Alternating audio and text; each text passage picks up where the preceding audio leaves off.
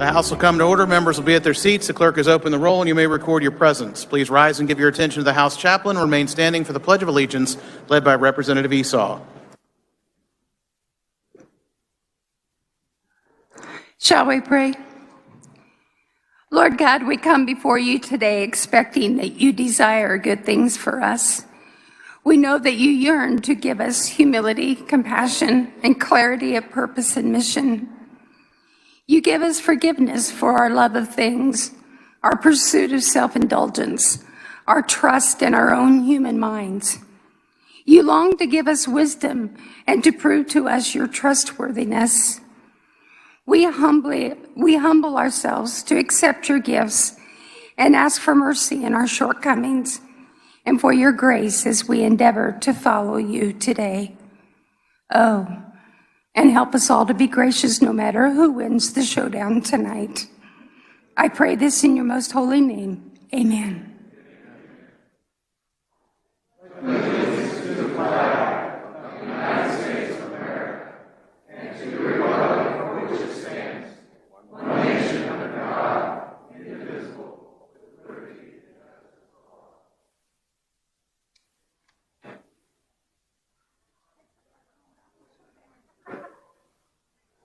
Little ad lib there. Good girl. Has every member had an opportunity to record their presence?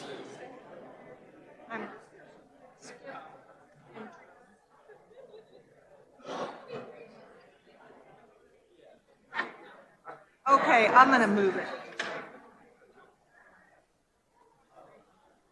Yep.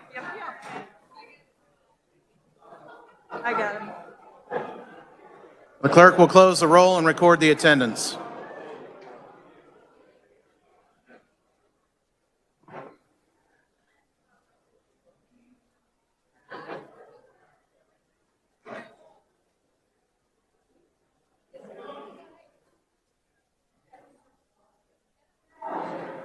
I'm ready.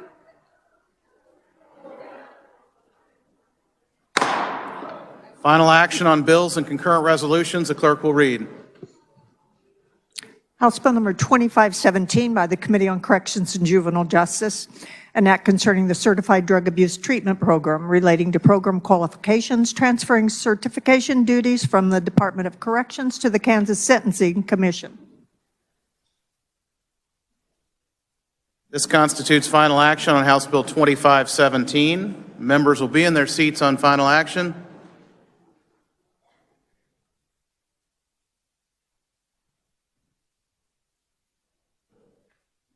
Clerk will open the roll. You may record your vote.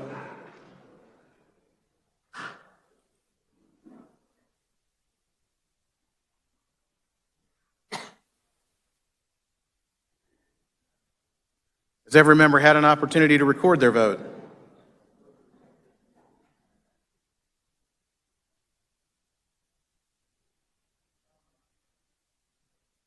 Clerk will close the roll.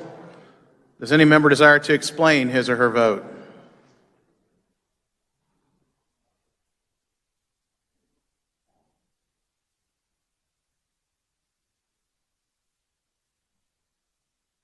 Representative Carlson votes aye.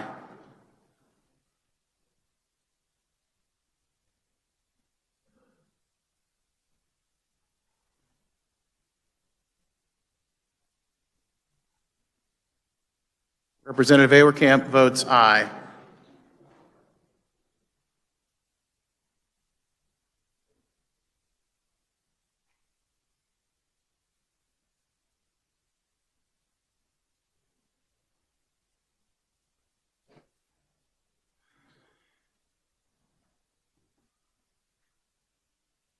Representative Collins votes aye.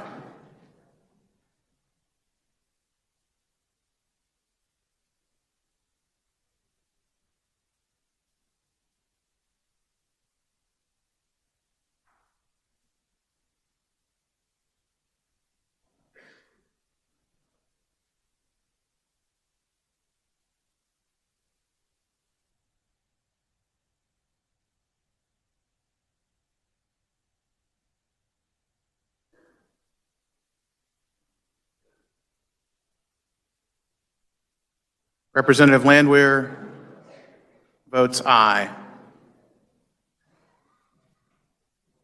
Representative Delperdang votes aye. Representative Murphy votes aye.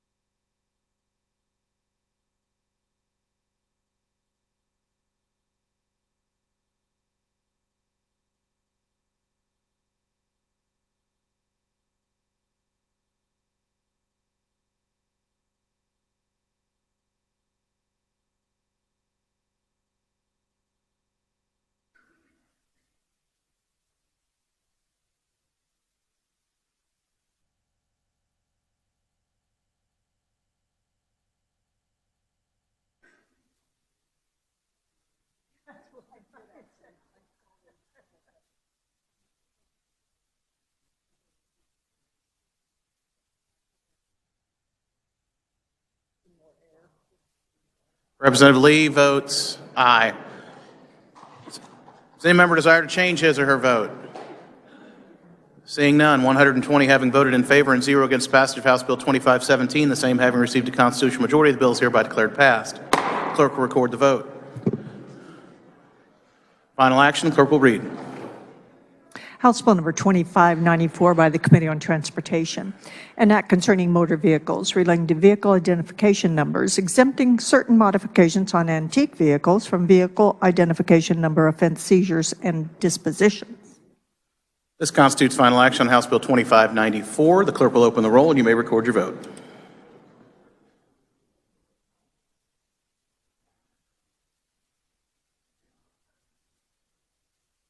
Has every member had an opportunity to record their vote? Clerk will close the roll. Does any member desire to explain his or her vote? Does any member desire to change his or her vote? Representative French votes aye. Any further changes of vote? Seeing none, 120 having voted in favor and 0 against passage of House Bill 2594, the same having received a constitutional majority, the bill is hereby declared passed. The clerk will record the vote. Final action, the clerk will read. House Bill number 2607 by the Committee on Corrections and Juvenile Justice, an act concerning civil actions relating to habeas corpus, clarifying time limitations for filing. This constitutes final action on House Bill 2607. The clerk will open the roll and you may record your vote.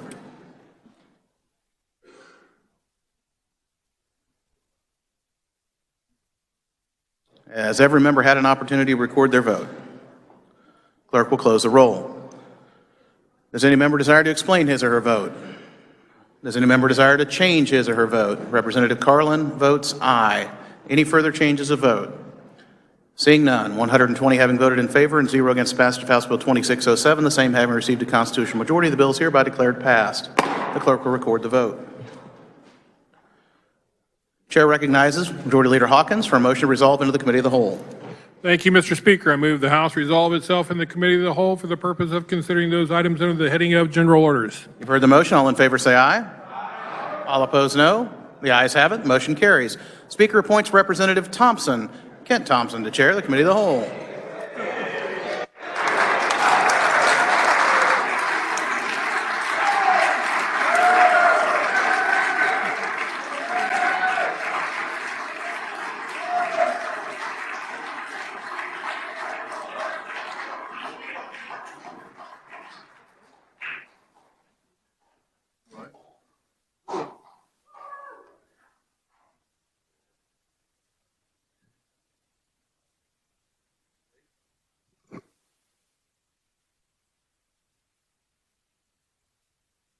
That's yours, and that's Good morning, body. The first item of business this morning is HB 2496. For the purpose of carrying 2496, the chair recognizes Representative Humphreys.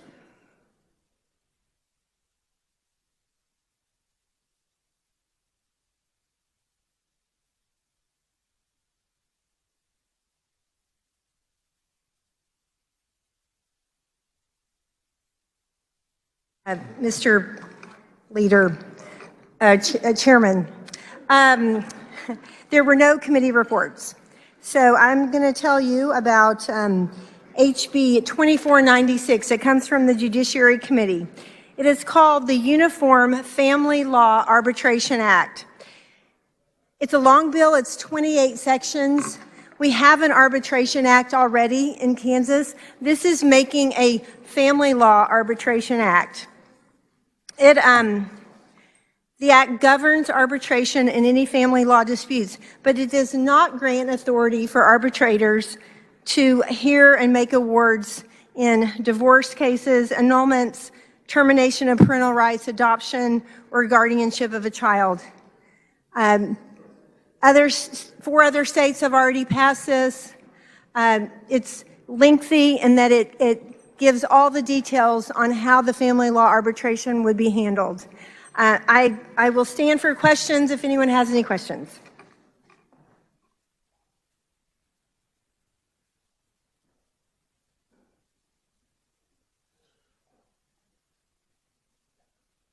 To speak to the bill, chair recognizes Representative Carmichael.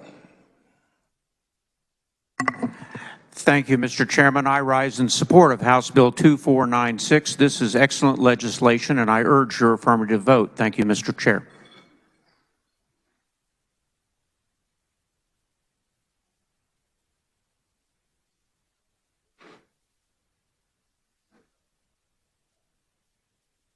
Is there further discussion? There's no further discussion. Representative Humphreys, you may close. Thank you so much. Thank you, body.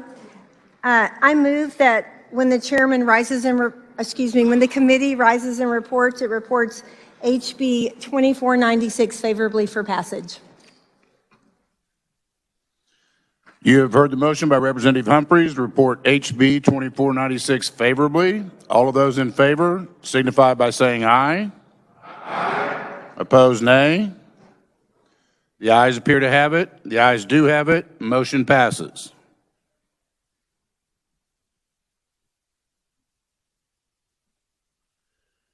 Body, the next item of business is HB 2547. The chair recognizes Representative Croft.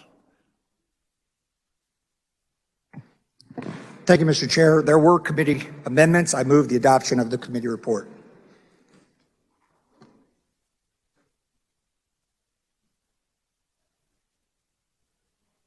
You've heard the motion. All members in the affirmative signify by saying aye. Aye. All opposed, same sign. Motion passes. Thank you, Mr. Chair. House Bill 2547 is an act to establish a TEFI captive insurance capability in Kansas. Kansas has an existing captive insurance market that has been in existence for 30 years. However, it only covers about 75% of what we need. This bill synchronizes that last 25% with the already existing insurance code and the TEFI Act. The insurance companies utilize reinsurance market to focus coverage and reduce premiums. Those expenses of savings are passed along to their customers. Again, this only insures They're affiliates. This is not for public insurance. This is not the normal insurance programs. And there really doesn't increase a risk to Kansans or the public. The pilot company is working closely with the Kansas Insurance Department on this legislation to ensure all the necessary and appropriate policies are in place as Kansas develops the TEFI industry. Kansas Department of Insurance always maintains oversight to ensure customer protection and solvency. I'll stand for questions. Does any member decide to speak to the bill? The chair recognizes Representative Neighbor.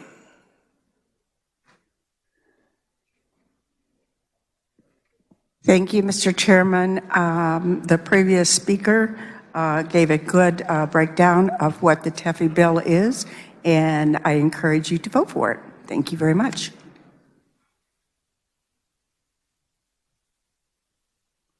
There's no further discussion. Representative Croft, you may close.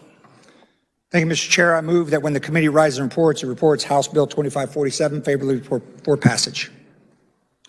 Body, you've heard the motion by Representative Croft to report HB 2547 favorably. All those in favor signify by saying aye.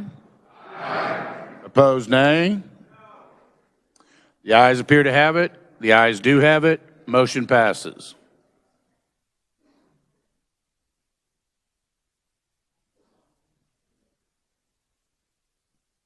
Body, the next item of business is HB 2508. For the purpose of carrying HB 2508, the chair recognizes Representative Long.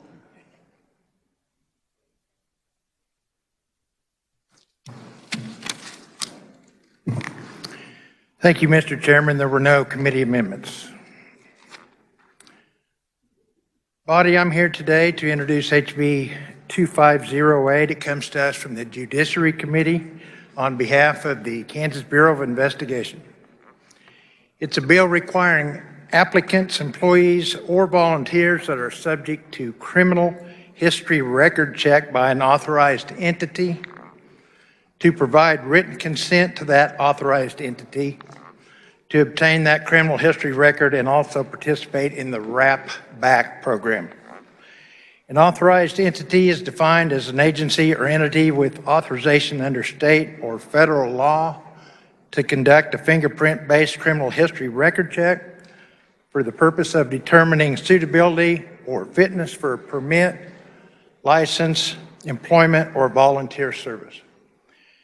The WRAP back program means the state or federal program that enables an entity to receive ongoing notifications of criminal history record updates for the individuals enrolled. Furthermore, fingerprints shall be retained by the KBI and the FBI for current and future purposes with fingerprints are enrolled in the WRAP program. The bill will limit criminal history record checks only for the purpose for which such check was requested. In other words, any additional record checks will require a new submission of a new set of fingerprints. Fingerprint-based criminal history record checks will be used to see if a criminal actually has a criminal record, to make sure it exists, and the fingerprints will also be entered into the latent fingerprints, will be entered into the unsolved latent fingerprint file. If the authorized entity no longer employs or uses volunteers that are enrolled in this program, the entity is required to notify the KBI or the FBI. It is no longer entitled to receive updates from the WRAP back program. Proponents were the KBI. And with that, Mr. Chairman, I would stand for questions. Does any member desire to speak to the bill? The chair recognizes Representative Carmichael. Thank you, Mr. Chair. I rise in support of HB 2508. I am always concerned about any program that collects personally identifiable information about citizens, particularly fingerprints, and someday other biometrics will be part of this. but the testimony that the KBI gave us in committee persuades me that the appropriate safeguards are in place with respect to this legislation, and I therefore support HB 2508. Thank you, Mr. Chair.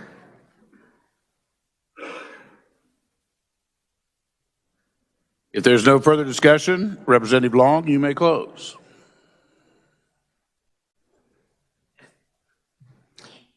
Thank you, Mr. Chairman. I move when the committee rises and reports, it report HB 2508 favorably for passage. Body, you have heard the motion by Representative Long to report HB 2508 favorably. All those in favor signify by saying aye. Aye. Opposed, nay. The ayes appear to have it. The ayes do have it. Motion passes.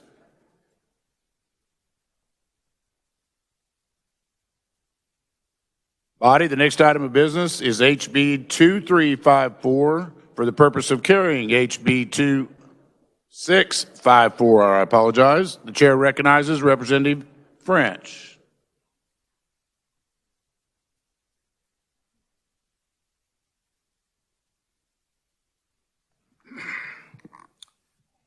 Thank you, Mr. Chair. This bill comes to us from the Corrections and Juvenile Justice Committee. This bill provides guidance to determine how offenders, under the supervision of 2 or more supervising agencies, can have supervision consolidated in just one agency. One proponent offered that in Kansas, it is estimated 5 to 10% of the supervision population, that's 1,500 up to 3,600 people, are on supervision with more than one supervision officer. What this bill does is sets guidance for courts to set supervision to one supervision entity on an individual who qualifies for such supervision under 2 separate supervisionary entities for 2 different cases. If a new sentence would place the defendant under the supervision of 2 supervision entities, the court may consider granting jurisdiction to the court with the jurisdiction over the offense with the longest prison sentence, or whether the severity of the new offense requires a higher level of supervision. If not, preference should be for maintaining supervision by the current entity. If so, preference should be for transferring supervision to the appropriate supervision entity. The bill would attempt to reduce redundancy of services by court supervision entities, thus saving man-hours and money and reducing confusion among courts on jurisdiction and violation of jurisdiction. There is no physical effect of this bill. There's also a requirement within this bill for KDOC and the Office of Judicial Administration to sign on a MOU to handle any issues with this bill. The proponents were the Council of State Governments, the Raleigh County Community Corrections, and the Reno County Community Corrections. The one opponent, the Kansas Association of Court Service Officers, testified that the bill sets a requirement of the courts to make supervisory assignments, and that likely will bog down the system. With that, Mr. Chair, I will stand for questions. Does any member desire to speak to the bill? Chair recognizes Representative Heiberger.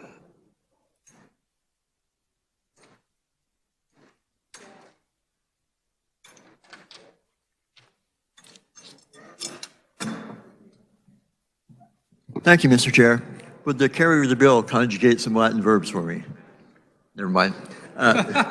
The carrier did a fine job of explaining the bill. I would encourage your support.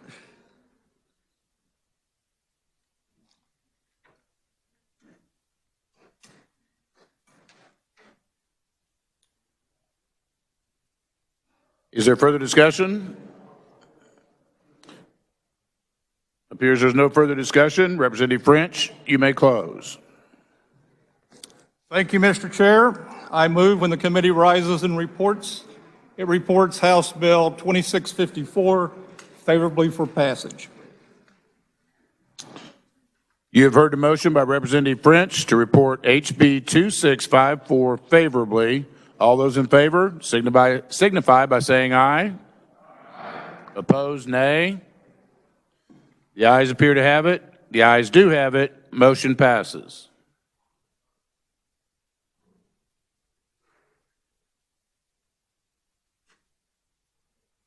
Body, the next item of business is HB 2597. For the purpose of carrying HB 2597, the chair recognizes Representative Blex.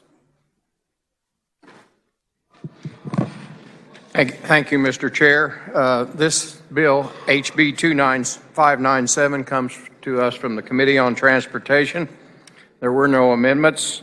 And basically what this bill does was allow the creation of 4 distinctive plates, and they would honor wildlife and non-game, those and state parks, as well as fishing. So this bill would allow any owner or lessee of a passenger vehicle or motorcycle, truck that's less than 20,000 pounds to be issued a Kansas Department of Wildlife and Parks license plate for that vehicle. And a distinctive plate would be a permanent registration, and it also would provide for some really neat stuff. Kansans are really proud of their passion for whatever they feel they'd like to display on their vehicles. I have a veteran's plate on my vehicle, and this bill would add to that. And one of the good things is there's a lot of people that support conservation, and this would allow them to be able to do that. And the bill would generate about $280,000, probably the second year in royalty fees. The royalty fee would be $40 up to $100, and the first year would be about $120,000, and starting January, if passed, this bill would start January of '23. So the really unique issue of this plate, it's also a value-added plate. There's just 4 designs, and those 4 designs, if you purchase one of those plates, it would allow you entry into any state park in the state of Kansas. So not only can you display your passion for hunting, fishing, or non-game, you can actually, if you purchase one of these plates, and that's worth, currently, if you buy it at the time you register your motor vehicle, that's a $15.50 option. So if you have one of these plates on, I consider it a really good value added to be able to just get into any state park. So really innovative concept. And the second thing is the non-game portion in wildlife and parks. There's no license to watch birds. So this will give those people who may not hunt the opportunity to purchase a license or purchase a license plate that would be able to have some contributions to their passion as far as funding for that. So with that, I'll stand for any questions. Thank you, Representative. Does any member desire to speak to the bill? Chair recognizes Representative Helgerson. I want to commend the representative for his idea of bringing these 4 license tags to the body. It'll be great advertisement and promote the department. But I also have an amendment. I think it's important that we have another amendment that deals with Medicaid expansion. And so this bill, this license tag would allow that Medicaid expansion could be put on the license tags of those individuals. I'm just kidding. I just wanted to see if you were paying attention. I don't have an amendment. I just wanted to get everybody's attention.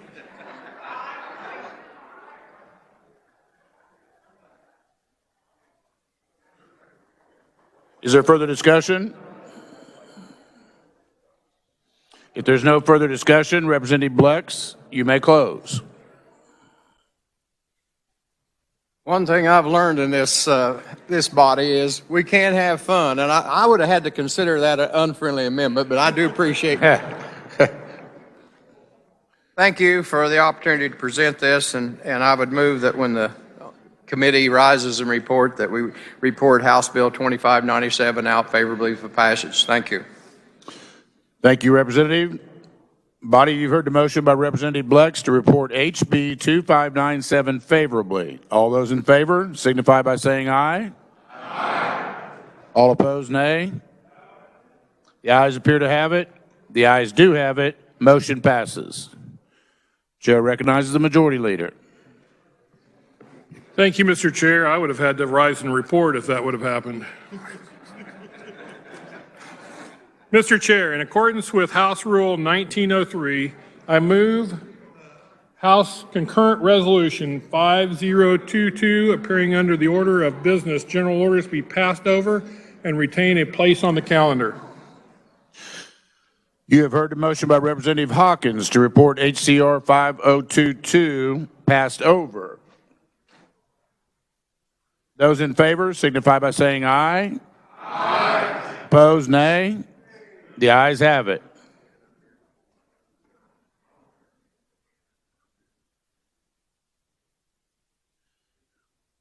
Body, the next item of business is HB 2568. For the purpose of carrying HB 2568, the chair recognizes Representative Lynn.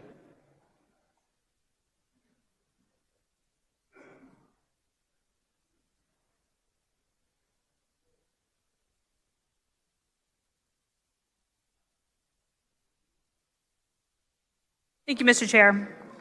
HB 2568 would update the Kansas Mortgage Business Act to remove the requirement for mortgage companies to hold branch licenses and would allow mortgage company staff to work remotely other than the principal place of business if the following conditions are met. They may not meet with the public at a personal residence. No physical business records are maintained at the remote location. The licensed company has written policies and procedures for working remotely, and that it supervises and enforces those policies, and any device used in business has appropriate security as required by the State Bank Commissioner and follows state and federal law. Bill would also replace current requirements for licenses and renewal applications and would increase surety bond with the Bank Commissioner. And I'll stand for questions.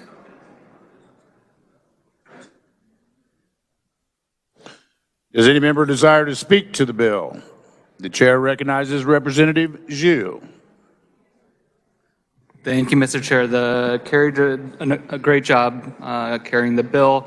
I think this bill does a great job of modernizing our workforce. I look forward to additional bills that do the same. Thank you. Is there any further discussion?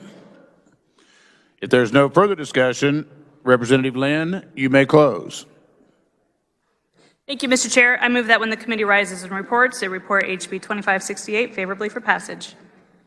You have heard the motion by Representative Lynn to report HB 2568 favorably. All those in favor signify by saying aye.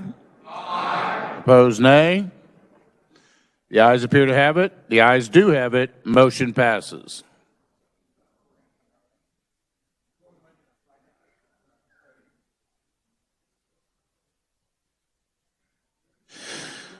Committee, the next item of business is HCR 5022. For the purpose of carrying HCR 5022, the chair recognizes Representative Eric Smith.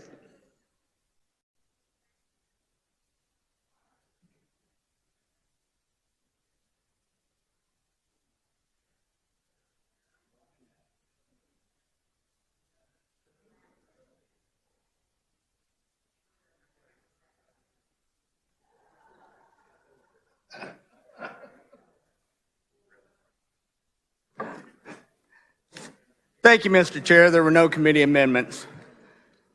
Body, today I bring to you HCR 5022. This is a piece of legislation which would bring to the citizens of Kansas the opportunity. Representative, I believe there was a committee amendment. I'm sorry. Oh, that's right. My apologies. There was a committee amendment. I move adoption of the committee report. You heard the motion by Representative Smith. All in favor signify by saying aye. Aye. Opposed, nay. Committee report adopted. Thank you. You may proceed. My apologies, body. We changed the date on the bill from 2021 to 2022. That was the amendment. So what it would do is it bring to the citizens of Kansas the ability to vote on whether or not the position of sheriff should be in the Kansas Constitution as a constitutional protected position. Basically, what it would do is it would change two sections of the Constitution. One would be the section for the selection of a sheriff. The other would be for the removal of the sheriff. The selection would be every 4 years you would have an election. The removal would be a recall election, or the Attorney General could actually serve a writ of quo warranto, which basically says he or she is no longer eligible to be the sheriff. The proponents were the Kansas Sheriff's Association in full support of this. There was neutral testimony from some folks in Riley County, including one of our representatives who will probably speak to this. The main opponent was the Riley County Law Enforcement Agency director, who actually his opposition was to the idea that it might get changed by us. The current language that you have before you in the brief is not what they're worried about, but rather if it would be changed so that they couldn't be, or that they could be forced to become a sheriff's office. We made an exception in there for Riley County, who switched to the Riley County Police Agency back in 1974. They believe it's working for them, so out of respect for that, we allowed that. But here's the deal. There's 105 counties in this state. 104 currently have elected sheriffs. You look out across the nation, 50 states, 48 of them have sheriffs, and the two that don't, one, Connecticut doesn't even have county government, and two, Alaska doesn't have counties. So the rest of us have, yeah, they use their state patrol actually to do the duties of the sheriff in Alaska. So the rest of us actually use the sheriff mostly as the chief law enforcement agency in a county. The idea of having an elected sheriff, and I know there are those that oppose this idea, but the idea is that you have an individual who answers to the people directly, and not through a body who may or may not have to be, I guess, petitioned to make changes in the way law enforcement is being done in that county. So you have an individual where the buck stops there with he or she who was elected by the people. This is really important when you're talking about a sheriff who carries quite a bit of power in these counties. If you want that direct power to an individual, you want them to answer to the electors. And that's really what it's about. I think I'll leave it there and I'll stand for questions. I know there are those that have comments and questions on it. Thank you. Thank you, Representative. Does any member desire to speak to the bill? Chair recognizes Representative Carlin.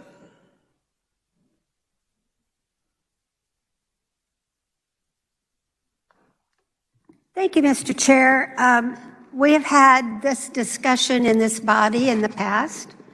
We've not had it for a constitutional amendment. When I think about going in to vote on constitutional amendments and I read something like this and I don't live in Riley County, I'm going to say, well, that makes sense. Everybody has a sheriff. Why do, just vote for it? So it's probably a very easy yes vote for most people. And I'm not saying that's a bad thing. They get to vote. But when we changed our system in Riley County in 1974, the people voted. And the people had an opportunity to discuss it at length, campaign for it, campaign against it, understand the ramifications of doing what they're doing. When I go in and vote on a constitutional amendment, I'm going to say, well, this makes sense. It only makes sense if you've thought about it, and most people don't give it that much thought. So I'm concerned about this. So I have an amendment.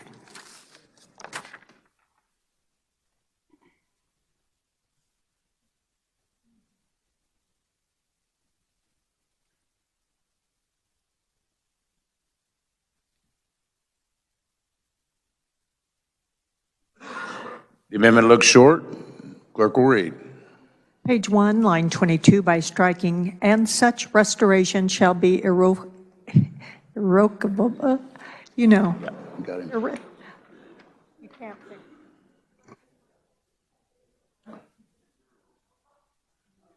irrevocable. Representative, will you explain your amendment? Yes, thank you. I appreciate that the committee, in writing this amendment, or this constitutional amendment, allowed for Riley County to continue to use a city-county law enforcement agency. Our agency reports, our chief of police, the Riley County Police Director, reports to a county city law enforcement advisory council. And there are 7 members. There is this county attorney, 2 county commissioners, 3 city commissioners, or 2 city commissioners and a member of the public at large. And I don't know if that's 7, we have staff to advise us of what's happening. It's not a reactionary board, but they do have the authority then to dismiss the chief of police if his actions have created an issue in our community. That has not happened. But we are a safe place and I've been a member of that board, we're a safe place for the public to come and say, hey, did you know this and this and this, and I am concerned about this and this. So the public is safe to come to us. And they don't have to wait a year or 2 years for an election for a new sheriff. So this amendment simply is to remove the words, and such restoration shall be irrevocable. And that means, and this bill allowed for us to have a revote in our county if we wanted to change the system. I like that. But I didn't like the fact that we could never go back because the people had spoken. And if the people want to speak again, they can speak again. So I would really appreciate your support for this amendment to just remove the irrevocability in this amendment, or in this constitutional amendment. I'd stand for questions. Does any member wish to speak to the amendment? Chair recognizes Representative Finch.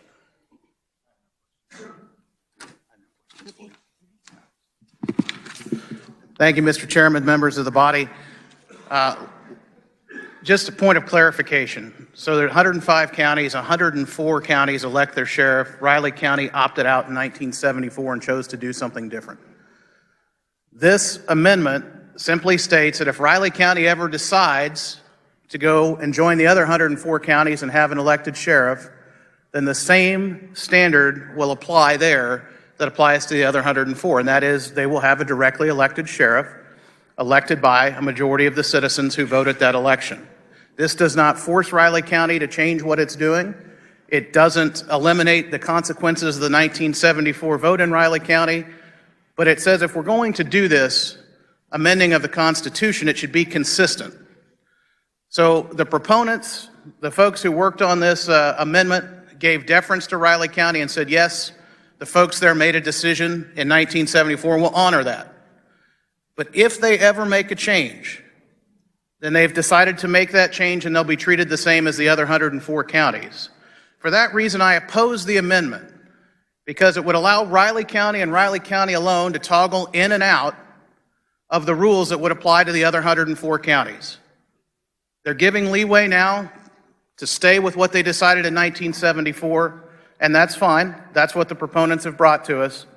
But the other 104 counties will not be able to switch in and out.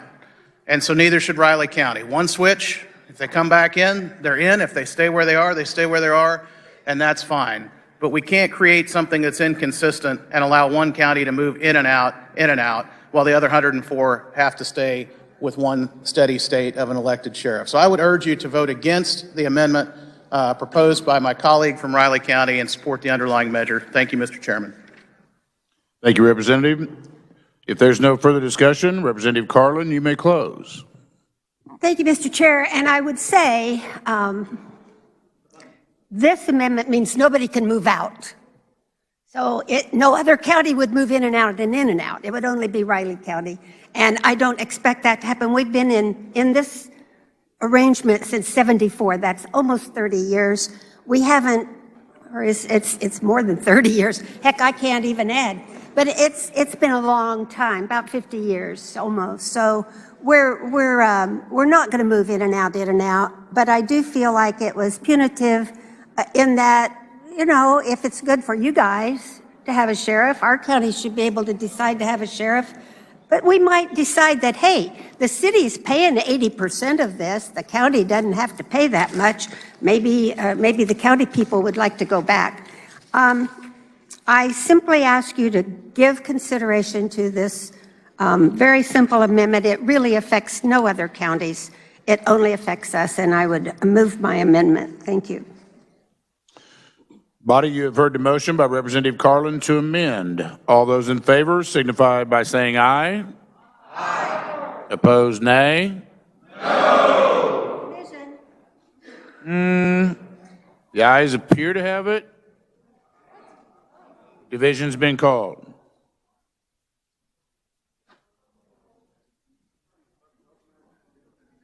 The clerk will open the roll and you may vote.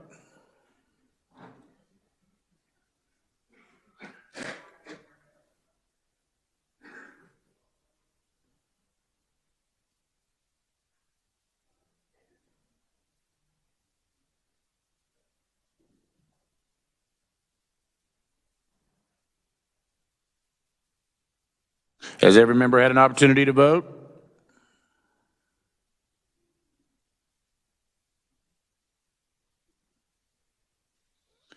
The clerk will close the roll. Does any member wish to change their vote? No, it's not a roll call. Nope. I apologize.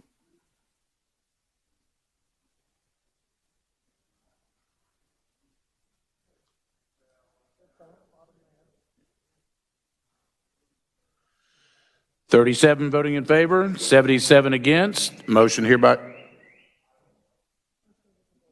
There's no changes of vote. It's a division vote, no changes of vote. 37 voting in favor, 77 opposed. Motion fails. Back to the bill. To speak to the bill, Chair recognizes Representative Collins.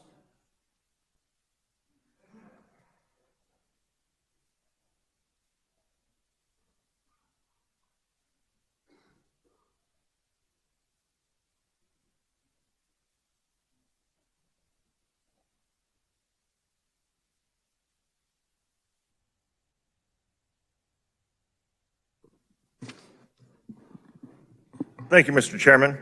I stand here today in support of HCR 5022. The elected office of sheriff in the counties of Kansas holds a special place in our way of life. Being accountable to the people through the ballot box, the sheriff reports directly to the people of his or her county and is not subject to the whims of an elected bureaucracy. Through the election process, the sheriff and his deputies and other staff hold a special relationship with their county. Excuse me. I could go back to my home district and ask someone who their state representative is, and they might know that is me. I could ask someone to name their county commissioners, their mayor, or their city officials, and they might or might not know. But ask them to name their sheriff, and I would venture to guess that a majority would give you the correct answer without having to think about it. Please support HCR 5022. Let's constitutionally guarantee the right of the people to elect their sheriff in the state of Kansas. Thank you.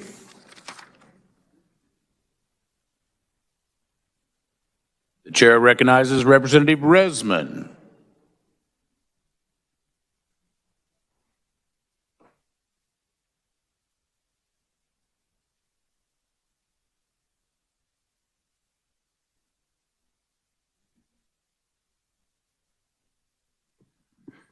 Thank you, Mr. Chairman. I wanted to come down and offer my support for this resolution. Appointing a sheriff could have unintended consequences. And in my 30 years with the Johnson County Sheriff's Office, I've seen the Johnson County Commissioners attempt to ask the sheriff to bill for dispatch services, which could really have a dramatic effect on budgets in small departments. The Johnson County Sheriff's Office also provides criminalistic laboratory tests, and the sheriff could also charge for those systems, just like they do in Kansas City, Missouri. Another consideration would be for investigative services. All these charges could be handed down to the smaller cities and smaller departments, which can devastate their budgets. So I think this is really important to keep the sheriff elected, because in the past, the sheriffs have always told the county commissioners that people pay enough taxes and they already pay county taxes. So there's no need to make this switch. Another consideration too is that I've been personally involved in a number of investigations in Johnson County that involve county government and city government, in which the employees and in some cases officials have been conducting criminal activity, and several of them have been charged. So I think this is extremely important that the people realize or understand that the sheriff has the ultimate authority for investigating these type of crimes, and there won't be any interference by bureaucrats or by the county commissioners. I think it's extremely important to keep the sheriff elected, and I hope you'll support this resolution. Thank you. Thank you, Representative. Further discussion, Chair recognizes Representative Clayton.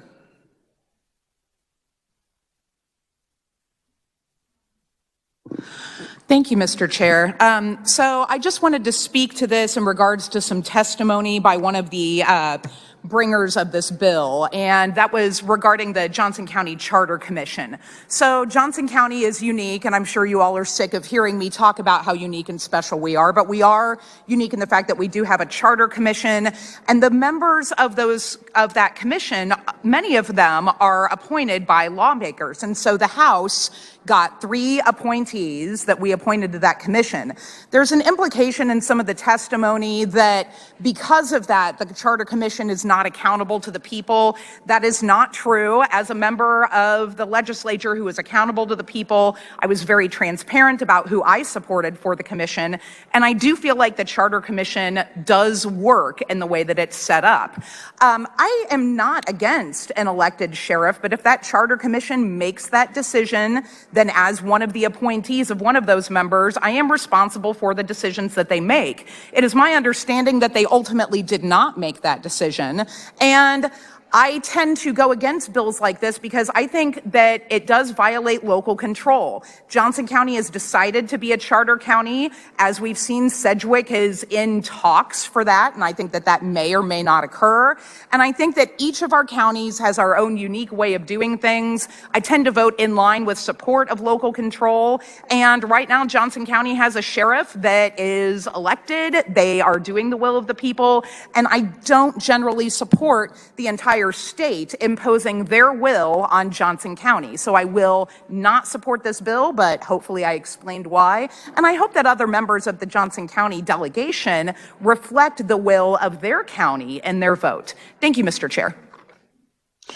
Thank you, Representative. Is there further discussion? The chair recognizes Representative Luis Ruiz.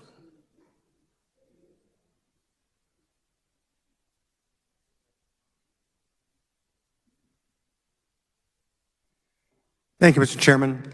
There was a lot of discussion in committee on this, pros and cons. You heard from previous speakers some of the benefits of an elected sheriff, and then some people want to have one appointed. In Wyandotte County, we were very strongly for the election of a sheriff. We've had it historically. And so I stand in support of electing our sheriff, and I hope you support this as well. Thank you. Is there further discussion? Chair recognizes Representative Hoy.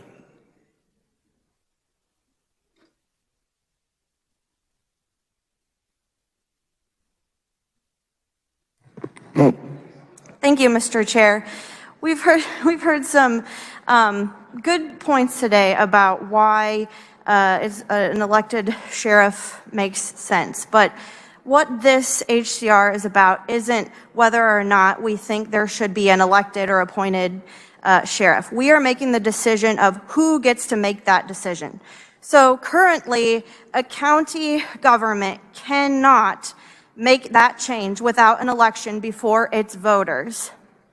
If we pass this, we are taking that decision away from our county voters and having those conversations and working through that process, which I think can be a good, healthy process for that community.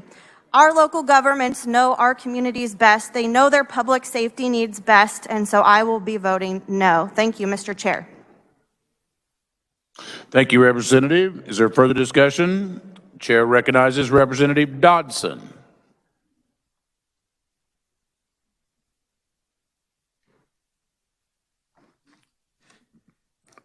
Thanks, Mr. Chair. First of all, let me say that I have great respect for the bringer of the bill, Burlington. I've served as a deputy sheriff, and I also have great respect for those sheriffs that serve us so well across the state of Kansas. This has, in my view, nothing to do with the greatness with which they serve or do not serve. This has to do, and I would take a look from the opposite direction from the representative from Ottawa. That is, currently, each one of our counties, 104 of them, actually 105, have the ability to choose whether or not they have a sheriff or some other form. With the passage of the HCR, there is no longer a choice. Being from Riley County, this is the only county with a consolidated sheriff and police department. So it's almost required that I get up here and speak. And I would say that I appreciate the carve out for Riley County in this bill. I think that shows appreciation for what we've had since 1974. I do not support actions by the legislature that give mandates to our counties. We were up here on the 22nd of November. Does anybody remember what we were doing? We were expressing our opposition to mandates from the federal government. We should not impose those same mandates on our municipalities. Each of our counties is unique and should be able to form their law enforcement according to their individual needs. For example, in Riley County, we have both Fort Riley and Kansas State University, which have their own law enforcement organizations. Each of our counties also has conditions which are unique. As an example of the power of a consolidated department, our Riley County Police Department has saved us money year over year. We have one jail, one emergency response team, one training complex, and specialty services such as co-responders, which are mental health professionals, consolidated dispatch, and these provide capabilities that would be more difficult to fund if they're duplicated among a police and a sheriff's department. Doesn't matter what you have, you need one, obviously. It is also beneficial for maintaining staff training. Those of you in the business know that when we send somebody off for staff training to be a uniformed police officer, it takes up to 6 months. When you have a consolidated department, you have more officers in the field, so you can spare to send people out to school. In 1991, the Riley County Police Department became the first law enforcement agency in Kansas to be accredited by Kalia. This is the Commission on Accreditation for Law Enforcement, which makes the police department accountable for adhering to the best practices in law enforcement. This accreditation has been achieved by only 5% of all departments. I also believe it's always good to have law enforcement report to someone. I object to making this bill applicable to all counties. If a county wishes to have a sheriff, that's a great choice. Likewise, if a county wishes to consolidate, they should be able to do that. This bill has a clause which makes a county's decision irrevocable. My position is that we should allow each county to make their choice individually. Thank you very much, Mr. Speaker. Thank you, Representative. Is there further discussion? Chair recognizes Representative Carlin for a second time.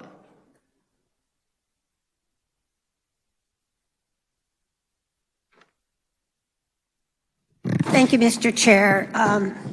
And I don't have another amendment.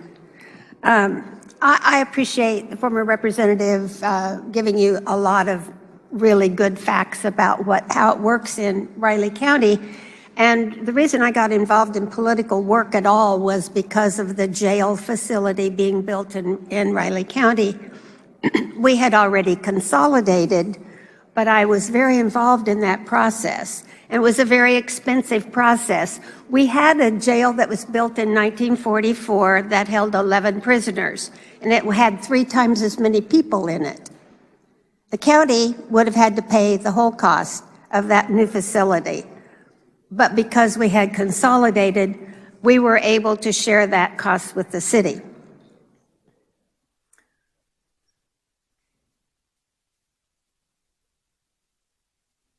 I just really I hate to ask you to vote against this, but because I messed up and got the division vote wrong, we don't have the amendment I needed, and I would urge you to vote no on this bill. Thank you.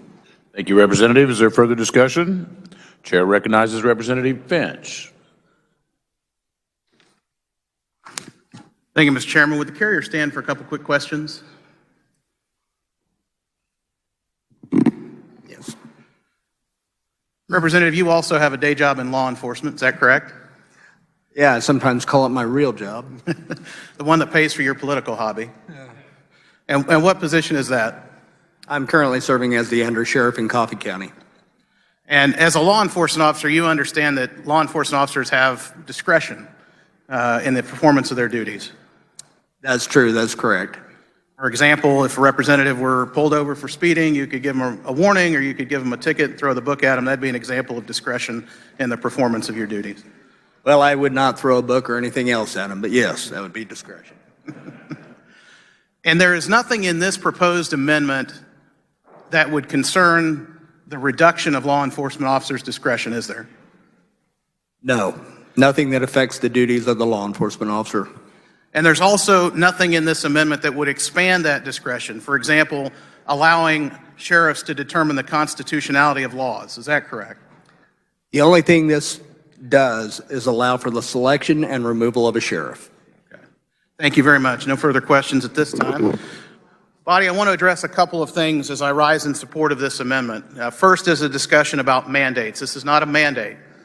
This is presenting a question to the voters of the state as to whether or not they want to preserve the office of sheriff as a uniquely elected office in the 105 counties of the state, or 104. We'll see what Riley County does in the future. The second issue concerns Johnson County and discussion of a charter commission. I think there's a lot of confusion about the charter commission process generally. Charter commissions are only allowed because the state legislature has allowed them to happen. They are not a product of the state constitution. They are a product of statutory enactment. As such, they are trumped by a constitutional change or a constitutional provision. If, as a prior representative said, the goal of this amendment were to address the charter commission in Johnson County, we could simply be taking up a statute today that says that no county charter shall be used to make the office of sheriff an appointed office. That's not what we're doing. We're dealing in a consistent manner with 105 counties across the state, with the one noted exception from earlier. So it is not correct to say that we're bringing a constitutional amendment to fix a statutory problem. That is a question for the legislature to decide if it wants to change the Johnson County Charter Authority or to expand the Sedgwick County Charter Authority, but it doesn't take a constitutional amendment to do that. I rise in support of HCR 5022 today and ask you to do the same. If the voters of this state want to make the decision in November of this year that they want to have county sheriffs be a preserved elected office around the state, then they should have the right to make that decision. And we will see what happens in November, but I urge your support today for HCR 5022. Thank you, Mr. Chairman. Thank you, Representative. Body, is there any further discussion? Chair recognizes Representative Lee.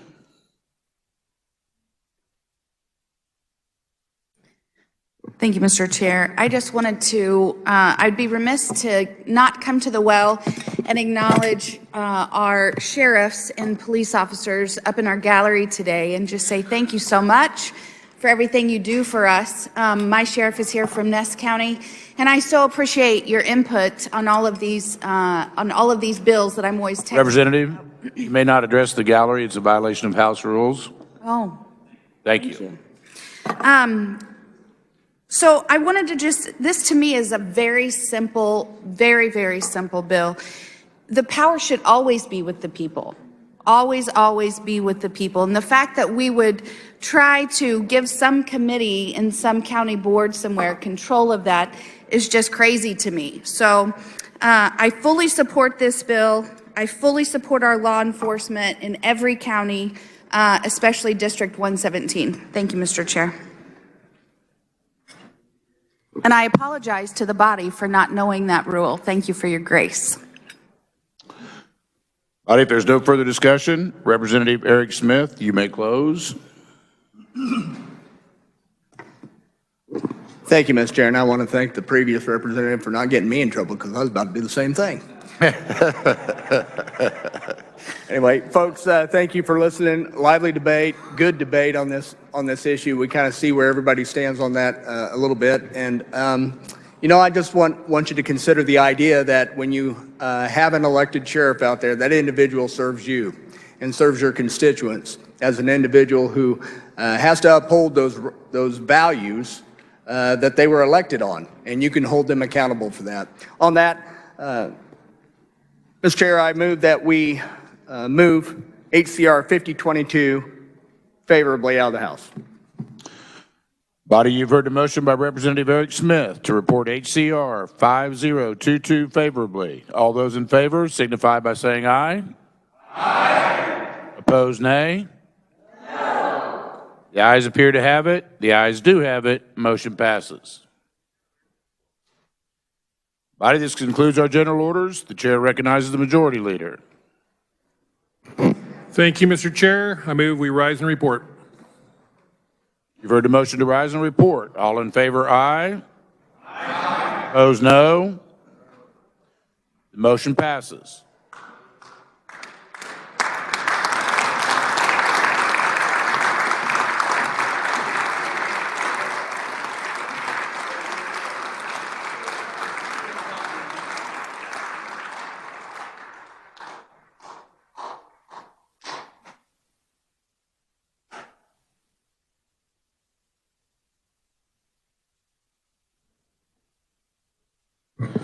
The clerk will read the committee report. Mr. Speaker, your Committee of the Whole recommends House Bills 2496, 2508, 2654, 2597, 2568 be passed. House Bill 2547 be passed as amended. HCR 5022 be adopted as amended. The Speaker recognizes Representative Thompson. Thank you, Mr. Speaker. I make a motion to adopt the committee report. You've heard the motion to adopt the report. All in favor say aye. Aye. All opposed, no. The ayes have it. The committee report is adopted.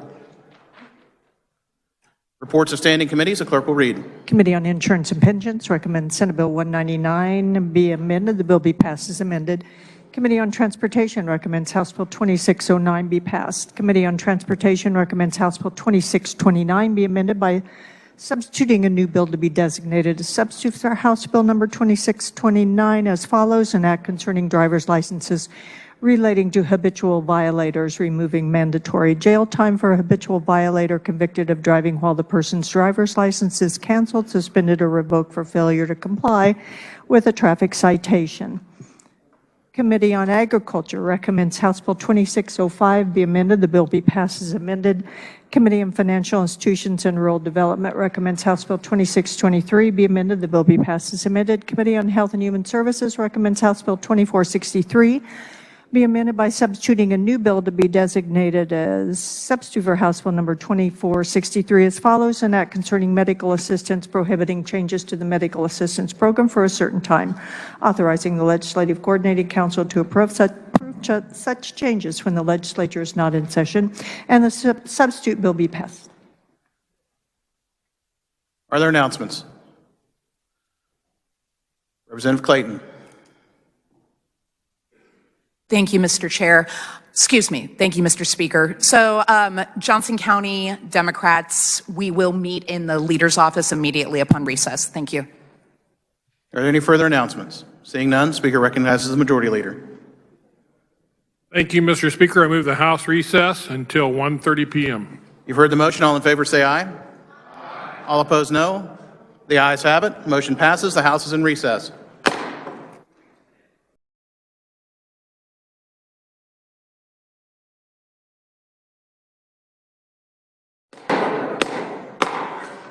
The House will be in order. Introduction of bills and concurrent resolutions. The clerk will read. House Bill number 2717 by the Committee on Federal and State Affairs, an act concerning municipalities relating to law enforcement agencies in cooperation with federal officials regarding citizenship, immigration status, and enforcement of federal immigration laws, requiring a municipal identification card to state it is not valid for state identification.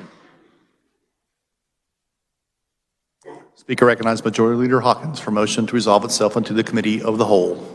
Thank you, Mr. Speaker. I move the House resolve itself into the Committee of the Whole for the purpose of considering those items under the heading of General Orders. You've heard the motion. All in favor signify by saying aye. Opposed, no. The ayes have it. The motion carries. Speaker appoints Representative Ralph to chair the Committee of the Whole.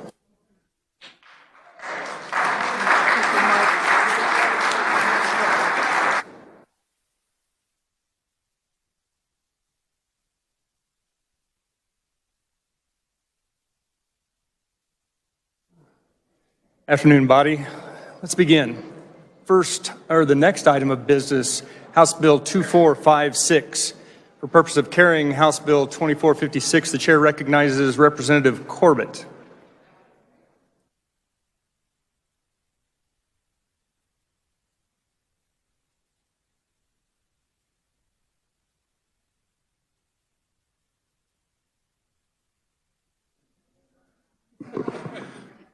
Thank you, Chair. There were committee amendments, and I move the adoption of the committee report. You heard the motion. All in favor signify by saying aye. Opposed, no. Motion passes. The committee report is adopted. Please continue. Thank you, Chair. House Bill 2456, it establishes a Kansas Kids Lifetime Combination Hunting and Fishing License, and it's for $200 for kids 5 years and younger. There was one amendment that the Kansas Wildlife and Parks report annually to the Ag and Natural Resources Committee on the number of licenses sold. Stand for questions. Does any member desire to speak to the bill? Chair recognizes Representative Will Carpenter. I got to get my papers. Thank you, Mr. Leader. Again, this will be one of the few times that I and Representative Corbett are up here agreeing on a wildlife issue, so I just want to make that clear again. With that, I have an amendment.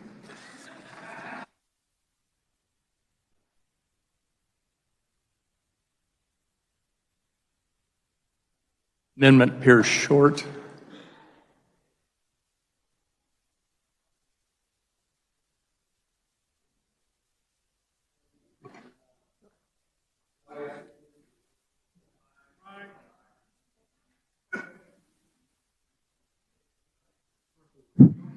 There it is. Buddy, I think this is a good bill.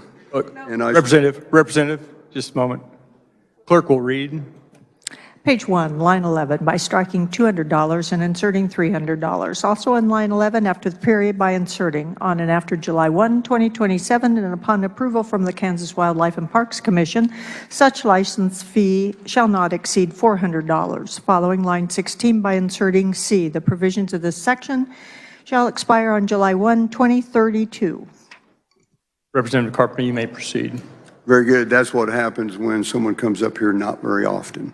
So what my amendment does is it strikes the $200, adds $300 in line 11, and after 5 years, it allows Wildlife and Parks to look at the license fee and raise it potentially to $400.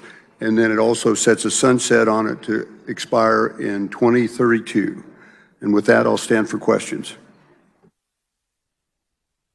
Does any member wish to speak to the amendment? Representative Corbett.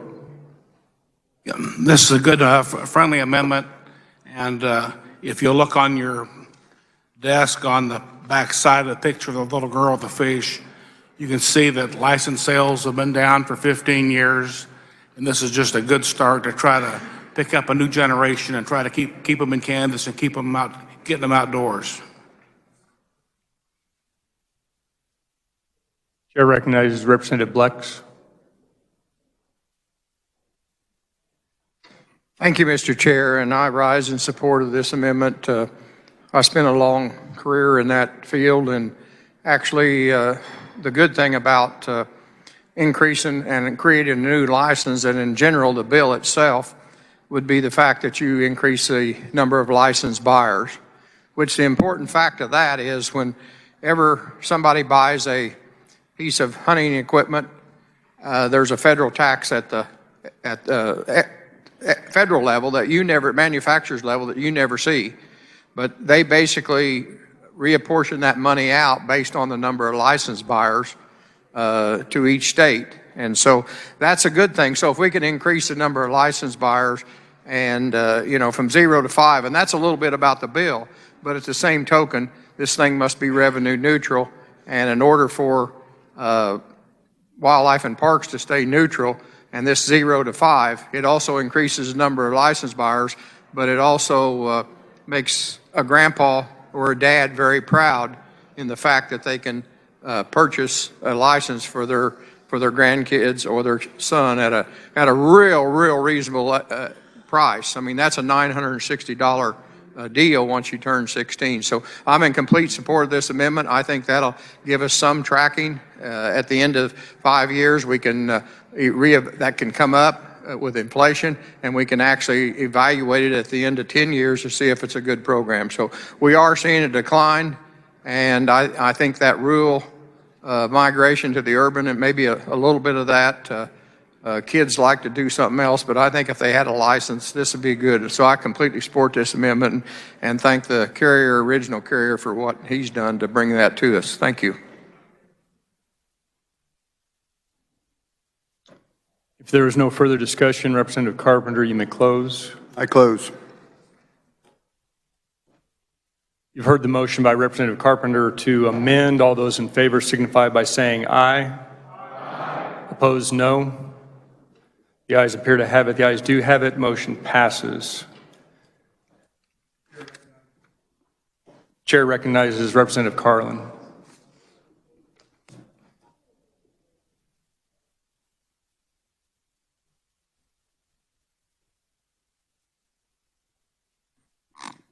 Thank you, Mr. Chair.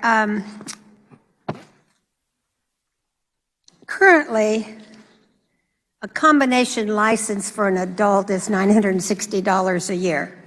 This amendment is really going to be helpful to the process because it really affects the amount of money that the federal government sends us because of the number of licenses that we sell. And so, the agency's losing money when we don't renew a license each year, but we're gaining money if you buy the equipment and the shells and the fishing tackle and life jackets. So I'm just going to leave this up to the will of the body. The amendment does help it a lot. I was not sure that we could sustain this, but the amendment and the review and the opportunity to increase after review, it makes it better. Thank you, Mr. Chair. Is there further discussion? If there's no further discussion, Representative Corbett, you may close. Thank you, Chair. I guarantee you, if you take the picture that's on your desk, when you go door to door this fall, or whenever you get out, you'll get a lot of thanks from a lot of people that see it. And I think if nothing else happens, you'll put a few smiles on their faces. So, Mr. Chair, I move that when the committee rises and reports, it reports out House Bill 2456 favorably for passage as amended. You've heard the motion by Representative Corbett to report House Bill 2456 favorably. All those in favor signify by saying aye. Aye. Opposed, nay. The ayes appear to have it. The ayes do have it. Motion passes.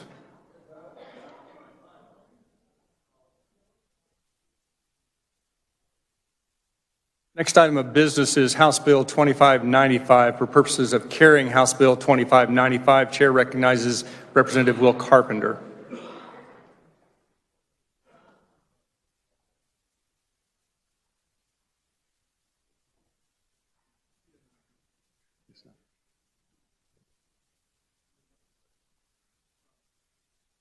Oh, yep.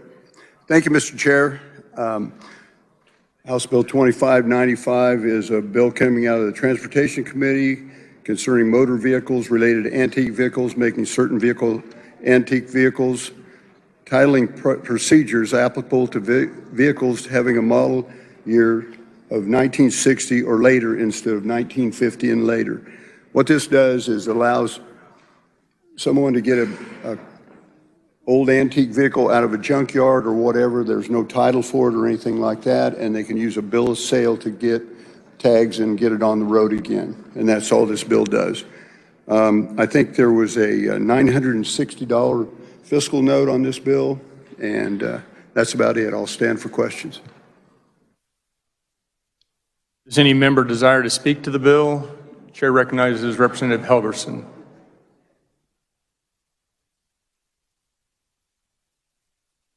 I can already tell you it's not Medicaid amendable. Were you in the committee? What's that? Were you in the Transportation Committee? I was not. But you're carrying the bill? I'm not sure that's a requirement. I appreciate that. I was just surprised. I'm up here supporting the bill, just surprised to have a chance to work with my good friend, the representative from El Dorado. Is there any further discussion? If there's no further discussion, Representative Carpenter, you may close. Mr. Chair, I move that when the committee rises and reports, it reports House Bill 2595 favorable for passage. Heard the motion by Representative Carpenter to report House Bill 2595 favorably. All those in favor signify by saying aye. Opposed, nay. The ayes appear to have it. The ayes do have it. Motion passes. Next item of business is House Bill 2574. For purposes of carrying House Bill 2574, the chair recognizes Representative Burris.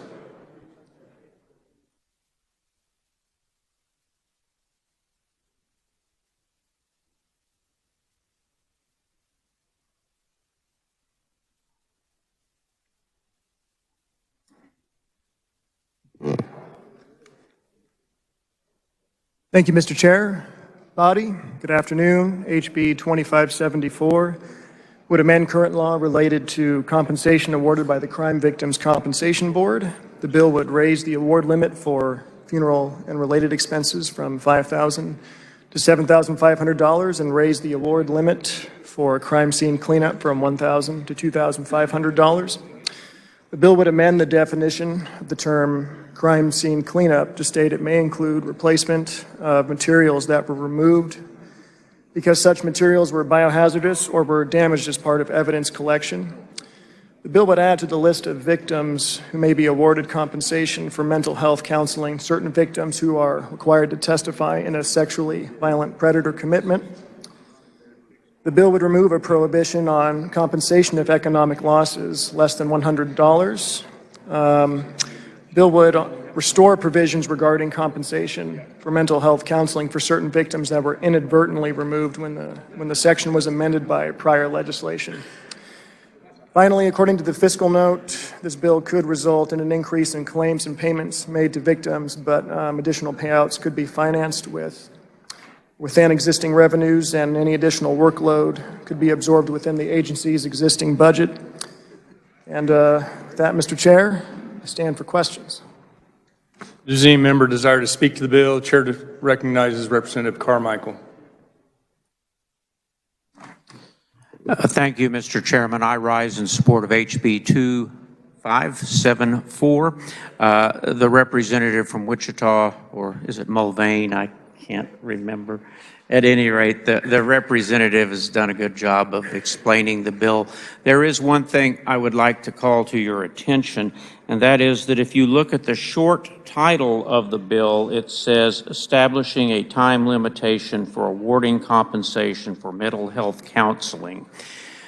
Last year, we passed a bill that we thought took care of the problem of folks who've been the victim of typically sexual assault, and then some years later, they either are required to testify against the assailant or they are notified that usually through DNA matching, they've discovered the person who was likely responsible for the attack.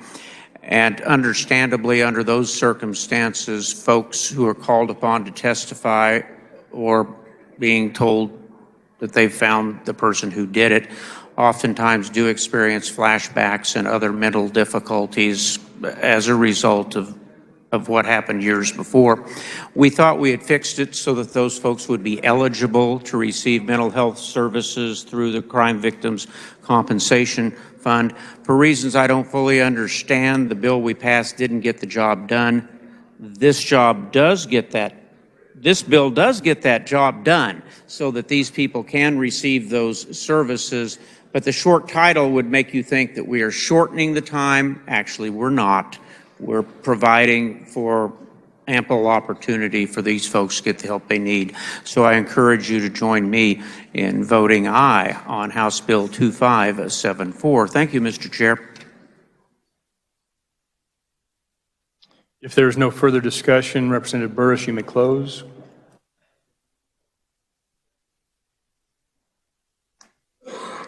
Thank you, Mr. Chair. I move that when the committee rises and reports, it report HB 2574 favorably for passage. You've heard the motion by Representative Burris to report House Bill 2574 favorably. All those in favor signify by saying aye. Aye. Opposed, nay. The ayes appear to have it. The ayes do have it. Motion passes. Next item of business is House Bill 2529. For purposes of carrying House Bill 2529, the chair recognizes Representative French.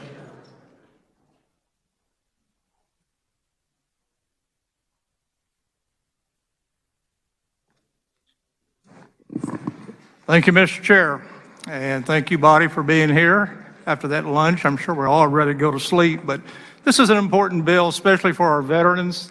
So if you want to take a nap, do it the next bill, if you would. This bill comes to you through the Veterans and Military Committee. This bill is up to update the 1997 statute that approved the creation of a veteran's license plate. Part of that statute was to have each veteran provide a copy of their DD 214 form, which is the military discharge paper, verifying that they are in fact a veteran of our United States Armed Forces. This bill provides two additional forms of identification to be used to verify a status as a veteran of the United States Armed Forces. The two new forms of veterans identification would be the DD2 form, the military retiree ID, or the new Real ID driver's license, which you are now able as a veteran to have that stamped on your driver's license. The reason for the additional forms of identification needed is because most veterans do not carry the DD 214 form around with them. Since I retired 25 years ago, I think I may have used mine maybe half a dozen times. But the other two forms, veterans carry around with them all the time. It's something that they just automatically have on them. And so the two new forms will be carried by the veterans, and they'll be able to be used at the DMV to qualify for the driver's license, the veterans tags. This bill also will add the U.S. Space Command, which was formed since this statute was passed, to list as one of the service organizations that is eligible for this license plate. It had one proponent, myself. I'm the one who originated it. But over half of our committee co-signed as co-sponsors on the bill. There were no opponents to the bill. This bill will assist our veterans to get the benefits of a veteran's license plate easier if they so desire to get one. And with that, Mr. Chair, I will stand for questions. Does any member desire to speak to the bill? Chair recognizes Representative Weigel.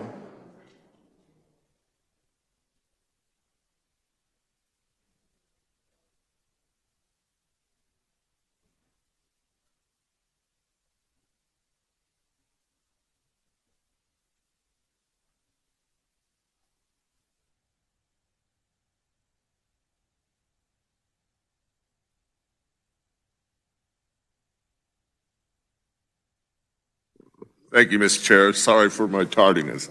House Bill 2529 is a very good bill. We worked on that. I think it passed out unanimously out of the committee. Basically, what the representative just said is all true. It's those that are veterans have this DD 214 you get when you're separated from active duty. And what we're doing is streamlining the process so that they can, they actually have that on statute now, that they can, when they apply for their driver's license, they can have a veteran put on there. They can use that to go ahead and get your distinctive plates or renew your plates. So it's a very good bill, and I hope you will help support the bill with me. And with that, I will yield back. Thank you, Mr. Chair. Chair recognizes Representative Bergkamp.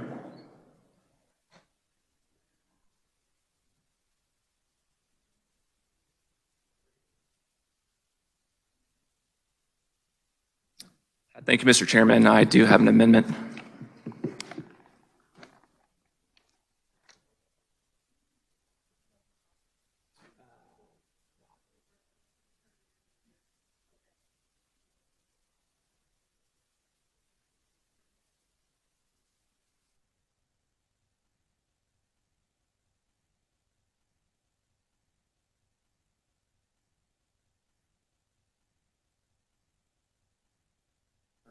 Time.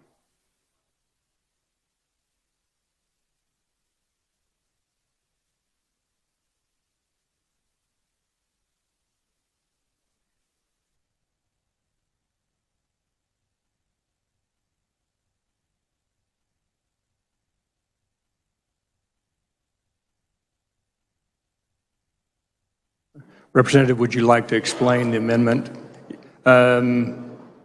Would you like to explain? What this amendment does is addresses disabled veterans' parking plates. So right now, any disabled veteran who qualifies for a plate is granted a plate that also has an ISA symbol on it, which is a handicap symbol. What I'm proposing to do is to modify the existing statute to where a disabled veteran still gets a plate, but it doesn't include the symbol unless they meet the Department of Revenue handicap guidelines laid out in TR 159.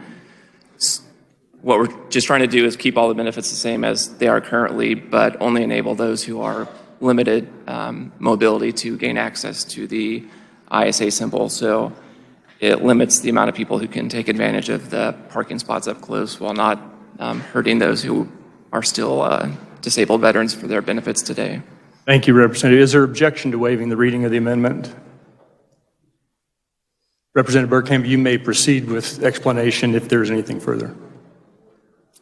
Initially in Transportation Committee, there was an opponent, the MOAA. However, after discussion with them, they're now in agreement with the changes being proposed, and I've talked to a few other representatives here as well who, I guess, agree with the language from a military perspective. And this was actually brought to me by a constituent in my district who was having issues parking at the VA in Wichita because too many spots were being taken up by the current process. So all we're trying to do, I think, is just do the right thing of enabling current benefits, but just enabling those who are truly limited mobility to utilize the spots as intended.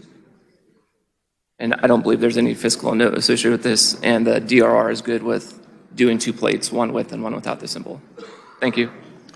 Does any member wish to speak to the amendment? Chair recognizes Representative Proctor. Thank you, Mr. Chair. So this bill was heard in the Transportation Committee, and when it first came to us, it had some issues.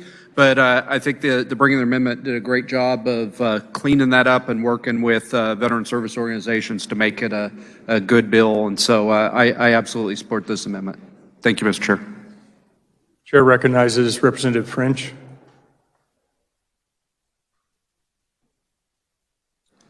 Thank you, Mr. Chair. If this bill was sent to us as a standalone bill, I would support it 100%. Unfortunately, I don't think it ties into the bill on the floor today, and so I consider this an unfriendly amendment and would have you vote against it. Thank you. Chair recognizes Representative Gartner.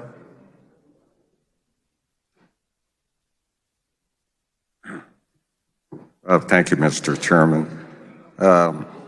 I have a couple questions, Representative. Did I just hear that you had talked to all the veterans organizations about this change? The only one who presented testimony in the committee was the MOAA, Military Officers Association of America.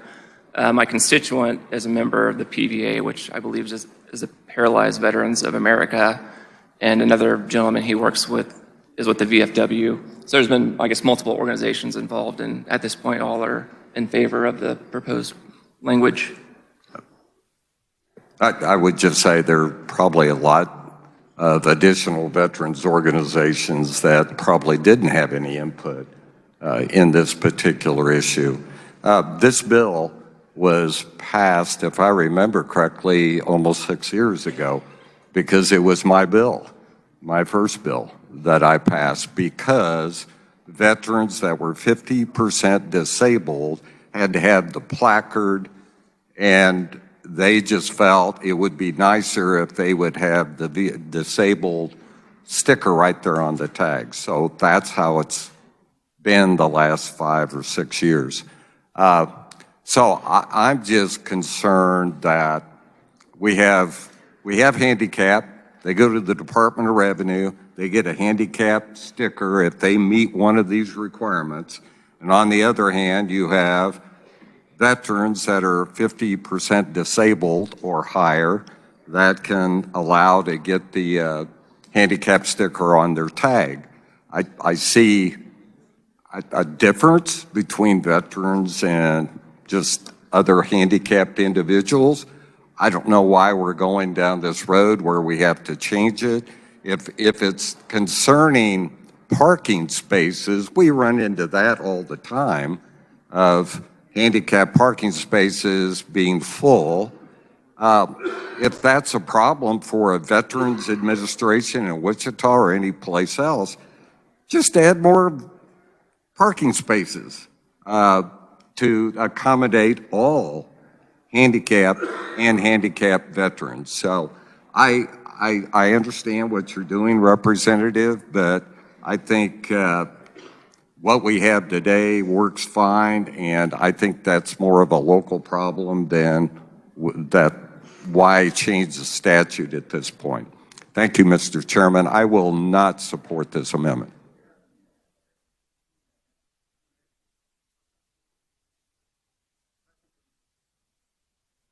Chair recognizes Representative Helgerson.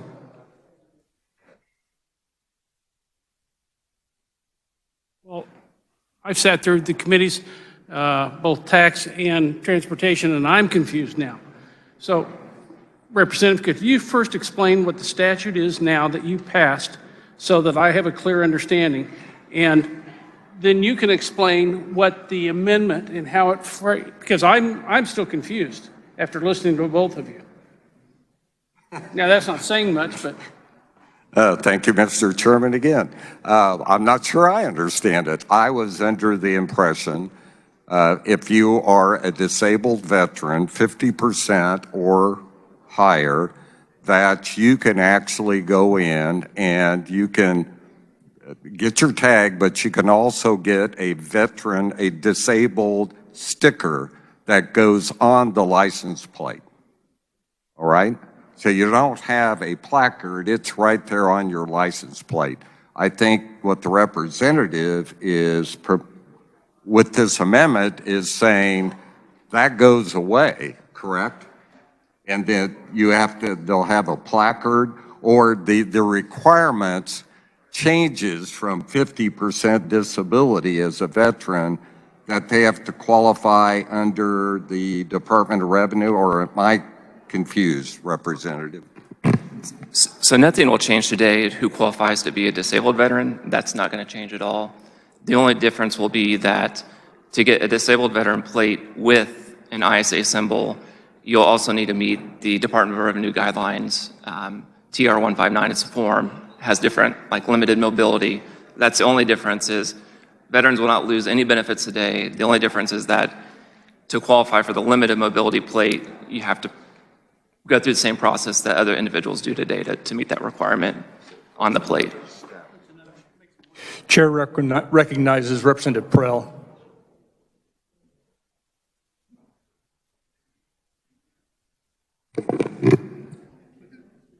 Thank you, sir.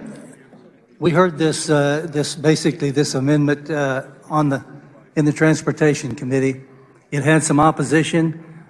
I'm hearing a lot of folks one way and a lot of folks another way. I think this is one that we better vote down and then send it back to Transportation Committee, and we will work it in that manner. Thank you, Mr.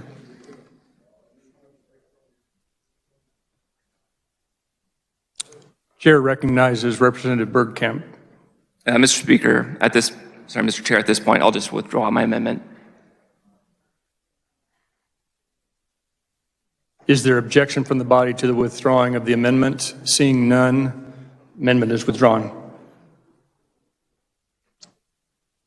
We are back on the bill. Any further discussion? If there's no further discussion, Representative French, you may close. Thank you, Mr. Chair. I move when the committee rises and reports. It reports House Bill 2529 favorably for passage. You've heard the motion by Representative French to report House Bill 2529 favorably. All those in favor signify by saying aye. Aye. Opposed, nay. The ayes appear to have it. The ayes do have it. Motion passes.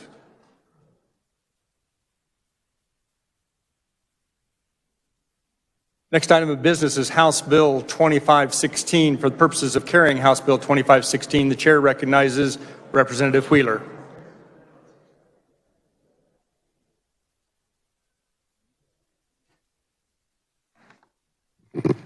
Thank you, Mr. Chair.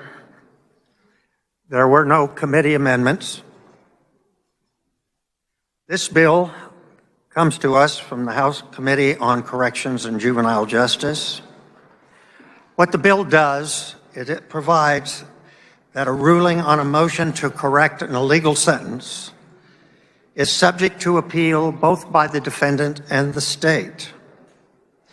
Under current law, the sentencing court retains jurisdiction over the ability to correct an illegal sentence for only 90 days. This bill would give the sentencing court, the district court, continuing jurisdiction to correct an illegal sentence, even while an appeal is pending before an appellate court. The defendant would have, in pursuing that motion, would have to show that there is prejudicial error. I can just give you an example that if the defendant successfully challenges a conviction, but it has no effect on the sentencing grid, then it's not prejudicial error. The sentence remains as is. The defendant also has to attach the challenged journal entry of conviction to the sentencing report, and the court then would be authorized, the district court, to hear the motion to correct the sentence. This bill was brought to us by the Attorney General. He states that the goal of this bill is to limit claims on appeal, that a defendant's criminal history score is incorrect when there is no record to establish the validity of the claim. That is why you have to attach the journal entry to the sentencing report, and to encourage the defendants to prefer challenges to their criminal history through a motion to correct an illegal sentence at the district court level. Should the district court correct an illegal sentence, it is under obligation to inform the appellate court of that order. There were no opponents to this bill. There's no fiscal impact, and there's no prison bed impact. And with that, Mr. Chair, I'll stand for questions. Does any member desire to speak to the bill? Chair recognizes Representative Heiberger.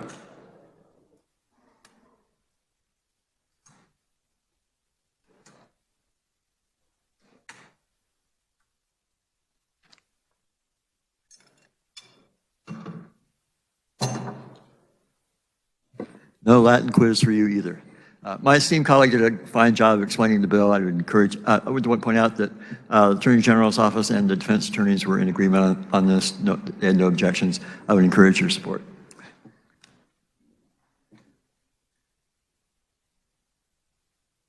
If there is no further discussion, Representative Wheeler, you may close. Thank you, Mr. Chair. I move that when the committee rises and reports, it reports House Bill 2516 favorable for passage. You've heard the motion by Representative Wheeler to report HB 2516 favorably. All those in favor signify by saying aye. Aye. Opposed, nay. The ayes appear to have it. The ayes do have it. Motion passes. Next item of business is House Bill 2510. For the purposes of carrying House Bill 2510, the chair recognizes Representative Riley.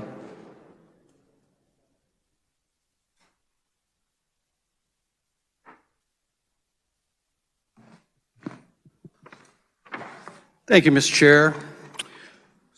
I rise before this body to present House Bill 2510. It came out of the Committee on Insurance and Pensions. There were no committee amendments. This bill concerns Kansas home-based life insurance companies and their investments. It allows those insurance companies to maximize their investment potential and to compete better against companies located in states like Oklahoma, Texas, Pennsylvania, New York. These companies would still maintain their, and there is about 17 of these life insurance companies that their home is Kansas. So these companies would still maintain financial security and stability as overseen by the insurance commissioner. Proponents for this bill was Security Life, Benefit Life Insurance Company from here in Topeka. There were no opponents, no neutral testimony, and the insurance department states that the bill would not have a fiscal effect. I was asked after our caucus this morning if this would affect their insurance investments or their investments in this company. And the difference is this has to do with life insurance policies and how life insurance policies invest their money. So just a quick tutorial on how insurance companies work. The difference would be, for example, if we had a car insurance company, their typical premiums are for 6 months, maybe a year. Where life insurance companies, their premiums are set and analyzed over 30 years, 40 years, 50 years. So the difference, the way they invest is completely different. So for example, if you were investing on the money that you pooled together for an insurance policy for a car insurance, you could go out and example would be you could maybe bet on KU, give 5 points and win. Or maybe you could bet on K-State, give 3 points and lose. But the investment there, the odds of you going are over 6 months, a year, you're investing in over that period of time. So hopefully over the season for the Big 12 conference, you would gain money for the amount of money that you invested over that year. What we're looking at here is where we would invest in the Big 12 over 3 to 5 years, maybe long-term investments of how we would gain or lose betting on K-State maybe, or KU. What we want to do with this bill, with this investment, is not only perhaps invest in how we would bet on each one of those in the Big 12, we would also want to invest maybe in securities or in games with the SEC. Or maybe we would want to invest in some of the games with the Big 10. So what this does is it gives those insurance companies something that they have not been able to do in the past, is invest in other companies, maybe a little riskier, but it opens up their field of what they can invest in. So with that, I would stand for questions. Does any member desire to speak to the bill? The chair recognizes Representative Neighbor.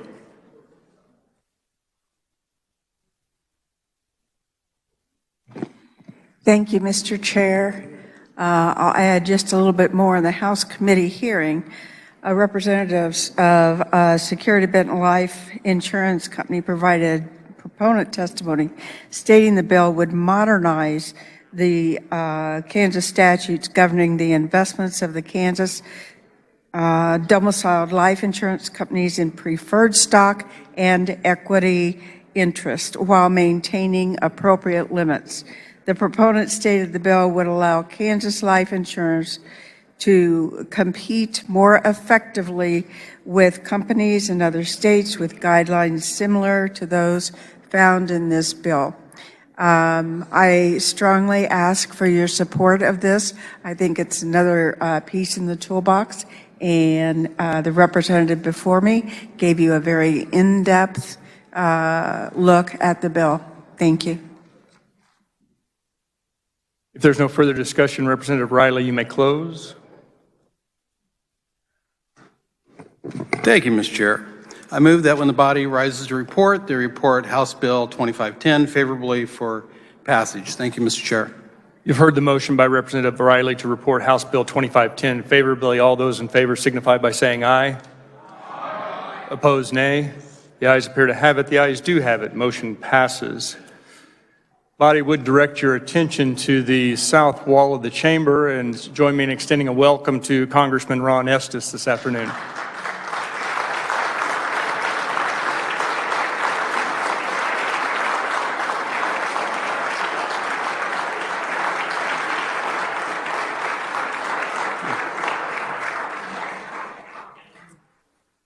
Next item of business is House Bill 2579. For purposes of carrying House Bill 2579, the chair recognizes Representative Collins.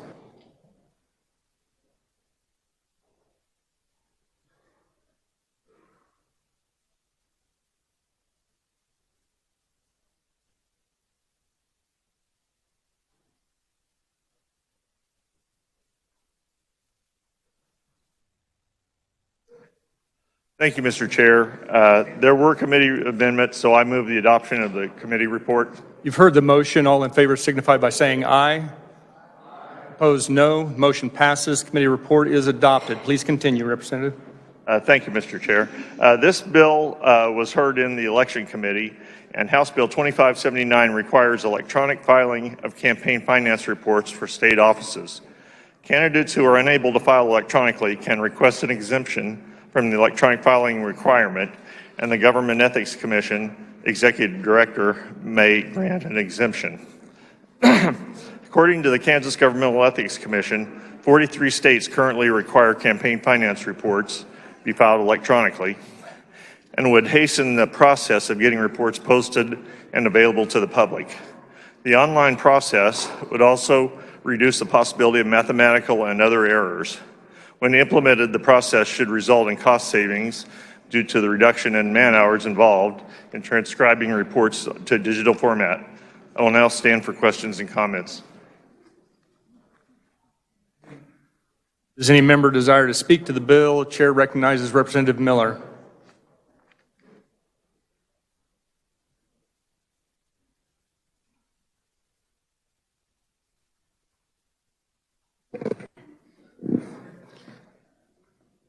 Thank you, Mr. Chairman. I'm stalling a little bit because I had a question for the carrier of the bill. Would he yield to a question? My question is, do you know what time it will be in 2 minutes?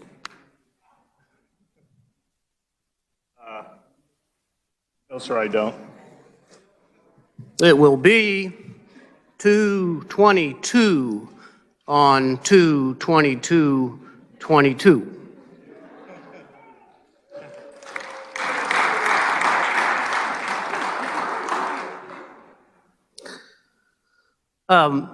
The carrier of the bill did an okay job of carrying the bill. It'll get us by enough for me to say that I still support the bill. There are those I know that disagree. I would urge those of you who don't agree to do what you can to move into the 21st century. It's a very comfortable place. Thank you. Chair recognizes Representative Curtis. Thank you, Mr. Chairman. I believe the previous representative was referring to me. We have seen this before, so this bill is totally unnecessary. The people that feel comfortable filing electronically, they are filing electronically. There would be some things that the ethics could do if they want more people to file electronically, like making it a little bit easier, or perhaps, reaching out and showing some of us how to do that. But why do we want to force that upon our volunteer campaign treasurers? Most of us have neighbors or friends or family members that we've asked to serve as our campaign treasurers. They serve as volunteer campaign treasurers. So this bill, to me, it just shifts the burden from the paid staff to our volunteer treasurers. So again, if they want to increase the usage of electronic filing, there are other ways to accomplish that. It's different for those that are running for a statewide office, that have, their campaigns are more sophisticated and they have paid staff. But again, this would just be simply shifting the burden for many of our volunteers who do this on a, for us as a courtesy from our paid staff. So anyway, that's why I'm opposed to it. I just think it's an unnecessary piece of legislation. Chair recognizes Representative Carmichael.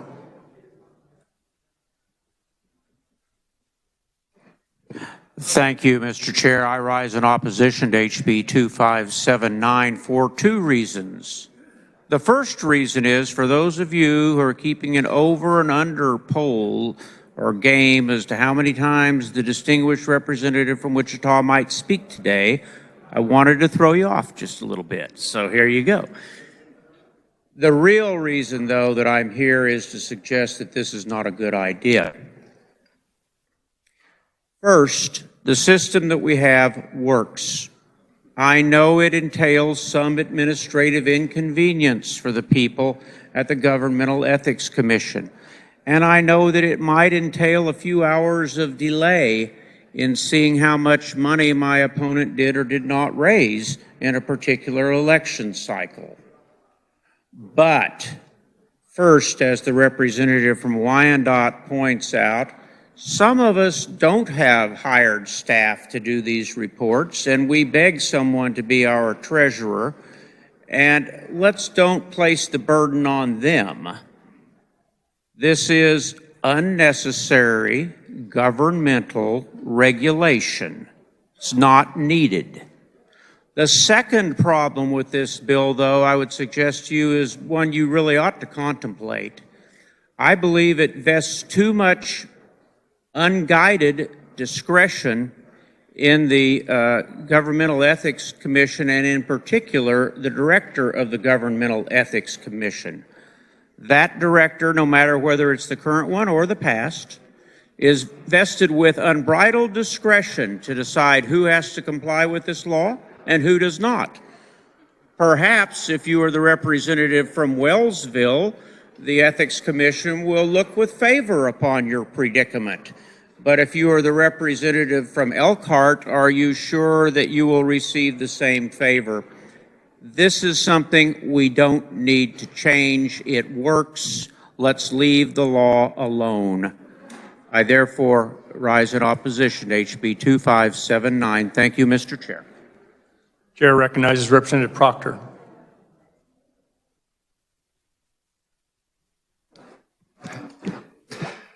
Thank you, Mr. Chair. I find myself in the uncomfortable position of agreeing with the previous representative. I rise in opposition to House Bill 2579. I oppose this in committee. I think that we should not be putting up barriers to folks participating in government.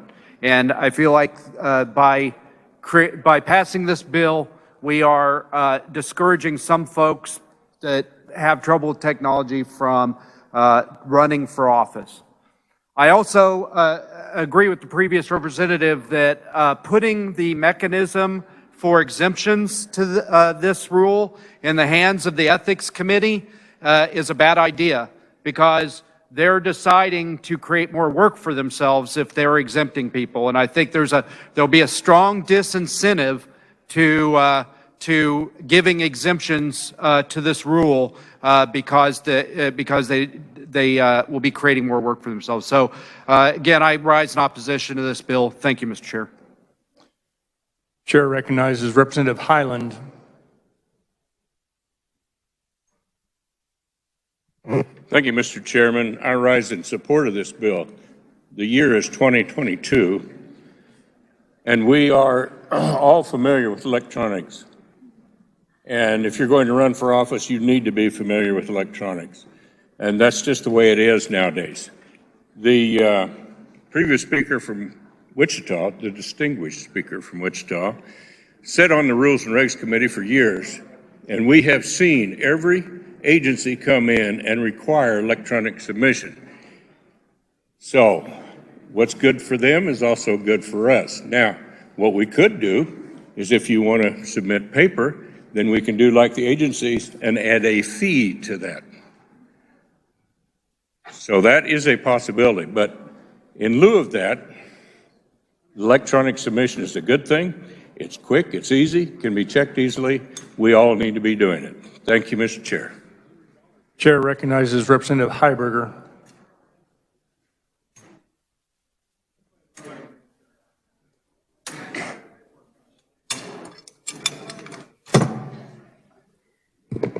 I'm going to respectfully disagree with a couple of my colleagues on this side of the aisle. I think to the extent that we don't file electronically, the Ethics Commission has to hire additional staff, and it costs taxpayer money. So what we're basically doing is shifting a function from the private sector to the government, and I know you don't like that. So I'm an old guy. I file my own reports. It's pretty doable. I would encourage you to support this legislation. Chair recognizes Representative Bergquist.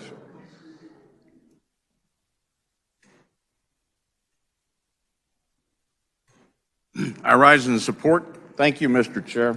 I rise in support of this bill. We have communities all across the state, 600 villages and towns. We have county races. We have state races. We have records to maintain for all elections. And one of the things we hear about most often is access to the internet. And we want to have access for our communities. Why? Because we have a technologically advanced and savvy society that wants to come into the 21st century. And because of that, we should try to strive to come into the 21st century with how we do things. That doesn't mean everybody's going to have access to that technology. And the exemptions are possible for those people, not to pressure them into doing anything, but to have as much as we can to have accurate and full reports available for everybody. We're talking about open elections. We're talking about open process.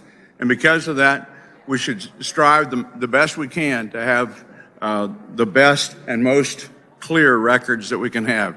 So that's why I stand in support, and thank you very much. Chair recognizes Representative French.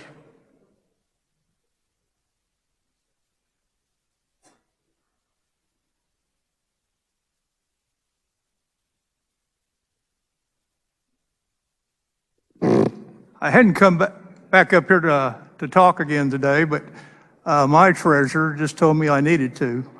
So you always listen to your treasurer. As the honorable representative from Topeka mentioned, some of us haven't got into the 22nd century yet, 21st century, whatever century we're in. We're still back in the paper age, but my treasurer is my wife. And yeah, it's interesting at home. And she tells me the system we have, the electronic system filing, is easy for her. If it's easy for her, it can be easy for anybody. So I stand in support of this bill.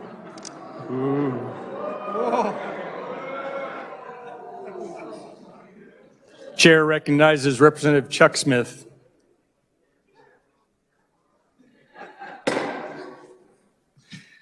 Thank you, Mr. Chair.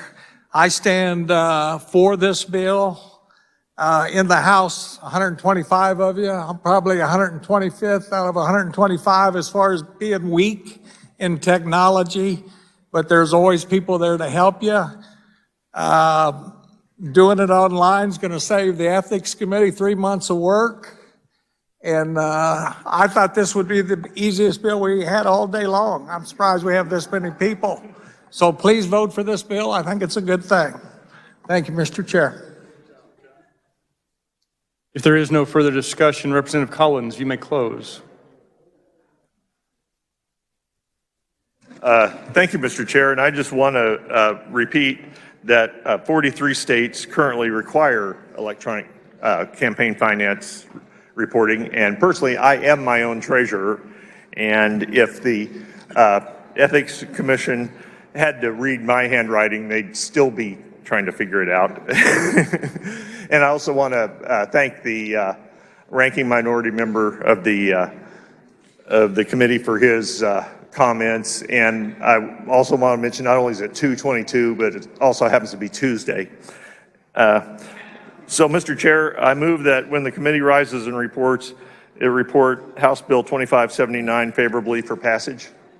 You've heard the motion by Representative Collins to report HB 2579 favorably. All those in favor signify by saying aye. Aye. Opposed, nay. No. The ayes appear to have it. The ayes do have it. Motion passes. Next item of business is House Bill 2299 for purposes of carrying House Bill 2299. Chair recognizes Representative Wheeler. Thank you, Mr. Chair. House Bill 2299 comes from the Committee on Judiciary. What this, there were no committee amendments. What this bill does is it extends from 96 hours to 10 days, the period of time within which a search warrant must be executed after it is issued by a court.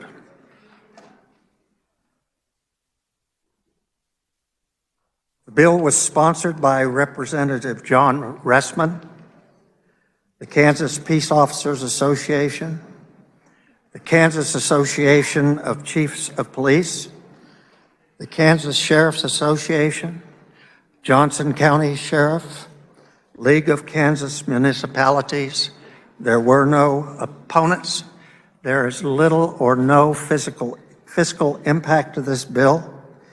And what it does is it would bring the time allowed for the execution of a search warrant in line with other states, and also it would provide for safety of law enforcement officers and the public. And with that, Mr. Chair, I stand for questions. Chair recognizes Representative Patton. Thank you, Mr. Chair. I have a technical amendment. When House Bill 2299 was introduced, it was back in 2021. We didn't get around to hearing it or working it in committee until this year. So now that we're working it, voting on it today in 2022, we need to update the SUP references in the bill from 2020 to 2021. And so that's what this amendment does.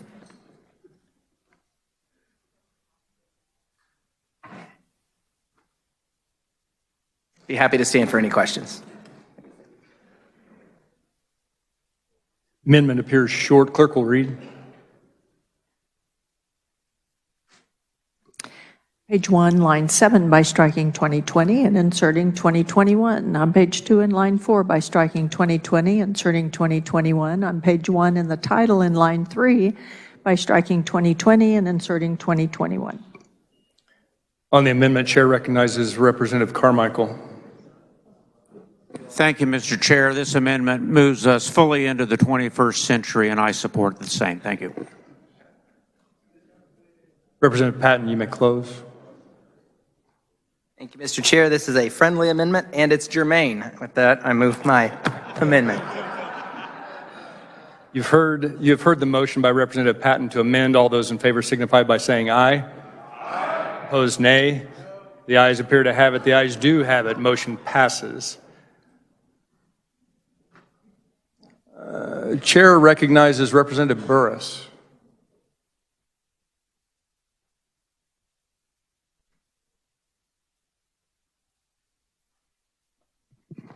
Thank you, Mr. Chairman. I have an amendment.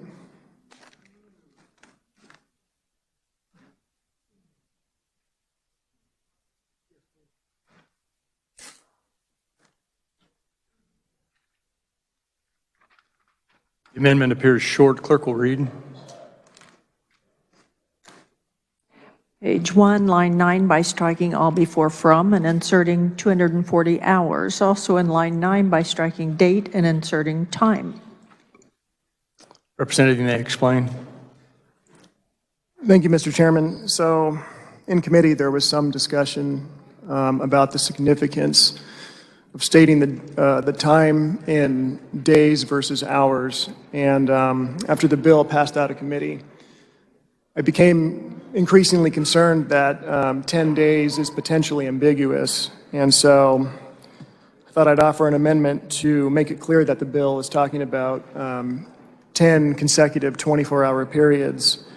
And so after talking with the representative from Olathe and the representative from Burlington, I just proposed to strike 10 days and substitute in its place 240 hours and restored the word time and strike the word date. And that's the basics of the amendment. And I'm happy to stand for questions. Does any member wish to speak to the amendment? Chair recognizes Representative Eric Smith.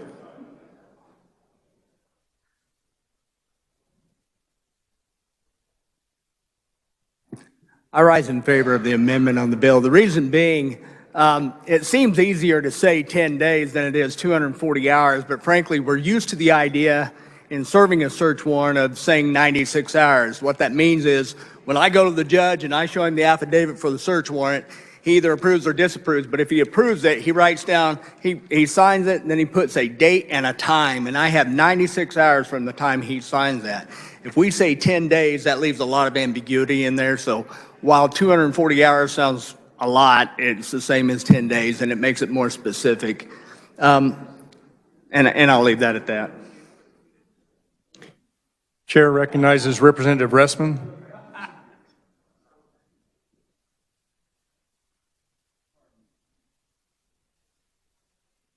Thank you, Mr. Chair. Former representative said everything I wanted to say. I just hope you go along with this amendment, and thank you. Chair recognizes Representative Carmichael.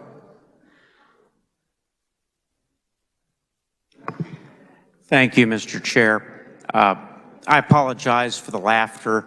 The Speaker Pro Tem pointed out that hours in the legislature are perhaps different than in other parts of the world, and that a legislative day can last well into the morning on some occasions. Let's hope not this year.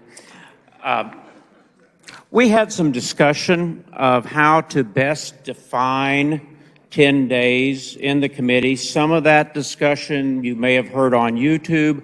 Other parts of it were probably in what's known as sidebar. It wasn't a majority of the committee, just a few of us chatting. There is already a law that clearly defines how we count days, and it appears in KSA 60-206. That is actually in the Code of Civil Procedure, but multiple decisions of not only our Supreme Court, but also our Court of Appeals have held that the counting rules in KSA 60-206 apply in the context of criminal appeals, and there are also cases that apply it to criminal proceedings in the district court.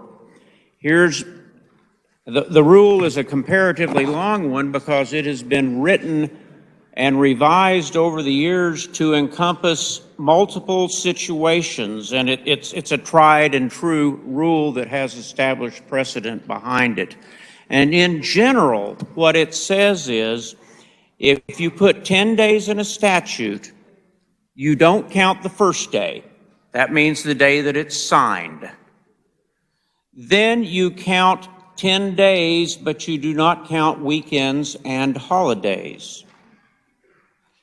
And if the end of the 10-day period occurs on a weekend or a holiday, then the action has to be completed by the next regular business day.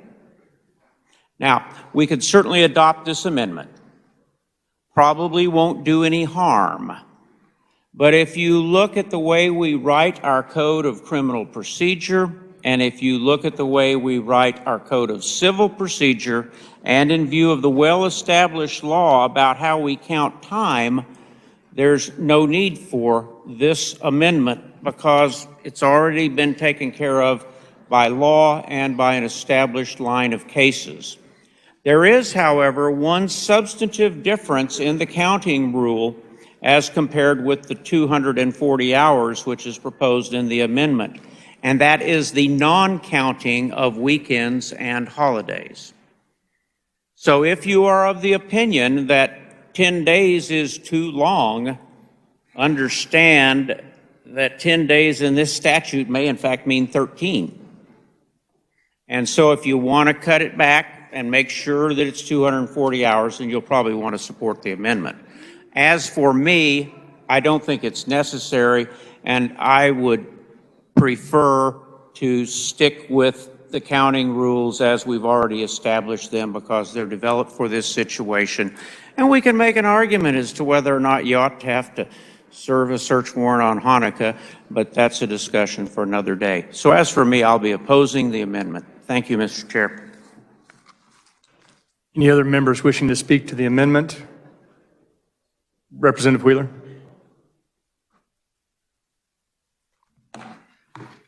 There's another rule in the law of statutory construction of specific statute over general. The Council from Wichita has very wisely pointed out the general statute with regard to time limitations. However, the search warrant statute provides presently that the warrant shall be executed within 96 hours of the date and time that the court issued the warrant.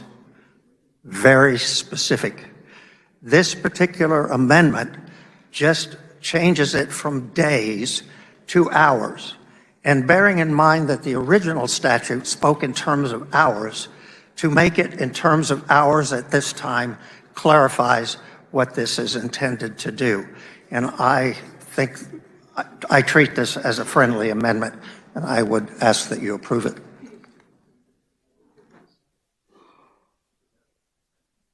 There's no further discussion. Representative Burris, you may close. Thank you, Mr. Chairman. I close and move my amendment. You've heard the motion by Representative Burris to amend. All those in favor signify by saying aye. Aye. Opposed, nay. The ayes appear to have it. The ayes do have it. Motion passes. Back on the bill, Representative Fairchild.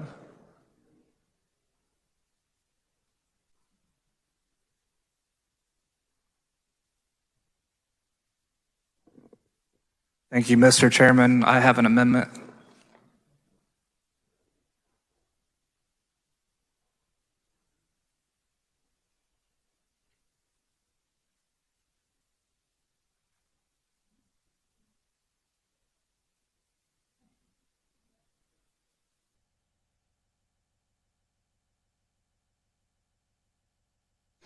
Amendment appears short. Clerk will read.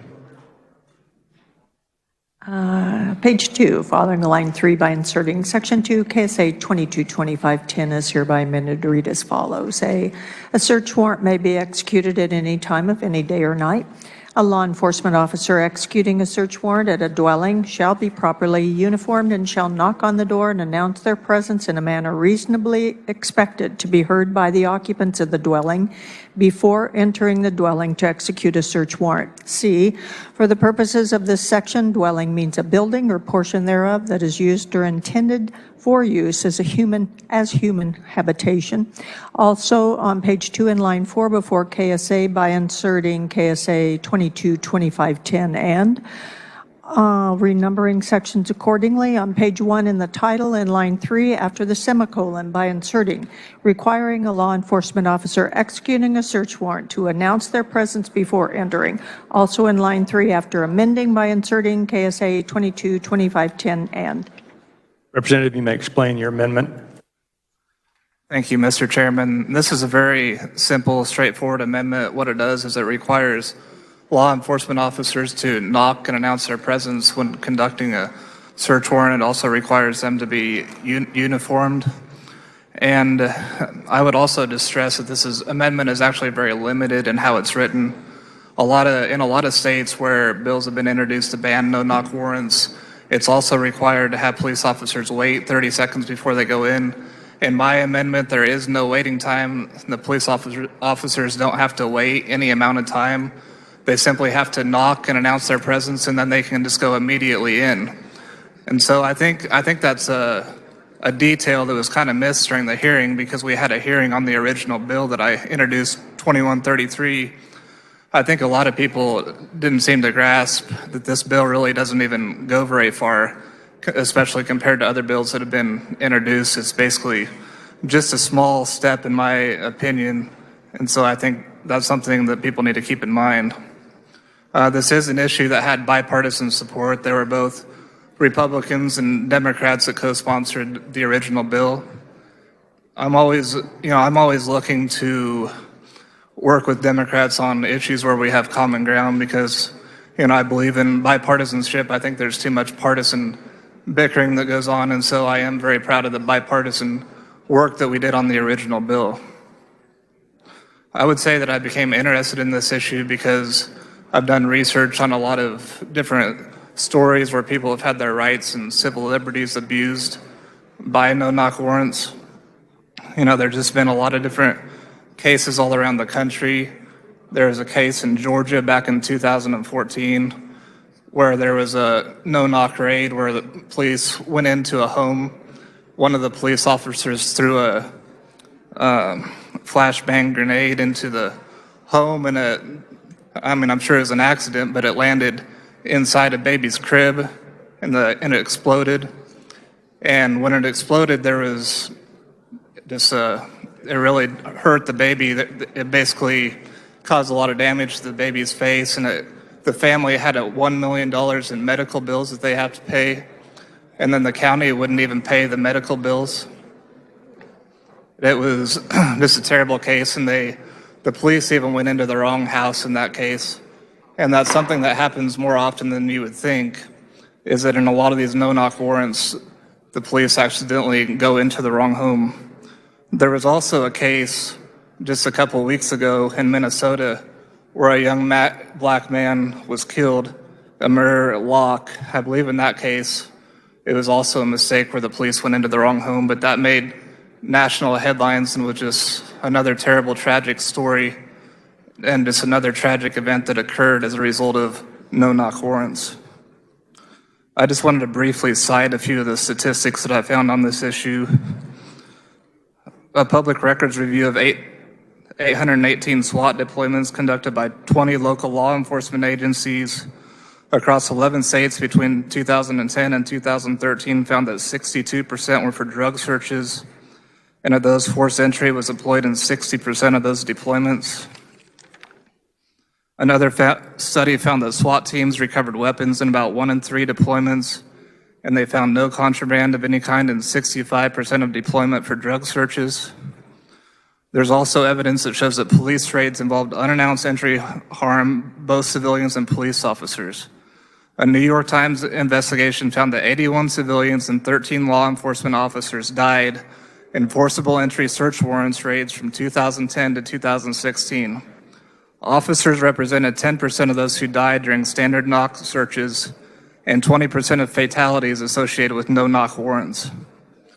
And so I think if you think about it, if you were in your home at 3 o'clock in the morning in your bed and somebody came into your house, they didn't announce their presence or knock on their door, you would probably think that your house was getting robbed, that somebody was coming into your house to hurt you. And I think your natural inclination in that situation would be to grab a gun from under your bed or wherever it's at and to start shooting at whoever comes into the house. And I think, unfortunately, that is what happens in a lot of these situations where people don't even realize that it is a police officer that came into the house, but they just start shooting to defend themselves. And we've seen all kinds of terrible violence in these situations where police officers have been injured or killed and where civilians have been injured and killed as well. And I just think that these no-knock warrants have been very deadly and very bad for both civilians and for police officers. I would also just briefly note that Florida, Oregon, Tennessee, and Virginia are the 4 states that have completely banned no-knock warrants. Obviously, 2 of those states are red states. Tennessee is a very conservative Republican state, and they ban no-knock warrants. The state of Utah has banned no-knock warrants for drug searches. They're one of the most conservative states in the country, so this is not a left-right conservative liberal issue. There's a lot of conservative support for banning no-knock warrants as well. There's also statistics that show that 20,000 no-knock warrants, no-knock raids occur each year nationally. You know, there's probably going to be people that come up here and claim that no-knock warrants are very rare, they're not used very often, but the statistics don't show that. The statistics show that they actually are used pretty often, and they also show that they're mostly just used to search for drugs, that they're not used to go after violent criminals. At this time, I'll stand for questions. Body is a bit of a technical item. You'll note that on the board, when you punch your button to speak to the amendment, it's not showing on your boards, but it is showing up on my screen up here. So if you punch the button, please leave it punched. I will see you in the queue. At this point, speaking to the amendment, Chair recognizes Representative Owens. Thank you, Mr. Chairman. You know, I suppose if all we did was watch TV and got our basis of what happens in other states off of that, we're going to ask our law enforcement to go ahead and take their vests off and stand in front of the doors for a minute before entering to see what happens. The reality is we heard this bill on House Bill 2133 early in the session in House Corrections Committee. We heard from every one of our law enforcement agencies to the rarity but the important use of this no-knock warrant. We also heard from the League of Kansas Municipalities, who was opposed to this legislation. We heard from the Kansas counties that are opposed to this legislation. Kansas County District Attorneys Association opposed to this legislation. The reality is we thoroughly vetted this piece of legislation and found that the best solution is the one that is before you today. It is a bill that allows officers to be more prudent with their time when it comes to executing search warrants. The last thing that I think anybody in this body wants to do is to put our law enforcement officers at risk. By removing this tool from the toolbox for our law enforcement officers, you're effectively saying that if you have to do a high-risk warrant where you know that there are guns on the other side, where there could be active shooters, where there could be a whole scenario of situations, that you want them to announce themselves first. Let's think about that for a second. Let's think about the risk that that puts our law enforcement in. The reality is, by giving them 10 days to execute a search warrant, this increases the probability that they'll be able to make their arrests when they leave the house, on their way back from the house, when they go to their job. It opens the door of opportunity for them to be more effective and more safe at the job they're doing. But once in a while, it is not prudent for them to have to announce themselves when they know there is a threat on the other side of that door. We heard this bill. We intentionally didn't move this bill, and I encourage every one of you to vote against this amendment. Thank you. Chair recognizes Representative Heiberger on the amendment.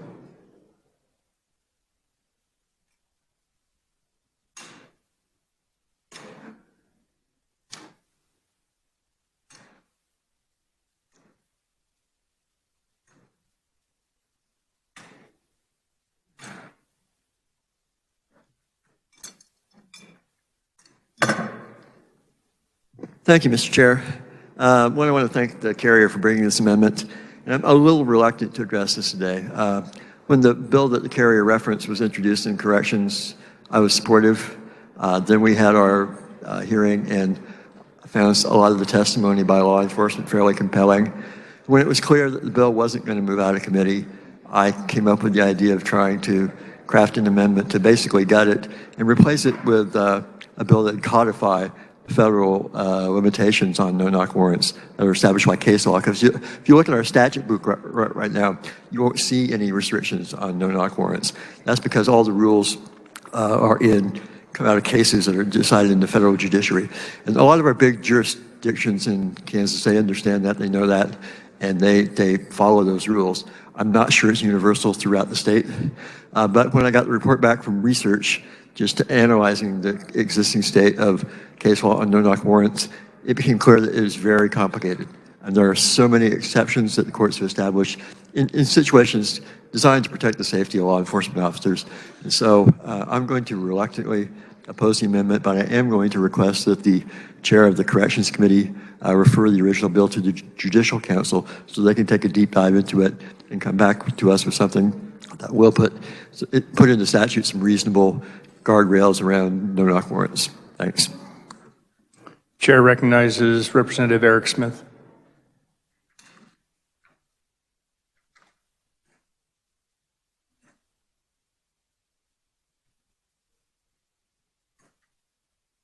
Thank you, Mr. Chairman. I'm going to speak to you today as a law enforcement officer, as a person who was a SWAT team leader. I was a SWAT team operator for several years, and I've served search warrants as a street officer.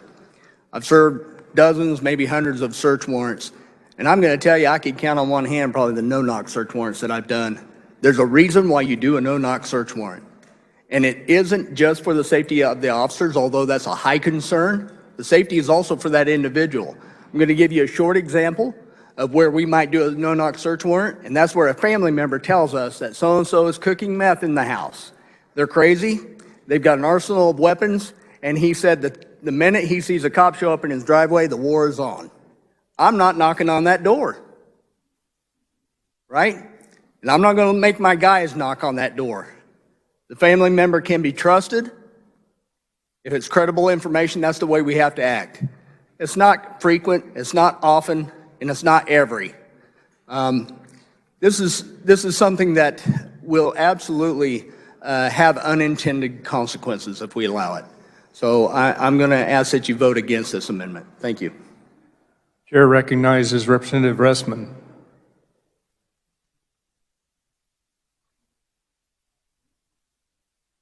Thank you, Mr. Chairman.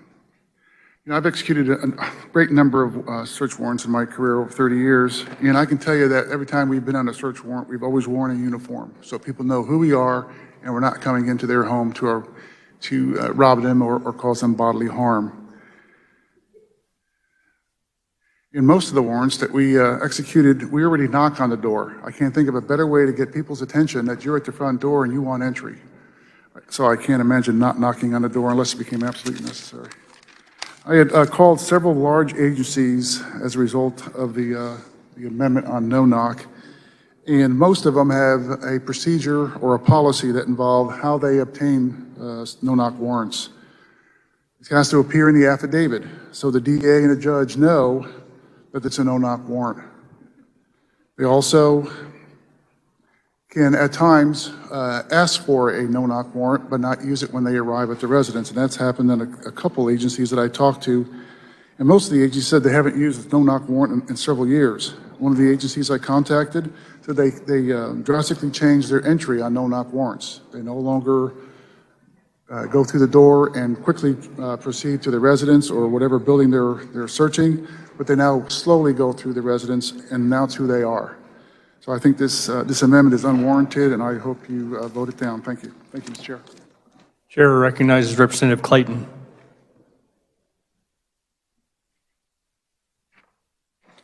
Thank you, Mr. Chair. Now, I do agree with our ranking on corrections that this should probably be sent to the Judicial Council for a deep dive, but want you all to check your email, and I want to just keep reminding you that some of the time, yeah, sure, the person on the other side of the door might be armed and dangerous, but I really want to urge you all to think about the times when it really is just a family who went and bought hydroponic tomato supplies, had the sheriff's office, who, boy, they sure aren't going to like me after today, I really should be quiet sometime, but had them go through their trash and find tea leaves and then pounded on their door, didn't knock, but pounded on their door, immediately entered with flashbangs, terrified this family who were innocent.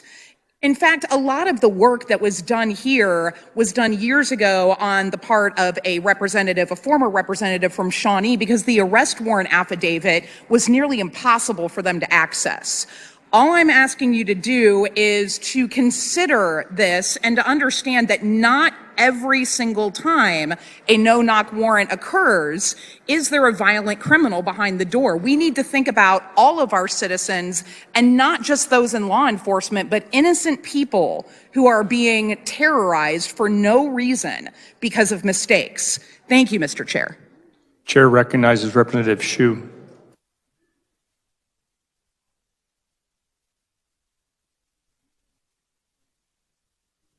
Thank you, Mr. Chairman. I really appreciate this amendment being brought by my colleague. I am a co-sponsor of the bill.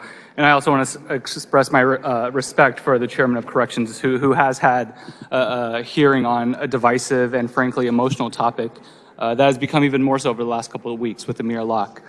I just want to say first and foremost that this might be an imperfect medium to be having discussion. I am actually probably an imperfect medium to be delivering this. We have a colleague who is recovering right now, who is not here, who is much more versed in this. But I will say that in the hearing, and quite often in this building, we hear the phrase tool in the toolbox. No-knock warrant should be a tool in the toolbox. Now, I don't necessarily disagree with that, but I think we also have the responsibility and the duty to decide how blunt or how sharp that tool is. And if it is a blunt instrument, how much residual damage are we willing to accept as part of that? So I agree with my colleague from Lawrence, who said maybe we look at this as part of the Judicial Council and see, what this looks like now, what points can be refined. Today I will be voting yes on this, even though it might be the imperfect medium, but I think it deserves a larger discussion. Thank you. Chair recognizes Representative Tim Johnson.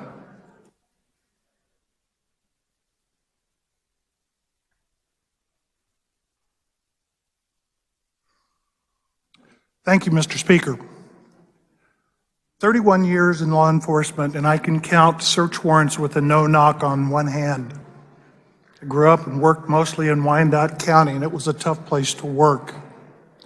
I will tell you that I am certified in both SWAT and special tactics, and I've written articles on it in national and state magazines.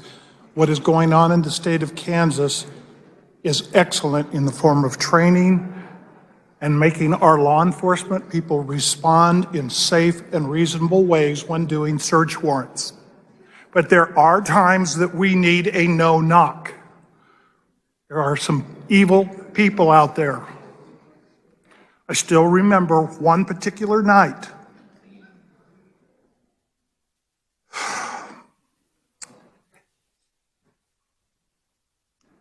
We did not have a no-knock search warrant.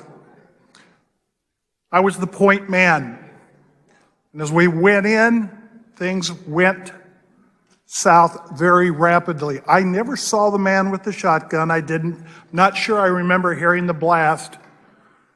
I do remember feeling pellets or projectiles striking my leg, but I was engaged with another armed suspect. We should have had a no-knock search warrant. And if we take that away from our law enforcement people, you're taking away something that they need as a tool. And that includes my son who serves search warrants in Johnson County. And I don't want him hurt or dead. I hope you will oppose this amendment. Thank you, Mr. Speaker. Chair recognizes Representative Miller.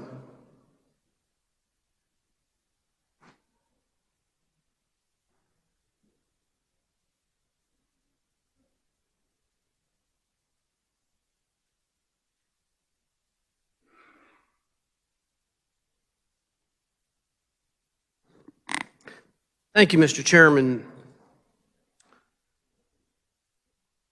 Next to veterans, law enforcement men and women are my heroes.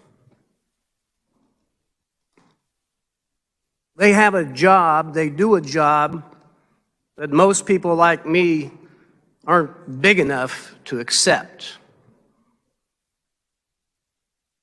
But I want to say today that when we have these debates and when amendments are offered, such as the one being offered, you listen closely, as I tried to as the carrier of the amendment was making his comments. There was something subtle in some of the numbers that he gave. One of them was the casualties of law enforcement as it relates to the execution of no-knock warrants. In Topeka, some years ago, we lost a brave law enforcement officer.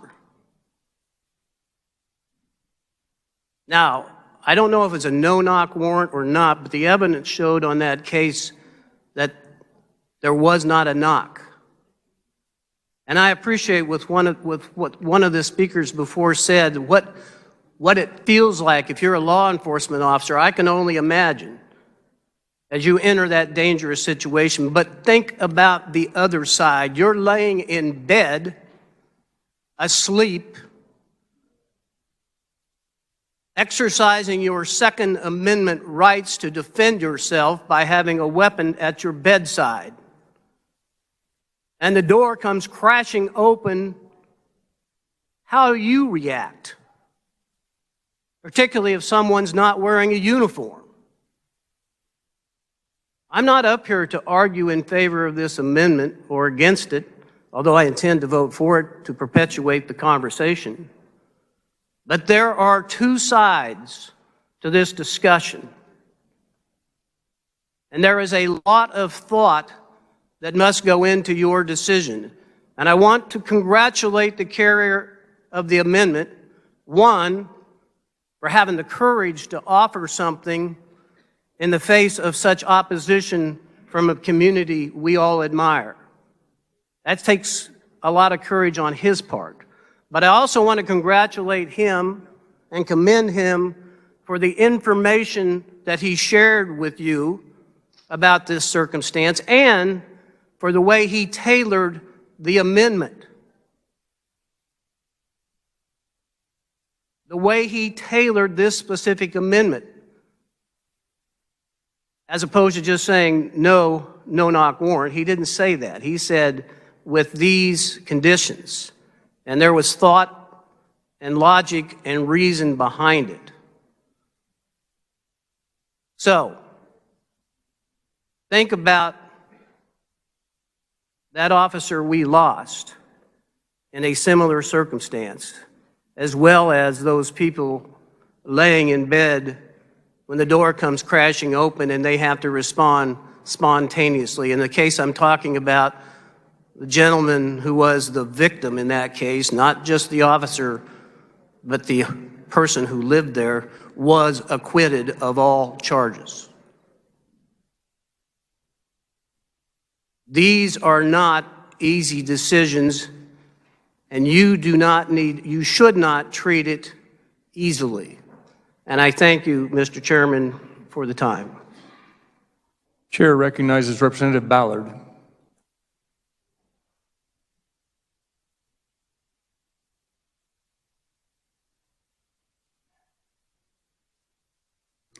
Thank you, Mr. Chair. This is the first time we've had a discussion about no-knock. And as I sat there,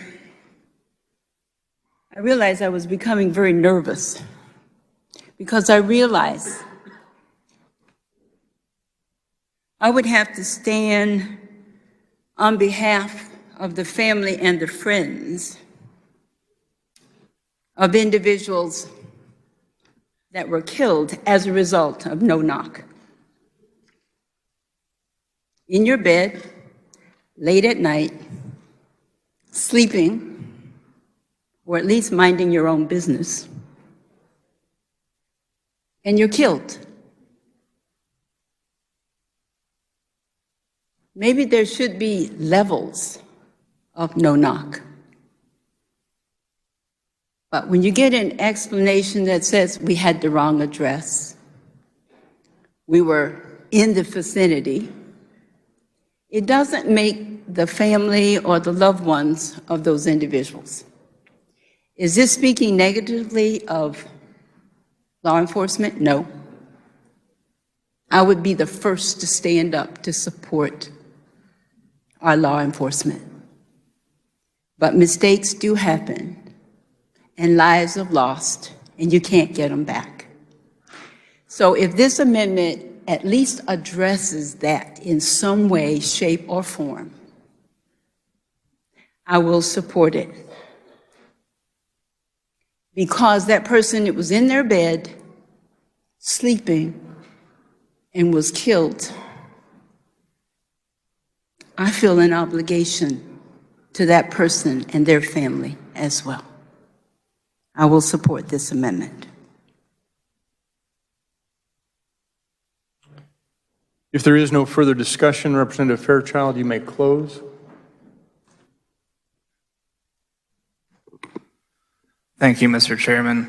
This is obviously a very emotional issue, and I certainly respect the opinions of those who came up here and spoke against the amendment. You know, at the end of the day, I don't take anything personal, and, you know, we can move on to the next issue after this is over. I would just note that I don't think that anybody who came up here and spoke against the amendment really cited any numbers or any figures or statistics for their opinion, and I feel like I had good information that I presented and that I did a lot of research on this issue. And I would just note again that there have been 4 states that have banned no-knock warrants, and as far as I know, that hasn't caused any problems in any of those states. And also the city of Topeka voted to ban no-knock warrants. I have not heard of any reports of any problems in the city of Topeka from that policy. So I just thought that might be good information for everybody to know as well. I would just ask you to consider the research that I presented, which shows that perhaps no-knock warrants are dangerous for police officers, that these numbers I cited shows that this is not a good policy, that this has been dangerous for police officers as well as citizens, and that it's done more harm than good for both police officers and for citizens. I close on my amendment. You've heard the motion by Representative Fairchild to amend. All those in favor signify by saying aye. Aye. All opposed, nay. No. The nays appear to. Division has been called. Seeing 15 hands, a roll call is in order. Clerk will open the roll. You may cast your vote.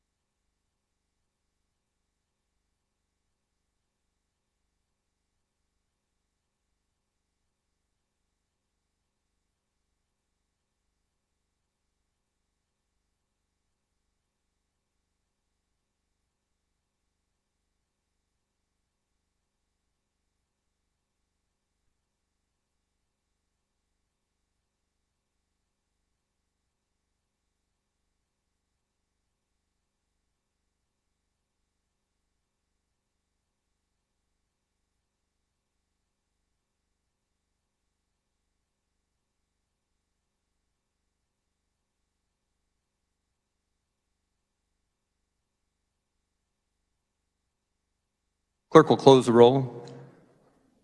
Does any member wish to change their vote?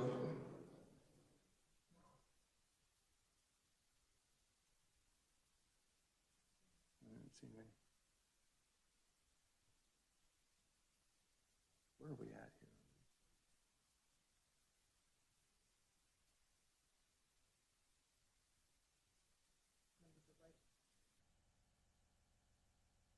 "35 having voted in favor and 84 against, the motion fails. Clerk will record the vote.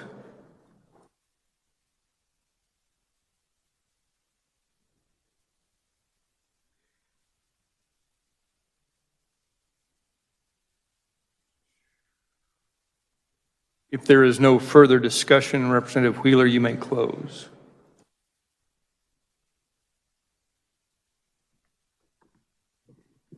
Thank you, Mr. Chair. I move that when the committee rises and reports, it reports House Bill 2299 favorably as amended. You've heard the motion by Representative Wheeler to report House Bill 2299 favorably. All those in favor signify by saying aye. Aye. Opposed, nay. The ayes appear to have it. The ayes do have it. Motion passes. Next item of business is House Bill 2483. For purposes of carrying House Bill 2483, the chair recognizes Representative Neely.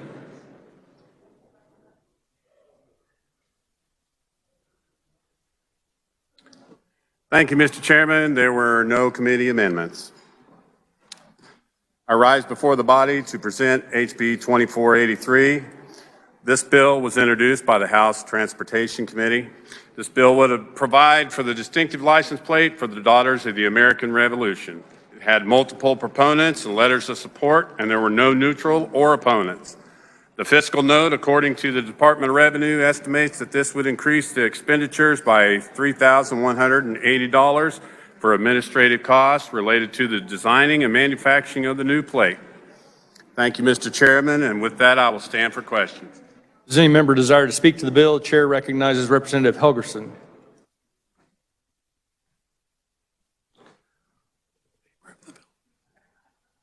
I'm in favor of the bill.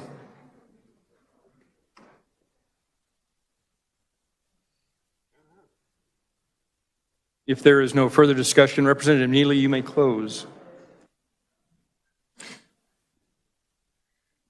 Thank you, Mr. Chairman. I move that when the body rise to report, they report House Bill 2483 favorable for passage. You've heard the motion by Representative Neely to report House Bill 2483 favorably. All those in favor signify by saying aye. Aye. Opposed, nay. The ayes appear to have it. The ayes do have it. Motion passes. Next item of business is House Bill 2559. For purposes of carrying House Bill 2559, the chair recognizes Representative Orr.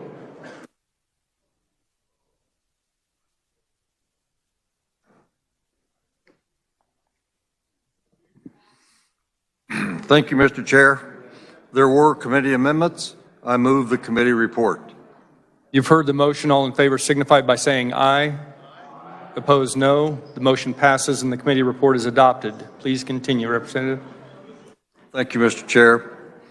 This bill comes from the House Agriculture Committee. House Bill 2559 will create the Kansas Cotton Boll Weevil Act.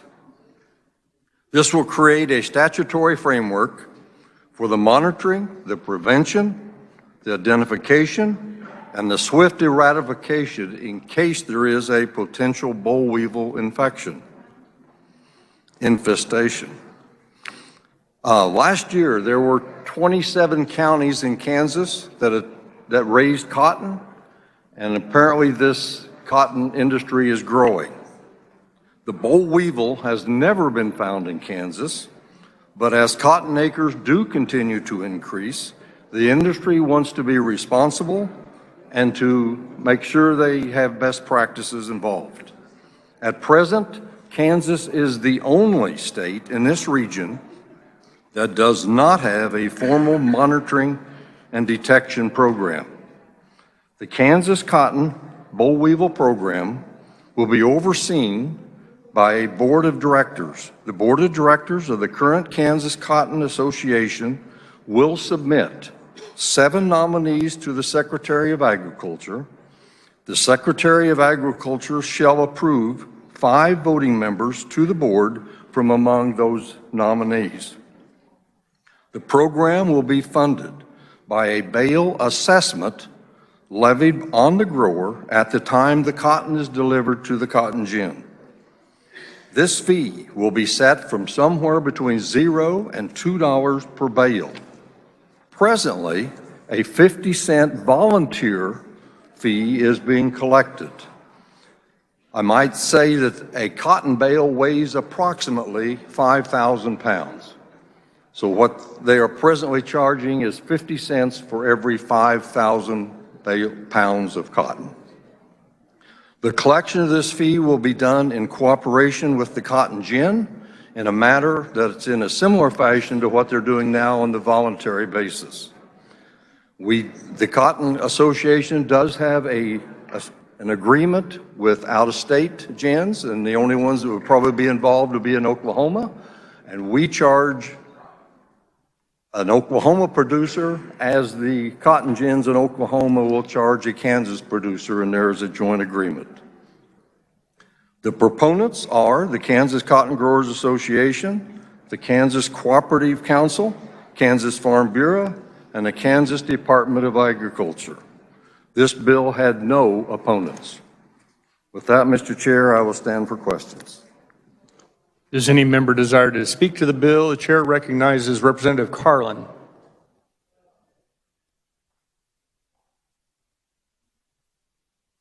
Thank you, Mr. Chair, and thank you, Representative, for a very good explanation of the bill. I did appreciate you giving the weight of a cotton bale. I forgot to do that this morning in our agenda meeting. A 5,000-pound bale, there are not that many of them. It's not like a bale of hay. So thank you, and I do rise in support of the bill. Thank you. Chair recognizes Representative Hsu.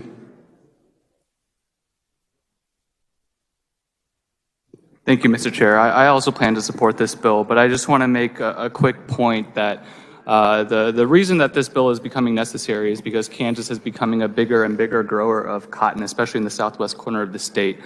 Left unsaid in testimony, I believe, is that the reason that it is becoming an increasing part of our mix is because our state is getting harder and drier. Until we address the underlying issue, which is climate change, we're going to see more of these issues. Thank you, Mr. Chair. If there is no further discussion, Representative Orr, you may close.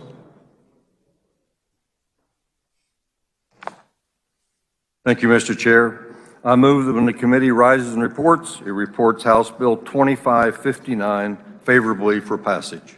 You've heard the motion by Representative Orr to report House Bill 2559 favorably. All those in favor signify by saying aye. Opposed, nay. The ayes appear to have it. The ayes do have it. Motion passes. Next item of business is House Bill 2608. And for purposes of carrying House Bill 2608, the chair recognizes Representative Hoheisel. Thank you, Mr. Chair. HB 2608 would authorize the Kansas judicial districts to utilize the collection services of contracting agents for collecting restitution owed under an order of restitution. The bill would specify that after somebody is found guilty of a crime and the court orders restitution, the restitution judgment may be collected as provided in Article 7 of Chapter 60 of the Kansas Statutes Anointed. The Kansas Supreme Court recently ruled in State v. Arnett that several of our statutes dealing with restitution were unconstitutional. Together, these statutes created the ability for Kansas courts to collect restitution as civil judgments through garnishments or other execution. The Supreme Court's ruling was based upon the fact that the statutes transformed a criminal restitution finding into a civil judgment without affording the defendant a right to a jury in a civil case. House Bill 2608 corrects this by allowing restitution to be collected as a criminal judgment rather than converting it into a civil judgment.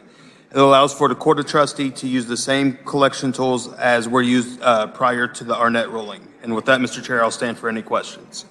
Does any member desire to speak to the bill? Chair recognizes Representative Carmichael. Thank Thank you, Mr. Chairman. Members, I have good news. This is the last judiciary bill of the day, so hopefully it's the last time you'll see my smiling face today. I reluctantly rise in support of HB 2608. I have many times in the past objected to the concept of collecting criminal fines, docket fees, court costs through the use of private collection attorneys working on a contingency fee. I don't think that that is the right way to collect criminal judgments, if you will.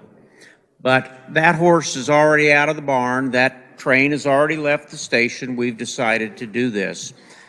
Not surprisingly, our court in State versus Arnett, the decision that my good friend from Wichita refers to, found that what we did a couple, 3 years ago, I think it was, the years they all run together, in making criminal fines, etc., collectible as civil judgments was unconstitutional. It came as no surprise to me. Shouldn't have come as a great deal of surprise to anybody else. And so now we got to do something. And I'm afraid what we're going to have to do is this bill to allow these collection companies to work through the criminal courts to collect these fines, restitutions, etc. One thing that was brought up in the committee that you should be aware of, there was some suggestion that perhaps we ought to wait before we pass this legislation or consider this legislation, because many feel there is a fair chance that the United States Supreme Court will accept certiorari in the Arnett case so that they can review whether or not the robed ones across the street made the right decision.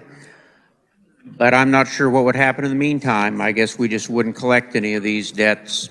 And so even then, the odds of acceptance of certiorari and, well, if it was accepted, the odds would be pretty good that our Supreme Court would probably get reversed.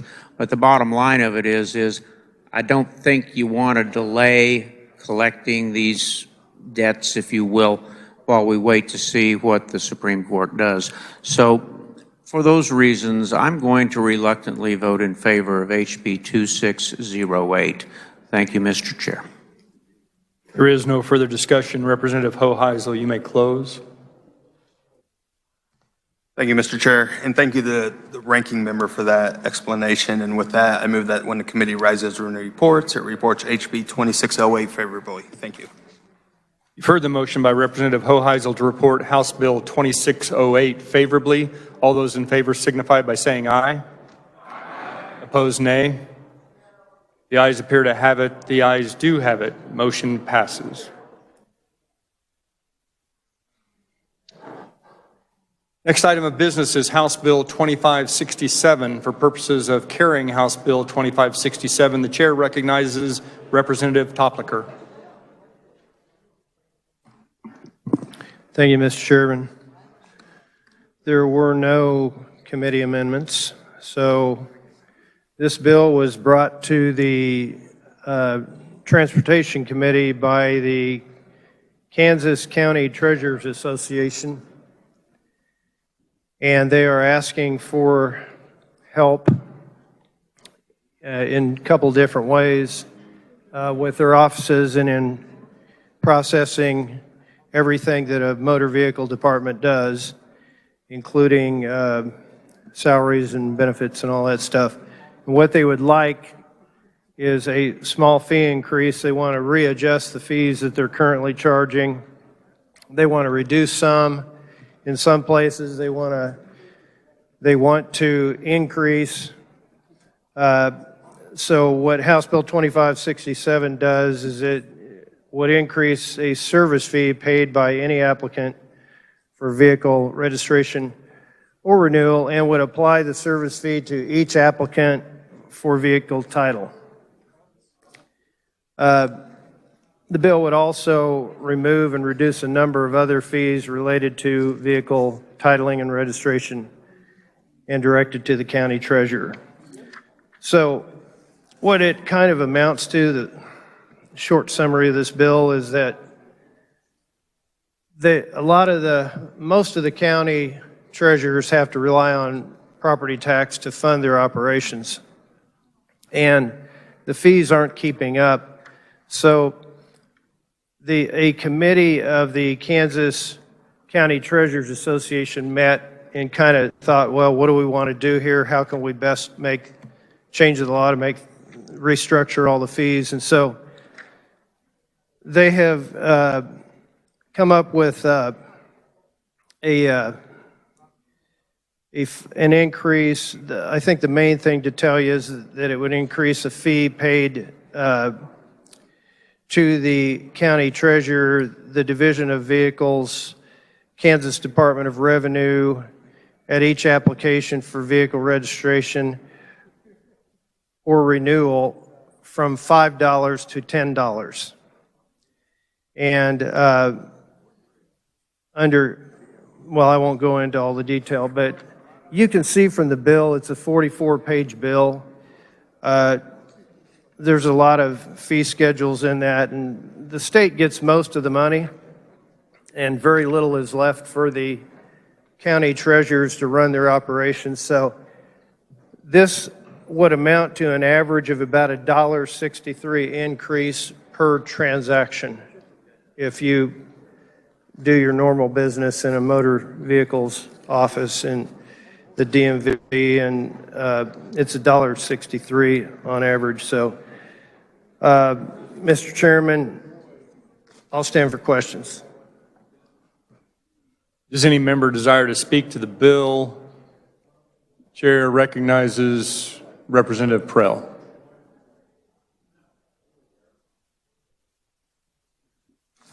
Thank you, Mr. Chair. Body, previous speaker was correct. This is a fee increase, but keep in mind that what's being charged now does not raise enough money to pay for all the operating expenses for the vehicle department in the treasurer's office. So what's happening, as he's stated before, is that the county commissioners are having to use property tax dollars to fill the shortfall. Therefore, I do want to tell you, I do support House Bill 2567, but I do have an amendment that I believe will make it better.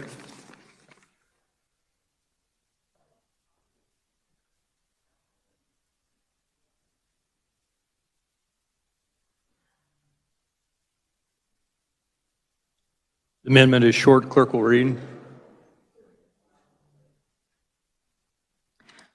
Page 28, in line 19, by striking all after 3, by striking all in lines 20 through 22, in line 23 by striking 4, and redesignate subsections, paragraphs, subparagraphs, and clauses accordingly. On page 44, in line 11 after, 74-2013 by inserting 75-5160. On page 1 in the title in line 5 after the semicolon by inserting eliminating the Division of Vehicles Modernization Surcharge. In line 8 after sections by inserting also repealing KSA 75-5160.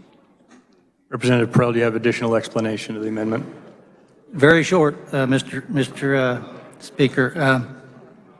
The modernization surcharge is $4 every time you register your vehicle. That modernization is complete, and the fee is no longer required. And this amendment eliminates that fee. With that, I'll stand for questions. Does any member wish to speak to the amendment? The chair recognizes Representative Helgerson. Do you hear the thundering hoofs? Wait a minute, I hear them. Maybe you don't. It's just this is the initial event of the session, and you don't even know it.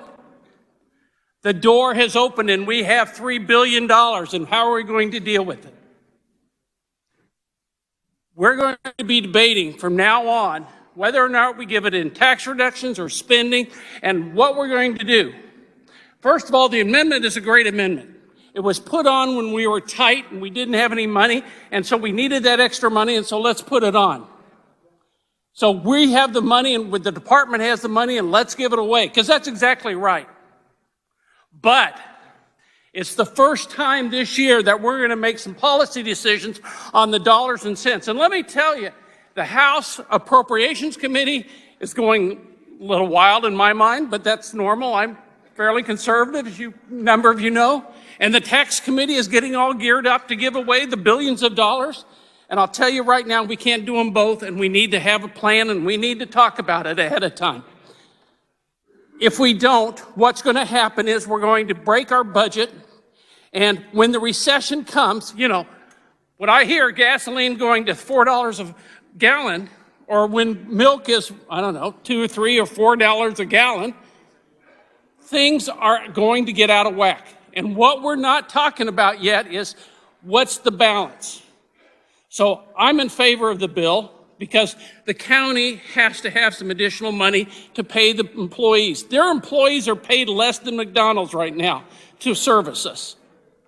And this $4 should be taken off. But I'm telling you right now, I'm going to spend hours down here telling you about the fiscal reality of the state, and the governor's going to have me on speed dial throughout the session, I'm sure, because I want to make sure that when we leave here in a few weeks or in a few months or in a few more months, that we have a balanced fiscal plan. So I just couldn't pass on this opportunity since I had to come down and say I was in favor of the amendment, in favor of the bill, to let you know what's ahead of you, for all of you. If there is no further discussion, Representative Perrell, you may close. Thank you, Mr. Chairman. I move my amendment. You've heard the motion by Representative Perrell to amend. All those in favor signify by saying aye. Aye. All opposed, nay. The ayes appear to have it. The ayes do have it. Motion passes. We're back on the bill. Any other member wishing to speak to the bill? The chair recognizes Representative Proctor.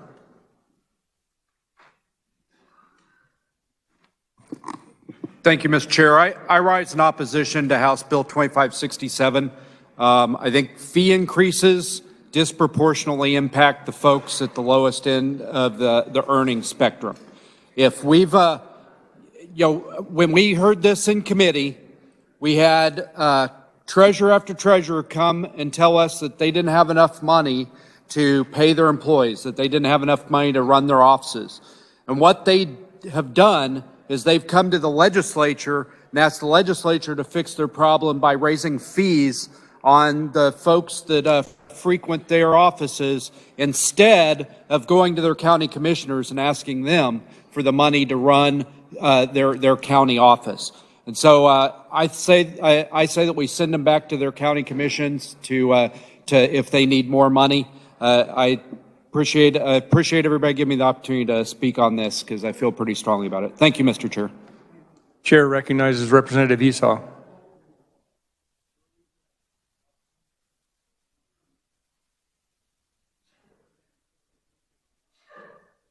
Would the carrier stand for a question, please?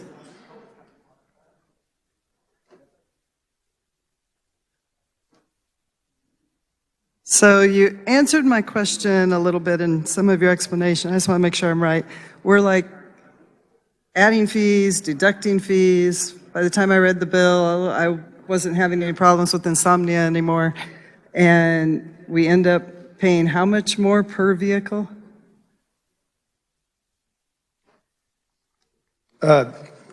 It averages about $1.63 per transaction, whatever your transaction is, and so it's not much. It's not much of an increase at all compared to inflation. And we want to reduce the long lines. We want people to get in and out, get their business done. So, to me, it sounds reasonable. But did I answer you? You did, and the amendment going on removing the modernization fund, I think, then ends up actually mean we're going to pay less, giving me less heartburn.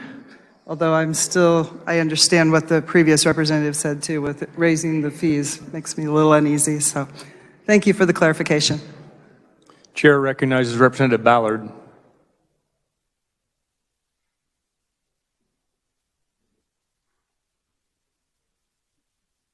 Thank you, Mr. Chairman. I rise in support. And I'll tell you, when they came to speak to us, they had treasurers from all over geographically. It wasn't from any one particular area. And they were all have the same problem, basically. Workforce, they're paying $11.11 an hour, and they're trying to compete with people that are doing a minimum of 15, or, Target and Best Buy at $25 an hour. They needed to be able to raise that and keep it. I asked the question, will this be enough for you to be able to retain workers? He said, no, not really, but at least they would give us more consideration, because at least they'd be at 16 an hour. I think that's extremely important.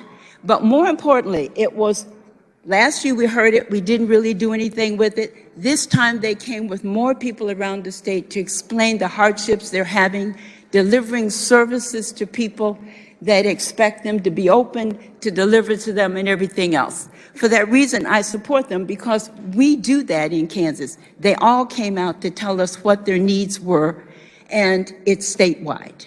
So I think it's appropriate where it came transportation. Thank you, Mr. Chairman. Chair recognizes Representative Corbett.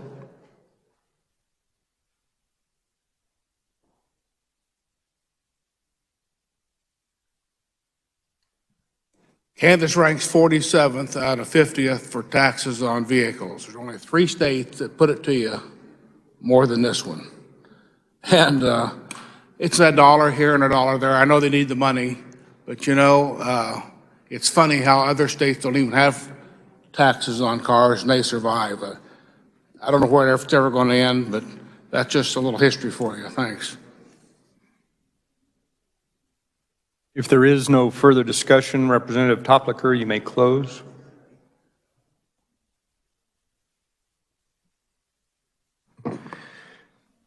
Thank you, Mr. Chairman. Yes, with the amendment, it is a fee decrease. We took that $4 off with the amendment that the Chairman, Representative Prehl, attached to the bill. So that takes a fee off for all of our citizens.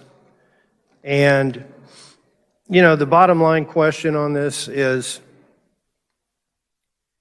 do you want your county to raise property taxes to help pay for the operations of the DMV, or would you rather have it be a fee increase, a small, slight fee increase? So that, to me, that's what the question is. And, Mr. Chairman, I think without any further questions here, I'll go ahead and move it. So I move that when the committee rises and reports it, report House Bill 2567 favorable for passage as amended. You've heard the motion by Representative Toplicker to report House Bill 2567 favorably. All those in favor signify by saying aye. Aye. Opposed, nay. No. The ayes appear to have it. The ayes do have it. Motion passes. The next item of business is House Bill 2688. For purposes of carrying House Bill 2688, the chair recognizes Representative Sutton. Thank you, Mr. Chairman. There were committee amendments. I move the committee report. You've heard the motion. All in favor signify by saying aye. Opposed, no. The motion passes and the committee report is adopted. Please continue, Representative. Thank you, Mr. Chair. HB 2688 comes to you from the Commerce, Labor, and Economic Development Committee. It allows licensed farm wineries that are designated agribusinesses to be issued a cereal malt beverage retailer license or drinking establishment license and be regulated by the Department of Agriculture. If that sounds familiar, that's because we passed that in 2019. 2688 would amend the Farm Winery Agribusiness Act to allow a licensed farm winery to acquire a CMB or DE. The original intent of the law when we passed it in 19 was that once the Department of Agriculture issued an agribusiness farm winery license, the Department of Agriculture would be the body that regulates that business, and they'd be granted a CMB or a DE license. Now, counties have to sign off on these licenses, and for the most part, this goes swimmingly. There's one county, however, that will not sign off on the licenses. Instead, they use these licenses to try to regulate the business. And this was never the legislative intent when we passed it originally. 2688 simply clears up this issue so that these businesses can operate as we intended them to operate. There were some amendments in committee. One of them, the most extensive one, was brought by Alcoholic Beverage Control. They pointed out a conflict in the law having to do with CMB and DE licenses. We got that straightened out so that we're all nice and legal. We also brought up an amendment to further clear up the fact that these agribusiness facilities are not regulated by local facilities because they're regulated by the Department of Agriculture. As far as the proponents were concerned, there's a winery very close to my district that testified. Also, Phil Bradley of the Kansas Viticulture and Farm Winery, and Tuck Duncan as himself. He just wandered in, I guess, but he represents, as an attorney who's familiar with these issues. And that's all this bill does. With that, I will stand for questions. Does any member desire to speak to the bill? Chair recognizes Representative Clayton. Thank you, Mr. Chair. There was some amount of discussion regarding the level of regulation in our caucus, but I will say that I myself do stand in strong support of this legislation. I support our Secretary of Ag and trust them implicitly. As the carrier of the bill mentioned, some of our conferees were local wineries, in particular in our county. They want to have this specifically so that they can also sell beer, because apparently a lot of the folks who come there bringing their gals on dates or drinking beer and throwing it in the parking lot. I support this bill, but if you go out on a date to a winery with someone and they throw garbage in the parking lot, you should break up with them. Thank you. Chair recognizes Representative Neely.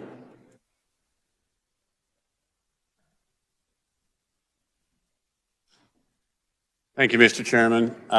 As a representative that has 5 of these wineries in their district, it doesn't affect some of them. I have spoken to some of them, but we definitely want to support one of our other wineries. Therefore, we are in support of this.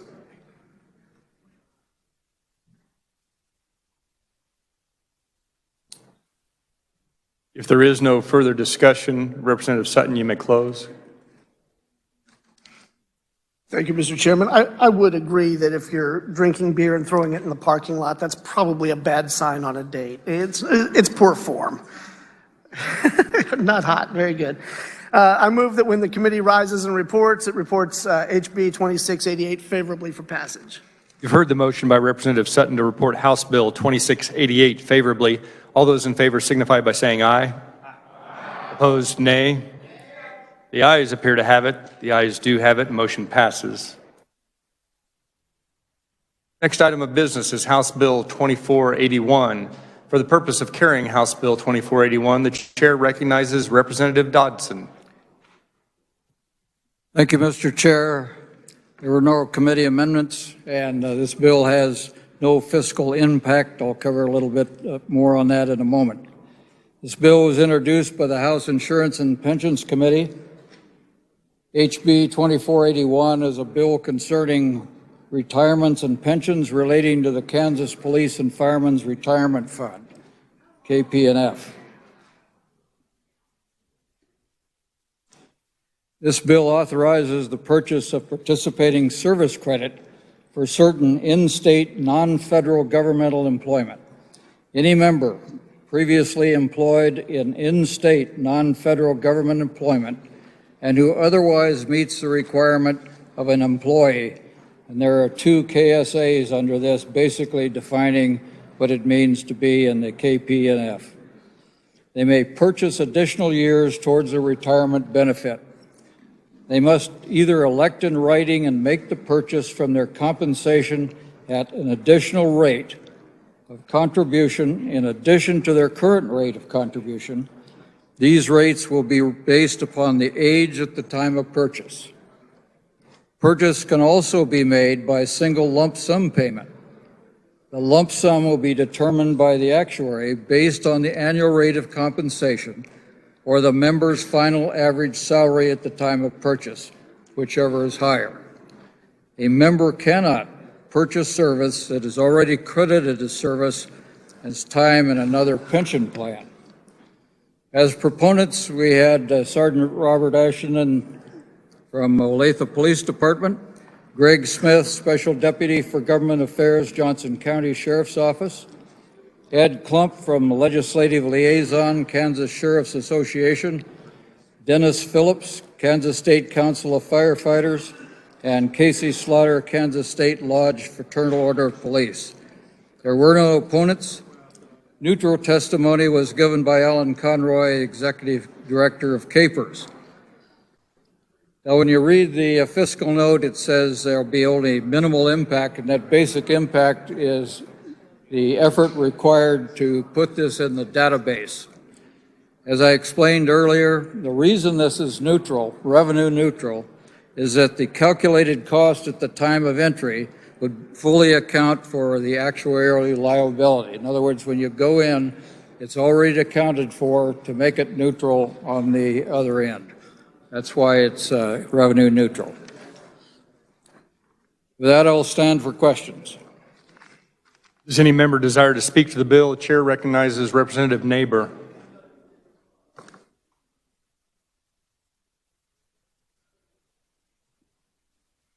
Thank you, Mr. Chairman. The carrier of the bill did an excellent job of explaining what this bill does. It's really been in the works for several years. It's time for us to bring this to closure, and it just gives an opportunity for about a handful, not a whole lot more per capers, to have an opportunity to increase their capers. I encourage all of you to vote for this. Thank you. Any other members desiring to speak to the bill? If there is no further discussion, Representative Dodson, you may close. Thank you, Mr. Chair. I move that when the body rises to report, it reports House Bill 2481 favorably for passage. Thank you. You've heard the motion by Representative Dodson to report House Bill 2481 favorably. All those in favor signify by saying aye. Aye. Opposed, nay. The ayes appear to have it. The ayes do have it. Motion passes. Next item of business is House Bill 2515. For purposes carrying House Bill 2515, the chair recognizes Representative Owens.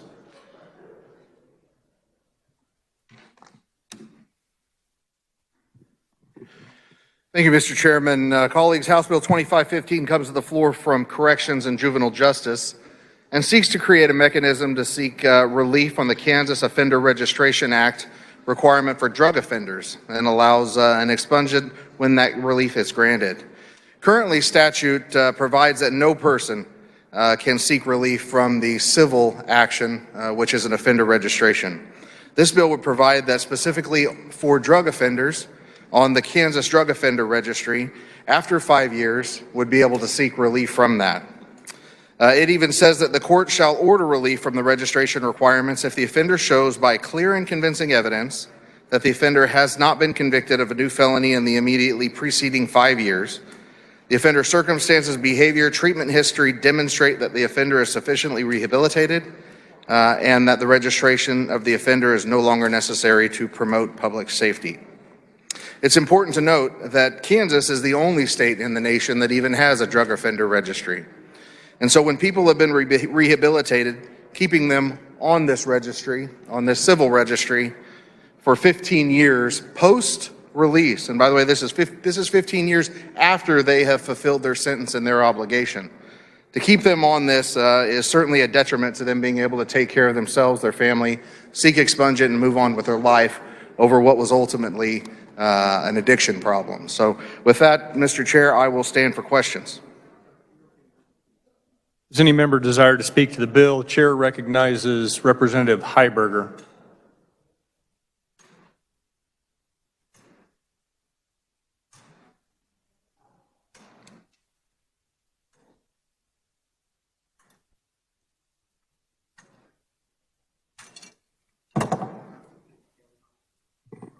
Well, good afternoon, colleagues. This is another bill that I'm going to support reluctantly, but this time because it doesn't go nearly far enough. As the carrier alluded to, Kansas is the only state in the nation right now with a drug registry, and we probably have the most extensive and overly broad criminal registry system in the entire country.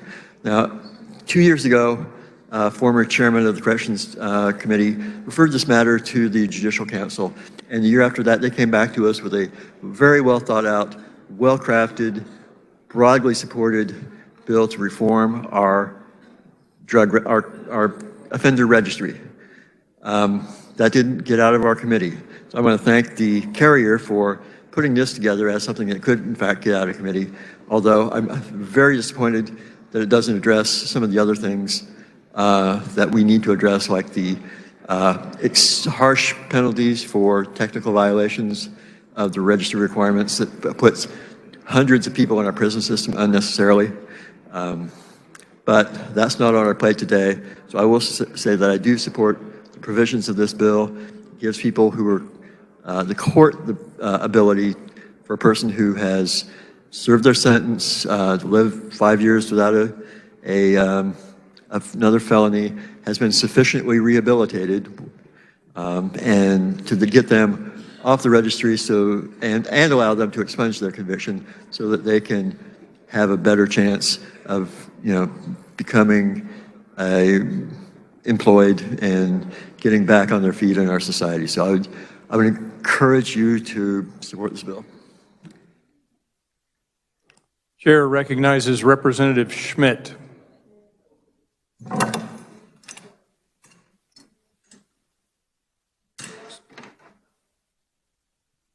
Thank you, Mr. Chair. I rise to speak in favor of this bill. I would like to commend the people who put this together.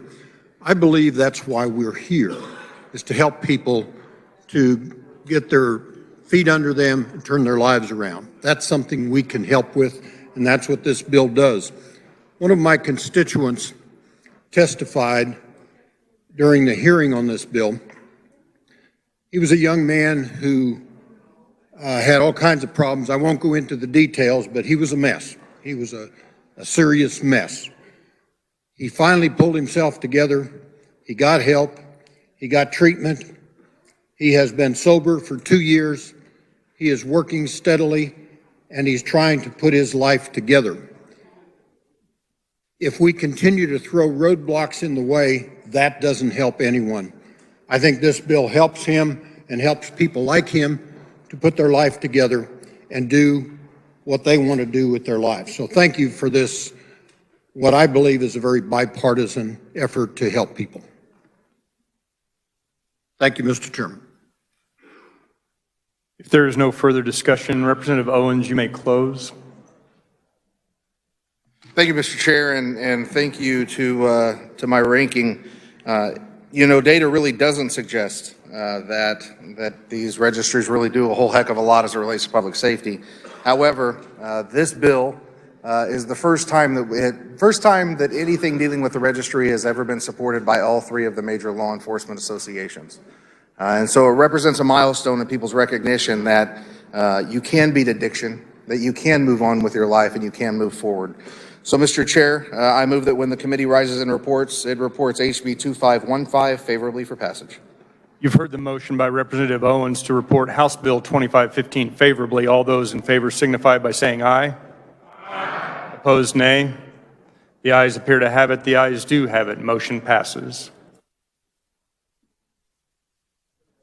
This concludes our general orders. The chair recognizes the majority leader. Thank you, Mr. Chair. I move we rise and report. You've heard the motion to rise and report. All in favor signify by saying aye. Aye. Opposed, no. Motion passes.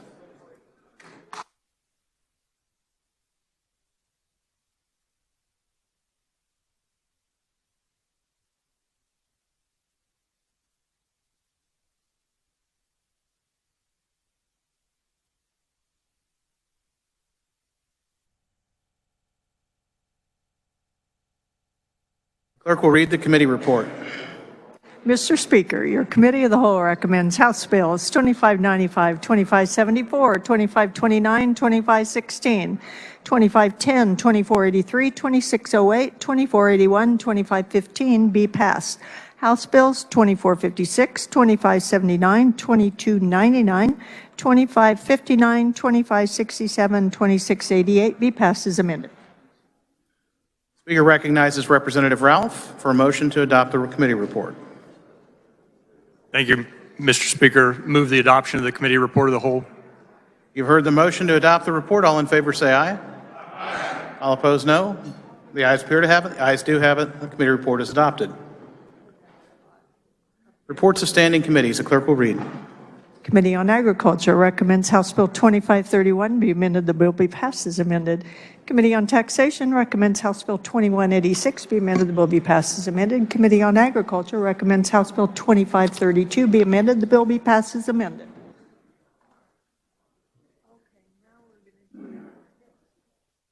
Speaker recognizes the Majority Leader for a motion to once again resolve into the Committee of the Whole. Thank you, Mr. Speaker. I move the House resolve itself into the Committee of the Whole for the purpose of considering those items under the heading of General Orders. Heard the motion. All in favor say aye. Aye. Opposed, no. The ayes have it. Motion carries. Speaker appoints Representative Thomas to chair the Committee of the Whole.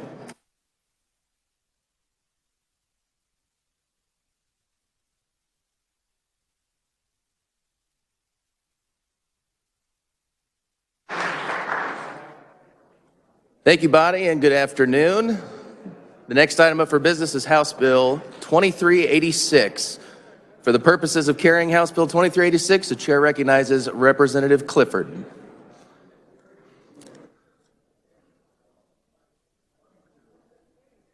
Thank you, Mr. Chairman. Thank you, Mr. Chairman.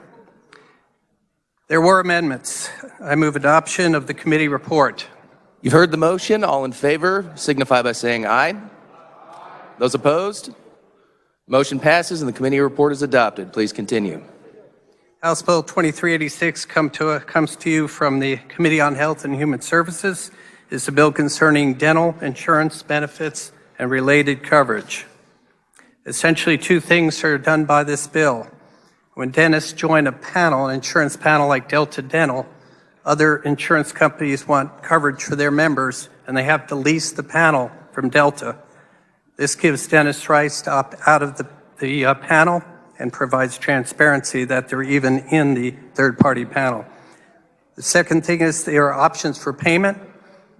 Often the insurance companies send virtual credit cards faxed to the practice. These involve up to 5% fees to the dentist. This will allow transparency as to other methods of payments.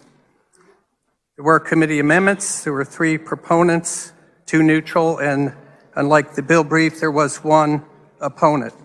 I stand for questions. Does any member desire to speak to the bill? The chair recognizes Representative Mason.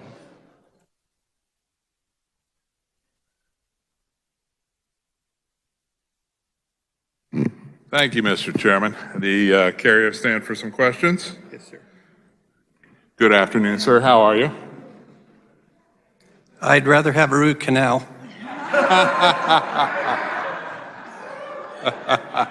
Well, now we'll go easy on you. Representative, when you're not here, what is your day job? My day job is as an ophthalmologist, an eye surgeon.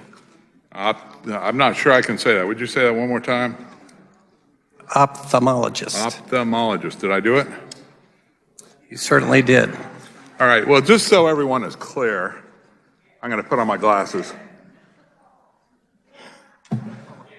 That was a laugh line. Nobody got it. I hope Virginia's not in the gallery to see that.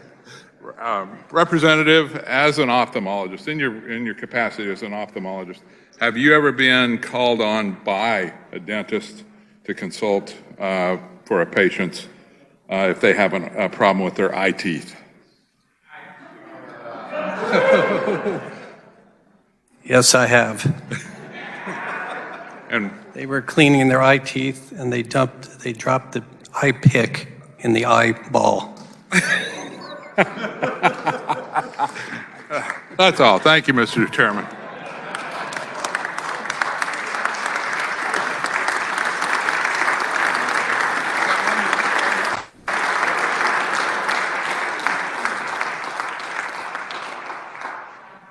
Chairman recognizes Representative Epley. Got one more quick one, guys. Just got to make sure we establish some things here. And that is this bill, Bill 2386, does it really drill down on the essence of the problems for dentists? Yes, it does. And then you feel like it really gets to the root causes of the issues? I think it does. Getting it to be voted favorably may be like pulling teeth. So last but not least, I just have to refer to the fact, and the representative from McPherson referred to this, when you consult with the dentist, there's usually two of you present. I mean, you consult with the dentist rarely, sometimes over eye issues. Is that true? That's correct. And so just like right now when there's two of us gathered, you're an eye surgeon, I'm a family physician, we really represent a true what? Paradox. Paradox, thank you. Welcome to the legislature.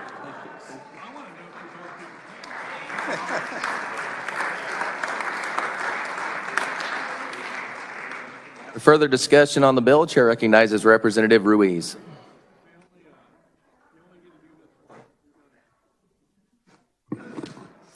I believe the carrier of the bill has proven his cleverness. I stand here and in support of House Bill 2386. Is there any further discussion? If no further discussion, Representative Clifford, you may close. I move that when the body rises to report, they report House Bill 2386 favorably, first passage, as amended. May the ayes have it. You've heard the motion by Representative Clifford to report HB 2386 favorably. All in favor, say aye. Aye. Those opposed? The ayes appear to have it. The ayes do have it. The motion passes. Next item of business is House Bill 2703. For the purposes of carrying House Bill 2703, the chair recognizes Representative Long.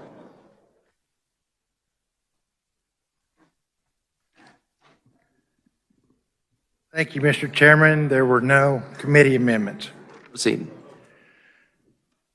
HB 2703 comes from the Commerce Committee. It provides a cleanup and technical fixes to the unemployment security law provisions enacted last year in House Bill 2196.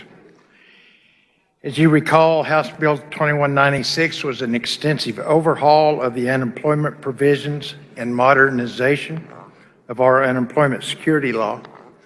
As often is the case, it's going to require a little bit of cleaning up and technical fixes. That's what this bill attempts to do.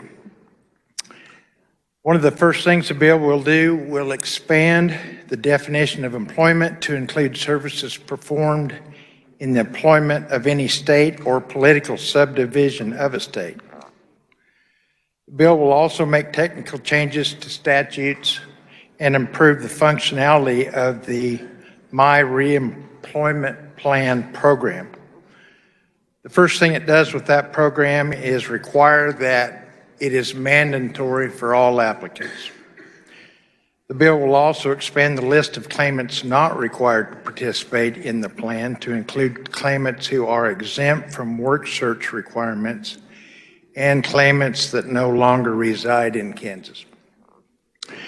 The bill also changes the requirements to participate in My Reemployment Plan from claimants claiming 3 continuous weeks of work benefits to claimants claiming 3 or more weeks of benefits in the current year.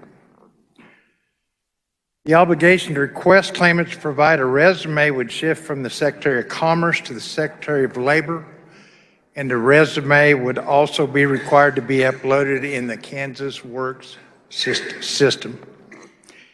The amount of time for claimants to respond would be extended from 7 days to 14 days. The bill would also amend the solvency and credit rate schedules for the Employment Security Fund to round to 2 decimals. Currently, it's rounded to 5 or 6 decimal places. Our current system needs to be rewritten. It's too antiquated to allow for this 5 or 6 decimal places, so this bill fixes that also. Proponents were Peter Brady, Deputy Secretary of Labor, Phil Hayes from the Arnold Group, and Eric Stafford from Kansas Chamber. The Department of Labor and Department of Commerce both state there will be no physical effect with the enactment of this bill. And with that, Mr. Chairman, I would stand for questions. Does any member desire to speak to the bill? Chair recognizes Representative Mason.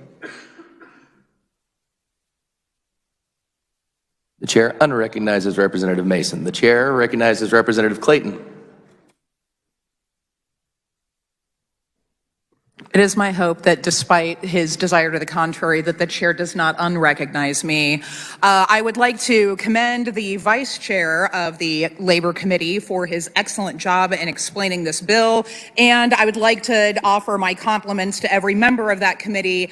Lots of heavy lifts this biennium, and what an amazing ride. I think we've all become experts in unemployment law, whether we want to or not.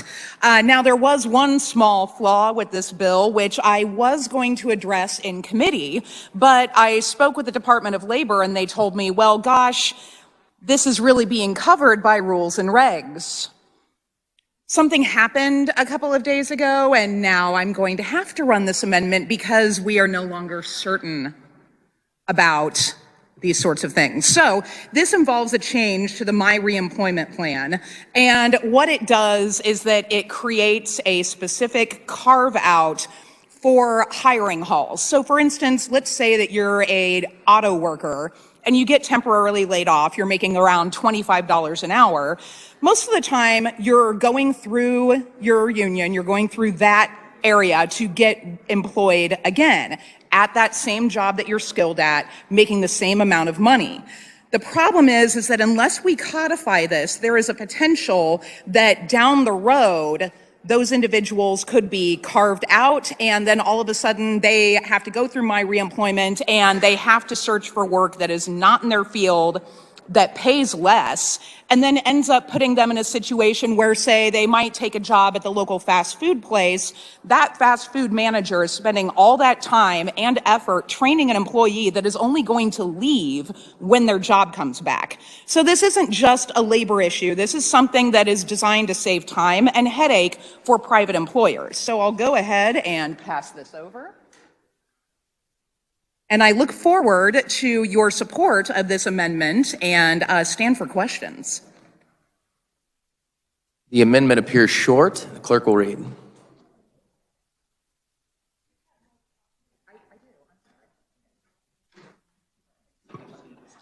Page 34 in line 9 by striking required for and inserting available to, by striking all in line 12. In line 13 by striking all before the period and inserting in the shared work program, trade readjustment assistance program, claimants on temporary layoff with a return to work date, or claimants who hold a position on an out-of-work list of a job referral trade organization.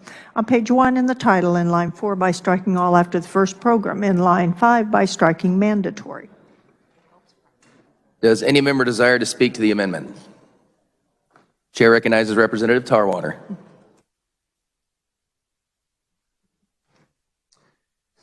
Thank you, Mr. Chair.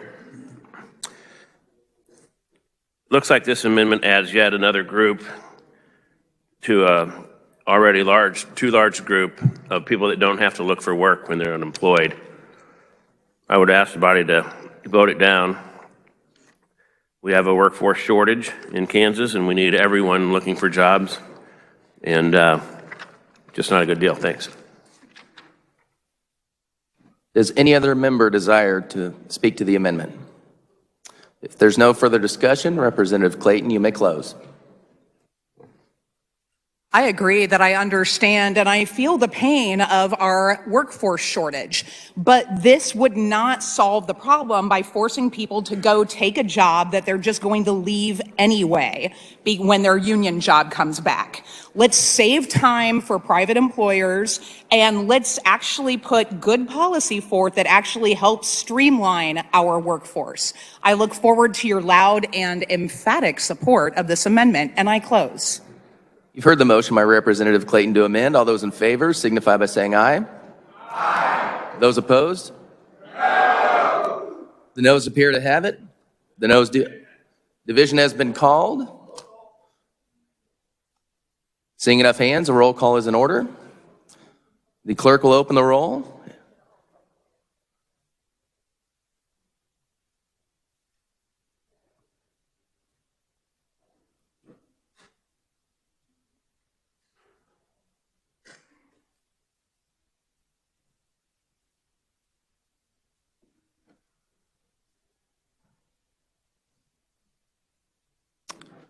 Has every member had the opportunity to vote?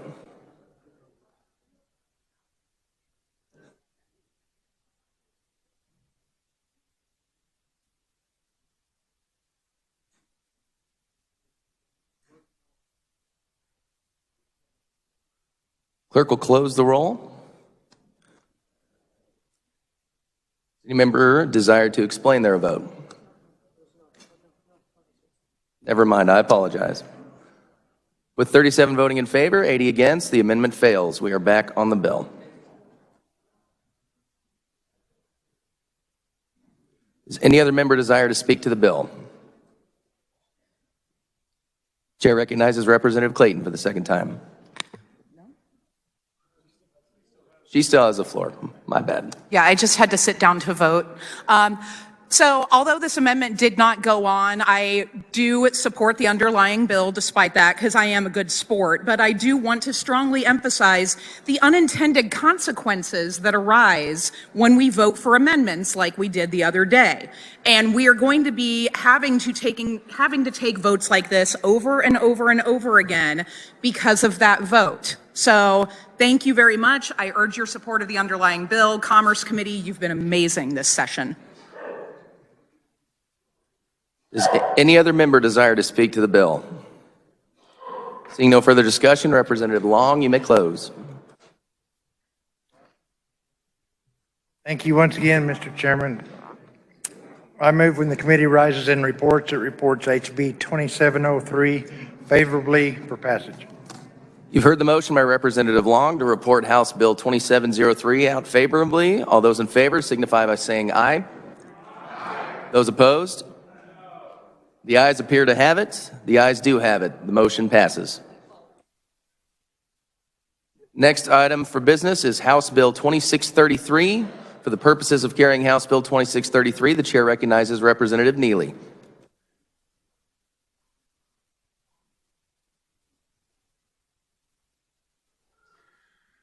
Thank you, Mr. Chairman. There were some committee amendments. I make a motion to accept the committee report. You've heard the motion. All in favor signify by saying aye. Aye. Those opposed? Motion passes. The committee report is adopted. Please continue. I rise before the body to present HB 2633. This bill was introduced by the House Transportation Committee.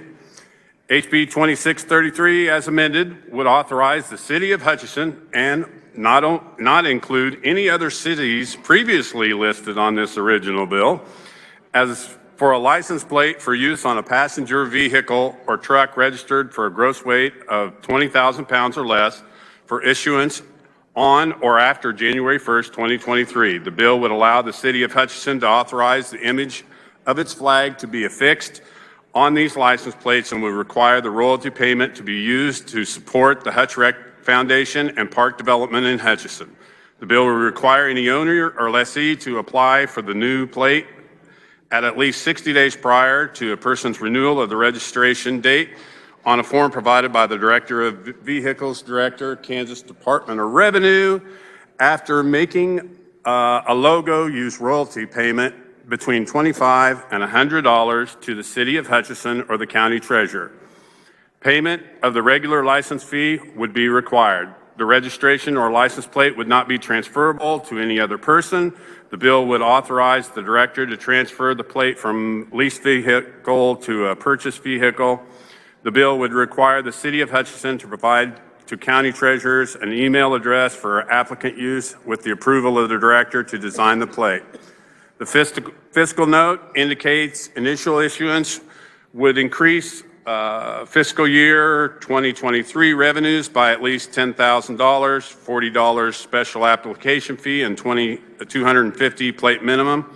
The department indicates the bill would also increase revenues to the distinctive license plate fund by $5,000. The department estimates the bill would increase expenditures in fiscal year 2023 by $3,840, which includes for plate development and plate testing. This is a good bill. I'm very proud of it. I was born and raised in Hutchinson, and my mom still lives there. Hi, Mom. Thank you, Mr. Chairman. And with that, I will stand for any questions. Does any member desire to speak to the bill? Chair recognizes Representative Helgerson. I rise in support of the bill. Does any other member desire to speak to the bill? Seeing none, Representative, you may close. Thank you, Mr. Chairman. I move that when the body rise and report, they report House Bill 2633 favorable for passage. You've heard the motion by Representative Neely to report House Bill 2633 favorably. All those in favor signify by saying aye. Aye. Those opposed? The ayes appear to have it. The ayes do have it. Motion passes. Chair recognizes Majority Leader Hawkins for a motion. Thank you, Mr. Chairman. In accordance with House Rule 1903, I move House Bill 2466, appearing under the Order of Business General Orders, be passed over and retain a place on the calendar. You've heard the motion. All in favor signify by saying aye. Aye. Those opposed? The motion passes and the committee report is adopted.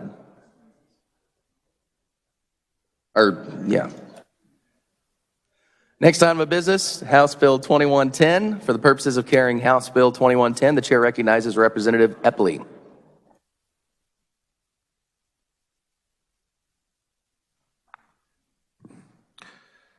Thank you, Mr. Chairman. There were committee amendments, and I'd like to move adoption of the committee report. You've heard the motion. All in favor signify by saying aye. Those opposed? Motion passes and the committee report is adopted. Please continue. Thank you, Mr. Chairman. You're doing a great job up there. You've really brightened things up there, so thank you very much. You might want to consider a rheostat on your dial up there if they would install one. I don't know, on the lights, but anyway. Let's get to this bill, and this is a really good bill that I present to you, 2110 today.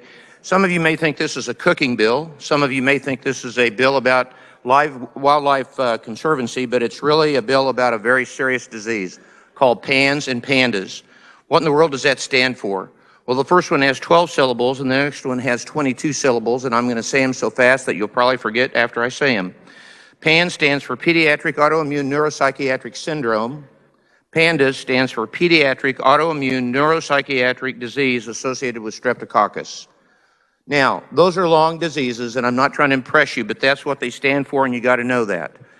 This is a really serious disease. It has a very, very abrupt onset when it comes on. It's triggered by infections such as Epstein-Barr virus, Mycoplasma, influenza, and Coxsackie virus, and of course, also Streptococcus.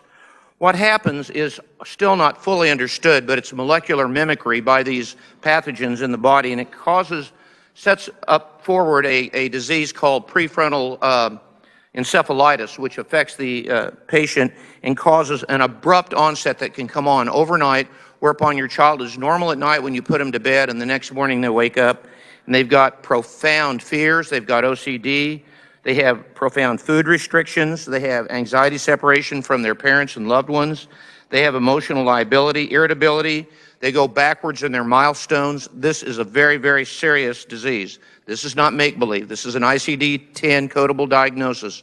For a long time, we did not understand it. It is now a verified disease with treatments. Those treatments include steroids, that includes antibiotics, and more importantly, immune globulin. Now, obviously, we work up the tree of treatment. We don't start out with immune globulin. Immune globulin is very expensive. Very rare cases require immune globulin, but it's very, very expensive. And insurance companies, third-party payers, historically have not paid for immune globulin because of its expense. Its expense at one time was about $1,000. It's now up to about $5,000 to $7,000 per treatment. So these people whose children must get this treatment are unable to get this treatment and to afford it. We heard some amazing stories about this. You may hear about them in a minute, about how families have had to scrape things together to pay for these treatments. These treatments are profound in their impact. They make all the difference in the world. In cases that get to the point of needing immune globulin, it can be life-changing. This child can go back to normal. And oftentimes, it only takes one treatment. Usually the average is 3 to 4 treatments, and the child will be back to normal. These are spread out typically over several months, sometimes over several years. Some children do have setbacks after a couple of years.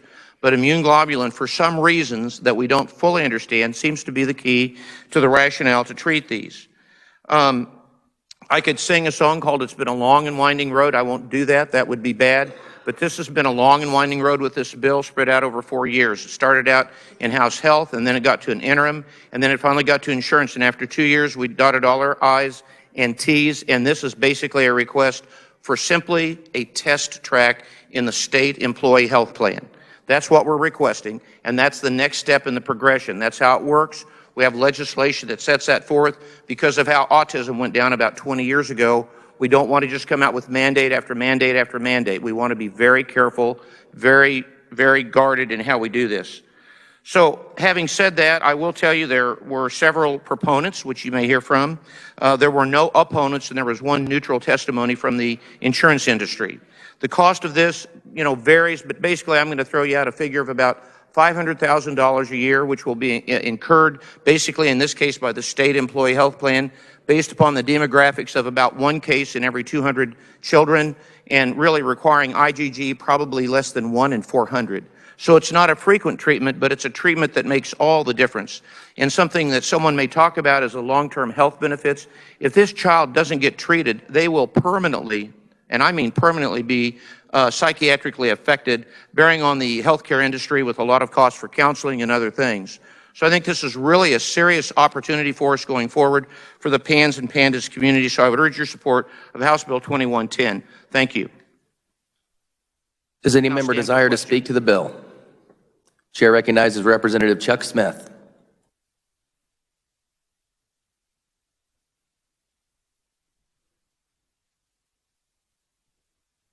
Thank you, Mr. Chair. I'd like to thank the representative from Atchison, who's done a tremendous job on this for the last couple of years. I'd like to thank a family here in Topeka whose daughter had this about 10 years ago, and they couldn't find the solution for what she had. And through their own research, they found a doctor in Chicago that helped them. So they have helped not only their own daughter, but they helped all the people in Kansas, maybe all of America, maybe of all the world, because it wasn't a well-known disease, and she has brought this out to where people know about it. Since it's an experimental drug, the insurance doesn't pay for it, which I think if you have a disease, I don't quite understand that, but they don't. So the Kansas health system is going to pick it up for a year. And I think I don't know if we voted it down, but we talked about it last year. We can't talk about it again. We got to get this passed so families can be helped, and they don't have to sell their cars or their houses or whatever to help their children. And again, like my friend from Asarius said, maybe we'll save money in the long run so it won't be a long-term health care. So please pass this bill. I think it's very important. And again, my compliments to the representative from Atchison and that family in Topeka that really got the ball rolling. Thank you, Mr. Chair. Is there further discussion? Chair recognizes Representative Neighbor.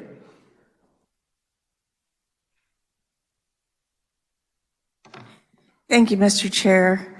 Today is an exciting day to be here on behalf of PANS and PANDAS. As the previous representative said, this has been a long journey. For those of you who do not understand the insurance process regarding mandates, I'll give you a short explanation. Anytime we add a mandate to insurance, it has to go through a tracking program. We first find out what other states have it and how much it increases their premiums. I can tell you that there are now 3 states that have actively put this in place: Connecticut, Maine, and Illinois. So this is not, we are not the first. I hate being the first because that's the first car and it always breaks down. Anyway, to go from there, PANS and PANDAS saves lives. I was fortunate yesterday to have 3 people join me in my office, 2 mothers and a daughter.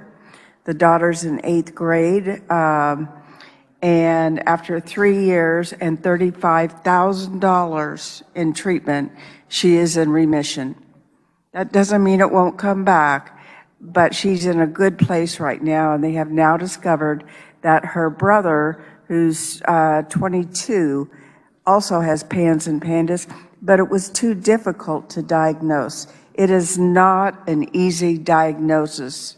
Oftentimes, these people are sent to psychiatrists and put on medication for poor behavior, many other things that are associated with psychology. And so, as I was saying in Kansas, we put it on a track. We did that track last year, and it came out to be about 0.09% to 0.19% addition to an insurance policy. Those are guesses, but it's a close assumption.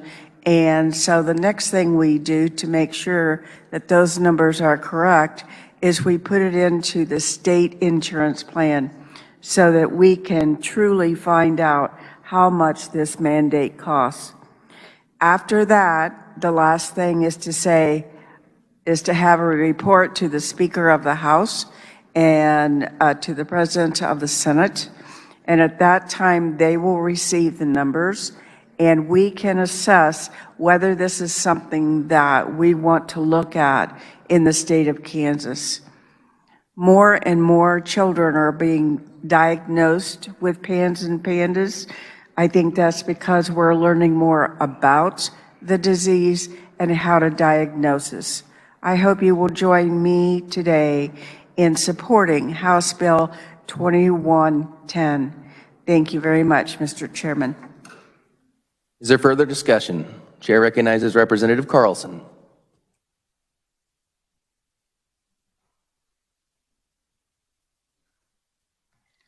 Thank you, Mr. Chair, and I'm going to try to not take up too much of your time. A lot of the things I was going to speak to have already been stated. My esteemed colleague from Southeast Kansas, the woman's name from here in Topeka was Shannon Wright. She has a master's level social worker licensed in Kansas, 27 years of experience working with children with mental health issues, and presently she's a school social worker for 11 years. Her daughter, Allison, was a happy, normal 9-year-old.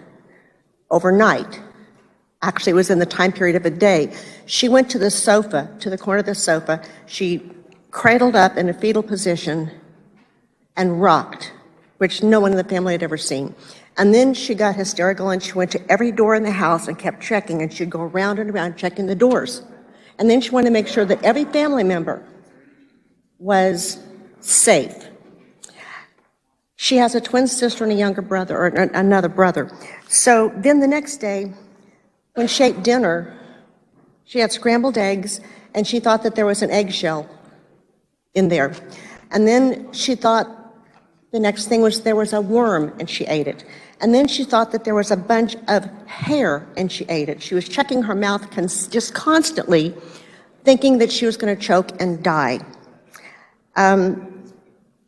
And then she went to her mother, and she thought the phone was ringing constantly. And she thought heard scratching on the garage door, that things were trying to get in. She went to her mother, and begged her to make these things stop. Think about if your child came to you and all you can do is hug this child and rock them and you don't know how to console them because none of this is real. That's how it starts. It affects not just monetarily, it affects the whole family. As I said, she had a twin sister and a brother. The girl would get up at night. She was only sleeping like 3 hours at night. She would get up in the night, and her father was a police officer on duty at night at that time, and her twin sister and her brother had to help her mother make sure that she didn't leave the house at night. It affected the whole family. She couldn't get help. She had to find out about PANS and PANDAS online. And luckily, they did go, as he stated, to Chicago. So then there's another girl, her name is Brielle, age 5. Loved kindergarten, everything. Suddenly one day she went to get on the school bus and she had a panic attack. Ran back in the house. The same thing. She just went through such horrible, debilitating things that the mother couldn't even understand it. And then, besides those things, her speech started declining. It went to where she was like a 5-year-old child. And then she went into the worst case of OCD her mother had ever seen. And her mother is a psychiatrist, Dr. Tara Richardson. So, here's a psychiatrist that saw the worst case of OCD she'd ever seen in her own child. She asked a doctor if this could be PANS PANDAS, and they said no. One night, she had to take her daughter to the emergency room. They diagnosed her with a UTI. She lost her daughter in her mind. One day, they were trying to play tic-tac-toe, and she didn't like where her mother put the X, and she threatened to stab her with a pencil. Luckily, they found a doctor, and after they got the treatment, and Brielle is lucky. They got the treatment in time. And as Dr. Epley stated, these infections and stuff can cause swelling of the brain. 3 months without being treated to bring that swelling down, there is permanent brain damage that can't be repaired. So Melanie Musselman, Luke Musselman is from my district. At 14 years of age, he was very bright, active in all kinds of things, and I'm not going to go too far, but this young boy, after all these things that had happened, he spent time here in Topeka at hospitals. He spent time at, several here in Topeka. And finally, the day before Thanksgiving, he was put in a PRTF residential treatment facility at Lake Mary in Paola, Kansas. That boy was there for 9 months, not diagnosed with PANS PANDAS. He was diagnosed with all kinds of mental problems that were wrong. But this young man and his family were separated for 9 months. He had to have the IVIG, and finally, he got help. Luke is in college now, and he's doing okay, but he has permanent damage. He still has some tics, and he still has some OCD. That damage did not have to be there had we had the knowledge and education by doctors, plus the treatment for the PANS PANDAS. Some families had to sell their houses and move into smaller houses. Some families went bankrupt. I just want people to understand that it's one of those things that if it hasn't happened to you, thank God. But we don't know who it's going to happen to next. So please let this go through and let our health committees and the insurance companies study this. I thank you very much. Thank you, Mr. Speaker. Is there further discussion? Seeing none, Representative Epley, you may close. Again, thank you, Mr. Chairman, and the glow you bring in our House. Mr. Chair, I move that when the committee rise and report House Bill 2110 favorably for passage as amended. You've heard the motion by Representative Epley to report House Bill 2110 favorably. All those in favor signify by saying aye. Aye. Those opposed? The ayes appear to have it. The ayes do have it. Motion passes. Next item of business is House Bill 2632 for the purposes of carrying House Bill 2632. I'm sorry. Chair recognizes Representative Hawkins. Thank you, Mr. Chairman. In accordance with House Rule 1903, I move that House Bill 2632, sorry about that. I move that House Bill 2632, appearing under the order of business general orders, be passed over and retain a place on the calendar. You've heard the motion. All in favor signify by saying aye. Those opposed, no. Meeting of the chair, the ayes have it. The motion passes. Next item of business is House Bill 2563. For the purpose of carrying House Bill 2563, the chair recognizes Representative Rogers.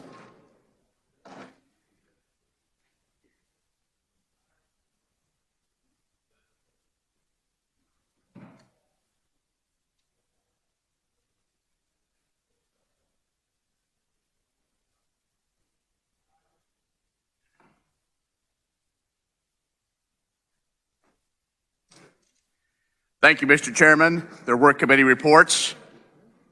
I move the adoption of the committee report. You've heard the motion. All in favor signify by saying aye. Those opposed, no. The motion passes and the committee report is adopted. Please continue. Thank you, Mr. Chairman. House Bill 2563 updates the current seed law related to industrial hemp.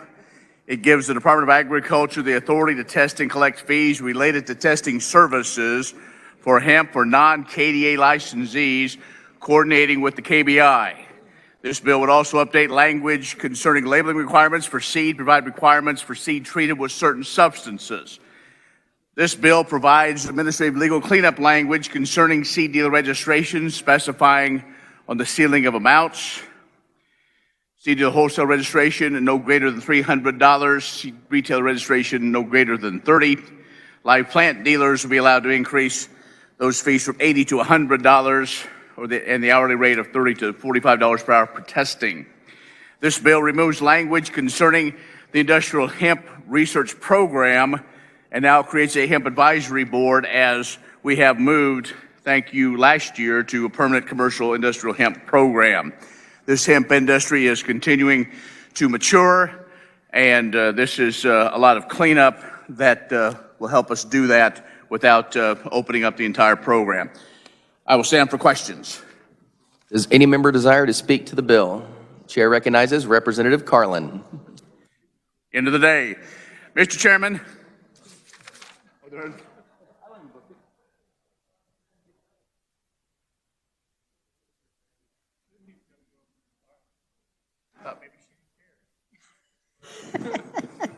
I care, Mr. Chair. I rise in support of this bill. Thank you, Mr. Chairman, for doing a wonderful job of explaining this bill. Thank you. I urge your support. Is there further discussion? Seeing none, Representative Rogers, you may close. This is what happens when you don't do this very often anymore and forget to have somebody else do it. Mr. Chairman, I move that when the committee rises and reports, it reports House Bill 2563 favorably for passage. You have heard the motion by Representative Rogers to report House Bill 2563 favorably. All those in favor signify by saying aye. Those opposed? The ayes appear to have it. The ayes do have it. The motion passes. Next item up for business is House Bill 2525. For the purposes of carrying House Bill 2525, the chair recognizes Representative Esau. Thank you, Mr. Chair. There was a committee amendment. I move adoption of the committee report. You've heard the motion. All in favor signify by saying aye. Aye. Those opposed, no. Motion passes and the committee report is adopted. Please continue. Thank you, Mr. Chair. HB 2525 removes certain provisions disqualifying individuals from receiving child care subsidies, cash assistance, or participating in the food assistance program due to non-cooperation with child support services. It requires, as part of determining and maintaining eligibility for non-TANF child care, that all adults work a minimum of 20 hours per week or meet certain exemptions, such as enrollment in a public or non-public school and making progress toward graduation, allowed for up to 48 months for that exemption, or an adult enrolled in post-secondary education for at least 6 credit hours that are required to obtain a degree or certificate. So not just basket weaving, they have to actually be towards something that's going to get you that degree, allowed for up to 72 months. The committee amended the bill to make it clear that applicants and recipients can choose to work with the Secretary for Children and Families to obtain child support from the non-custodial parent or parents. These changes to statute may result in more low-income families receiving services. They may also assist the adults in these families in obtaining education or training to help them move into the workforce or into higher-paying jobs. While there is a fiscal impact to the state, the increases in those qualifying for assistance are expected to level off in fiscal year 2025. There will be some one-time additional expense incurred in fiscal year 2023 for updates to the application process. In testimony, we had more than 24 people come and talk as proponents, not just organizations, but individuals who said how this could impact their life for the better. There were no neutrals. There was one person opposed. And with that, Mr. Chair, I would note that while I stand ready for any questions, the body might also take under consideration that those questions are all that remain between my close and the end of general orders today. Noted. Does any member desire to speak to the bill? The chair recognizes Representative Owsley.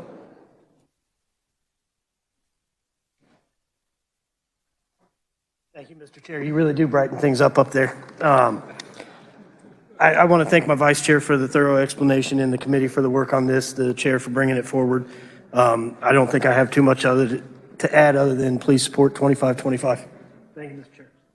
Is there further discussion? Chair recognizes Representative Chuck Smith.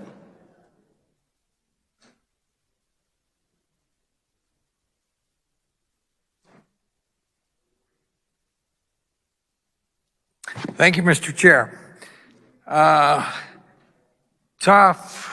Being on the Child and Senior Committee, I think maybe one of the hardest committees there is just because of the social issues that are going on in our world today.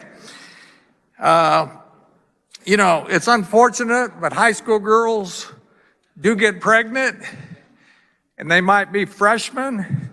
So this bill will give them child care and food while they're trying to get their GED.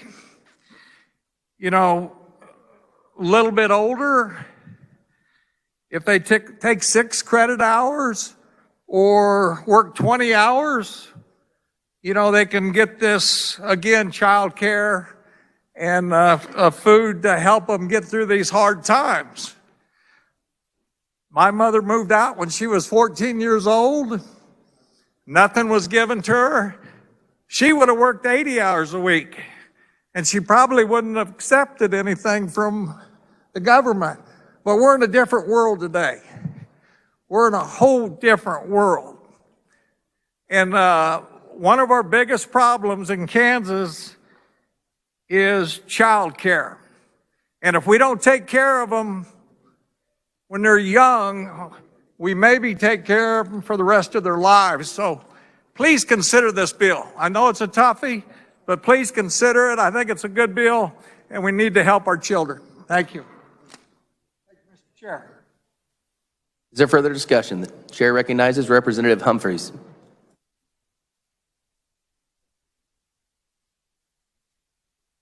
Thank you, Mr. Chairman. Body, I'm concerned about this bill for several reasons. I'm really just going to speak to one of the reasons, although I think you'll hear from others about some of the other reasons. The piece that I really want to speak to in particular is doing away with the 20-hour work requirement, because I feel like in Kansas, we need folks working. We need them to be able to do that. And I think 6 hours of enrollment is a disincentive to work. We know 6 hours at a community college might cost $600, but then you're getting benefits up to $3,500 that semester. No need to work in the summertime. And the other issue I have, in the bill it says you must enroll. You don't have to go to class. There's no requirement to finish the class. I'm all for education. I think that's great. If there was some sort of accountability, if it was together with the employment, which I think is so important. I don't want to disincentivize people to get out there and work. And I don't think, honestly, that that is good for the people who would be applying for this. I think they need the encouragement to provide for their family. So I will be opposing this bill for this reason, but for other reasons also. Thank you. Is there further discussion? Chair recognizes Representative Landwehr.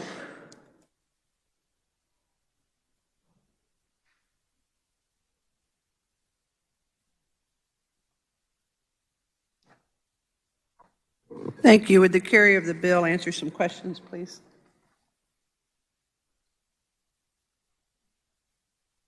Certainly.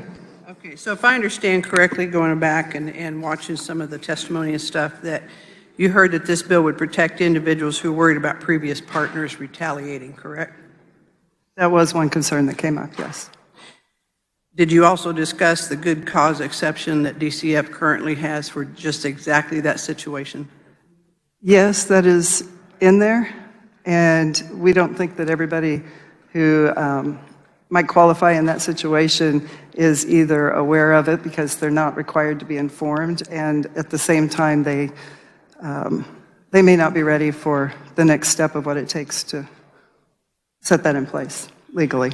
So have we had someone that went ahead and applied and was refused the good cause, or have we had someone that applied and child support was expected and then they were abused by that retaliating partner? I can't give you exact specifics. It would be more anecdotal evidence, but there are stories. Okay. Well, that was one of the, well, I've got a few more questions, Representative. I've only begun. You said okay. Well, that was okay on that one. There, all right. But I think that in my experience in dealing with this agency on this particular issue, that we haven't seen that happen because they're very diligent on that, because it is something for us to be concerned with. What about children who don't have non-custodial parents that would retaliate? So those deadbeat dads or deadbeat moms should just be allowed to go while the taxpayers pay for child support that's not being paid to them, that's rightfully owed.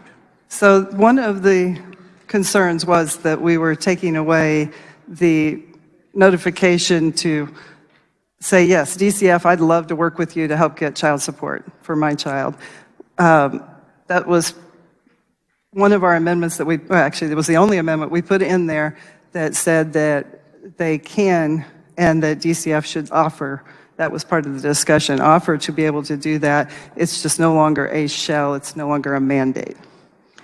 Okay, but it goes back to if you don't have a non-custodial parent that is one that would retaliate, they don't have to pay child support. So we'll ask the taxpayers to pay that instead, correct? The deadbeat dad, deadbeat mom, get off the hook for child support, correct? But still get taxpayer benefits. As the parent who is the one seeking the support, if they don't have reason to be concerned for their safety or their child's safety, whether that's physical, emotional, whatever, they're probably pretty incentivized to say, yes, go after them and help me get the child support that's due to my child. But they don't have to. They don't have to? They don't have to, okay. So we'd have probably, it's very possible we'd have a lot of deadbeat parents out there. Does the fiscal note from DCF contemplate if there will be a reduction in child support collections if this bill goes into effect? So that was something that can't really be measured because we don't know exactly how many folks this is going to impact. It's just the case with many of the things we do. Was there discussion on when this was put into place that there was indeed an increase of child support collections from deadbeats? I've seen statistics that say yes. I've seen statistics that it's at most 6% of an increase. What's the average food stamp payment for a family of 4 in Kansas? Not much, but I would defer to you on that. I'm sure you know.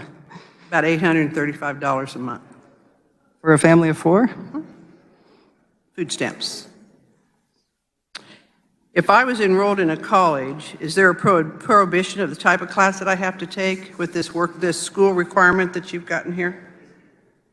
It was our intent with that school requirement that these would be credit hours that count towards graduation. So it has to be towards graduating and getting a degree. And you do run out of time after a certain number of months to get your degree, whether you've gotten it or not. How many months? 72. 72 months. So that's how long? How many years is that? That would be 6 years, which if you were still working, which nobody prohibits you from working, you would possibly not be able to take 6 hours. If you wanted to get out in the workforce faster, you might take a full load. You might take 18, 20 hours. But you don't have to work. If you are working towards your degree and you have a child at home, I would say you're probably working, but you may not be working for income. And do you know what the average payment for an infant in a child care center is in, let's say, Shawnee? You're talking about how much I'm paying for child care if I Per walk hour, in? yeah. It's pretty expensive. I can tell you what preschool prices were a few years ago, but I can't tell you what infant prices are. So that could be about a $7,000 benefit a year for that individual on top of the food stamps per child. Now, they're still going to have to meet many requirements, such as being incredibly low income, et cetera. We don't have an unlimited number of folks who can just say, hey, I'm going to school, I want to have this benefit. If you aren't low income, you aren't going to qualify. Okay, and then there's a portion of this, I believe, that actually comes out of the Child Care Development Fund, which could be expended within the next 2 to 3 years. So do you know what that number might be for SGF to be impacted? You're saying we have a limited number of funds and then we run out of money? On that particular fund, yes. I don't know the number. Okay, thank you very much. I appreciate that. And that's the problem with this issue here is that when we've talked about doing this, the issue of deadbeat parents is huge. And you also heard that we haven't had reported any cases where DCF did not allow the good cause exception. We heard there might be, possibly could be some that are out there. We had, years ago, we put a lot of emphasis in going after child support and assets for deadbeats. Had a parent that lost 4 season tickets on the 50-yard line at Chief games. We impact on child support collections if you win money at the casinos and at the lottery. But we're saying that as long as you're prepared for at least 6 years to take some classes, but you don't graduate, it doesn't get applied to anything, that you're going to get these benefits, and the deadbeat parent that refused to be responsible for his or her child pays nothing, but you all will, your constituents all will. If we need to tighten up the language for DCF, because we're saying here today, we don't trust DCF to do their job.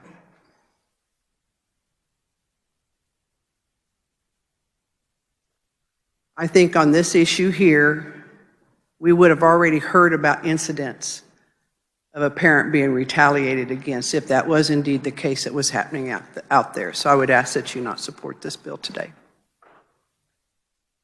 Is there further discussion? Chair recognizes Representative Clayton. Thank you, Mr. Chair.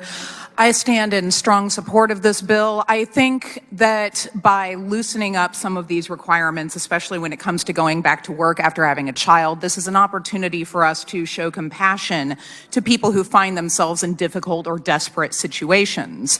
I myself was in this situation with my first child. I was working 3 jobs and going to graduate school, and then my husband lost his job, and all of a sudden, there goes the health insurance. Life fell apart. I had to go back to work after after 4 weeks because we could not afford for me to not be at work.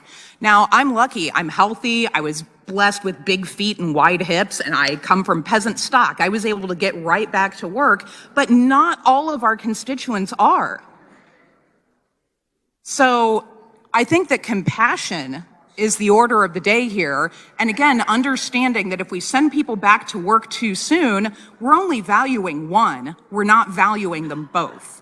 And I think that this is an opportunity for you all to show good support for this. And I really hope to see you all vote yes, although I don't have the best track record when it comes to these asks. But this is a good opportunity for good old-fashioned compassion to our constituents. Thank you, Mr. Chair. Is there further discussion? The chair recognizes Representative Penn.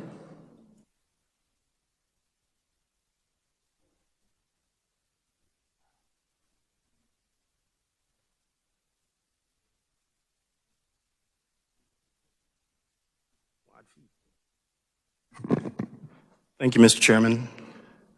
I greatly respect and appreciate all the hard work that went into considering this bill with the committee and the leadership there and the members putting that in to get it to the floor, including allowing me to even add a technical amendment to the very soft language, but I must rise in opposition to House Bill 2525. HB 2525 provides a get-out-of-jail-free card while also diluting the work requirements for child care assistance in favor of minimum education standards. It is bad for families, it is bad for taxpayers, and it is bad for the Kansas economy. A little history. In 2015 and 2016, the Kansas Legislature passed the most comprehensive welfare reform in the state's history. It was known as HOPE Act, number 1, and HOPE Act 2.0. These two pieces of legislation strengthened the work requirements for public assistance, while beefing up the program integrity to ensure that the help was provided to those who were truly needy. And fundamentally, these reforms highlighted the fact that it is work, not an endless welfare system, not endless welfare programs that are crucial to getting people out of poverty. Bill Clinton told you that. Believe it or not, Kansas was experiencing at the time a continued drop in the overall poverty, child poverty, and unemployment rate prior to the 2019 global pandemic. So much so that in 2019, USA Today came out with an article entitled, "Kansas is lifting the most kids out of poverty. What is your state doing?" That article noted that Kansas had the second lowest supplemental poverty rate in the country, and seeing the success of child support cooperation for SNAP, the USDA issued a statement encouraging other states to pursue what we were doing here. It noted, quote, "We want states to take action to ensure that SNAP and child support work together to help children," said the U.S. Secretary of Agriculture. He also said that increasing the number of states, this is a quote, "increasing the number of states that implement child support cooperation requirements will benefit families, help non-custodial parents assume responsibility for the well-being and stability of their children, and provide more children with the support that they deserve." HB 2525, ladies and gentlemen, has the aim and the effect of upending the HOPE Act, thereby destroying all of our gains in the fight to get generations out of the broken cycle of dependent poverty, and parents to take the modicum, the smallest modicum of responsibility for their progeny. There is no data showing that our current policy is detrimental to Kansas children or mothers in need. As you've heard, Kansas has on the books a good faith effort policy in effect. I can give you that data if you want to see it. It allows that case to continue and get these efforts and the support even if the parent feels a threat of retaliation.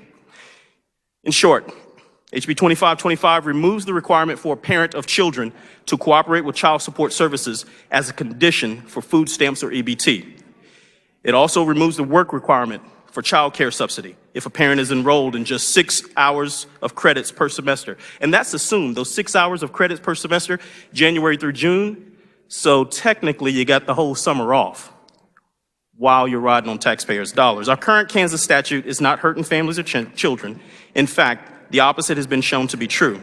More families are getting off of welfare and child poverty rate is declining. Regarding this subsidy, we are facing a labor shortage crisis. You've heard of it. We should be pushing for people to be competent in the workforce now.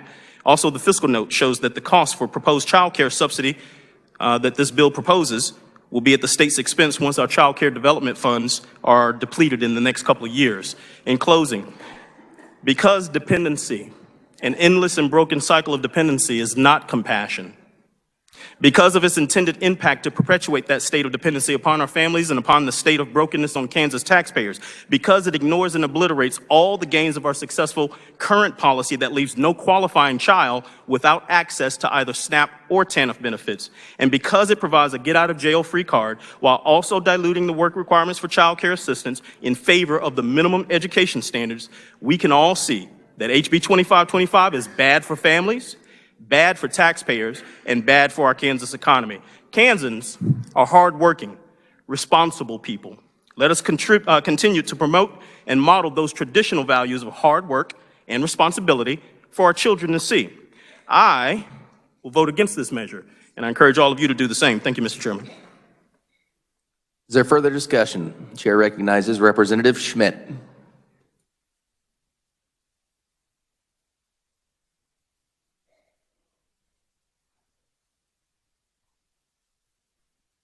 Thank you, Mr. Chairman. As much as I'm anxious to get out of here and go to a certain basketball game, I feel compelled to speak in support of HB 2525.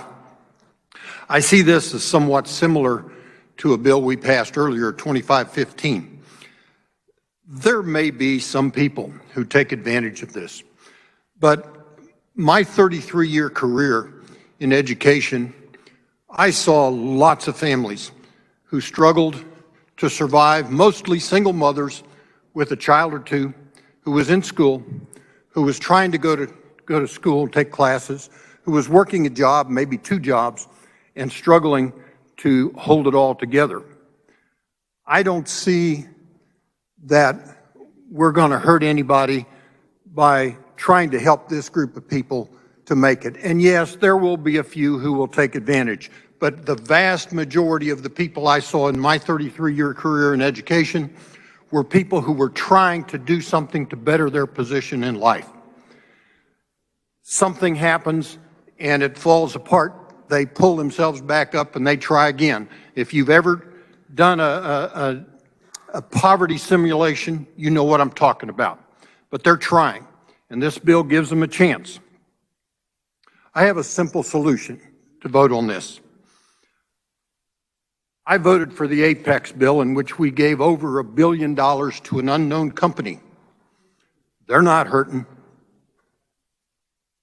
I suggest that everybody voted for the Apex bill vote for 2525 as well. Thank you. Is there further discussion? Chair recognizes Representative Hoy.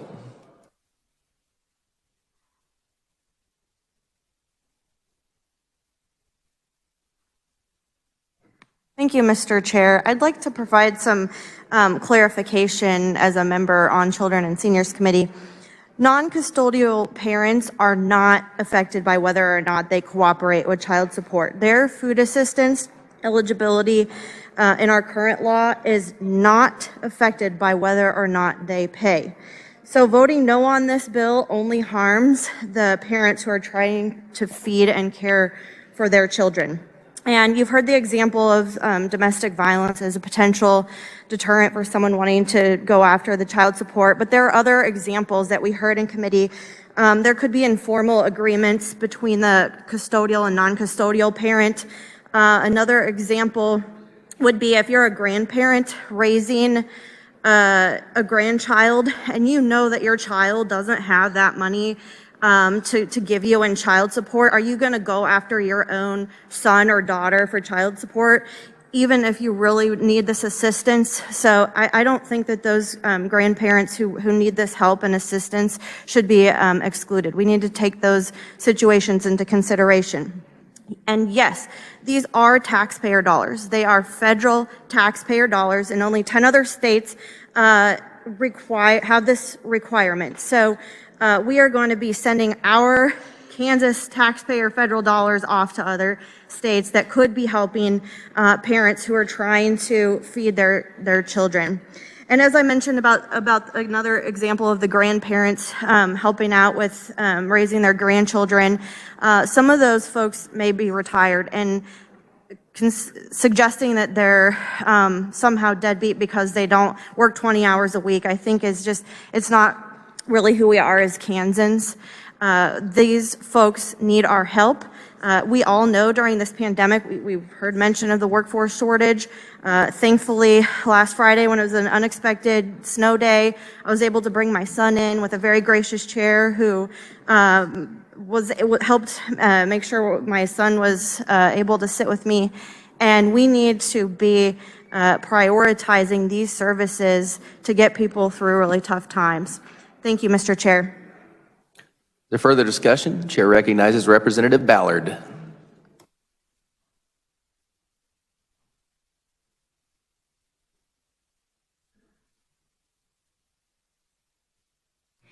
Thank you, Mr. Chairman.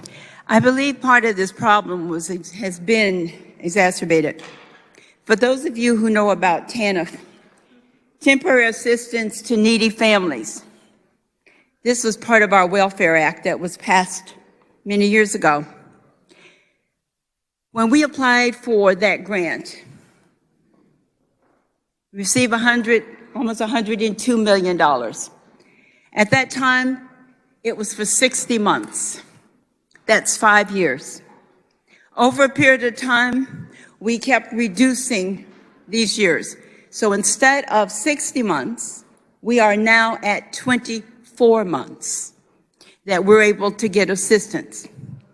The original plan was that after 2 years, if you were on TANF, you would actually work 20 hours a week or you would be in school and you would have your child care taken care of.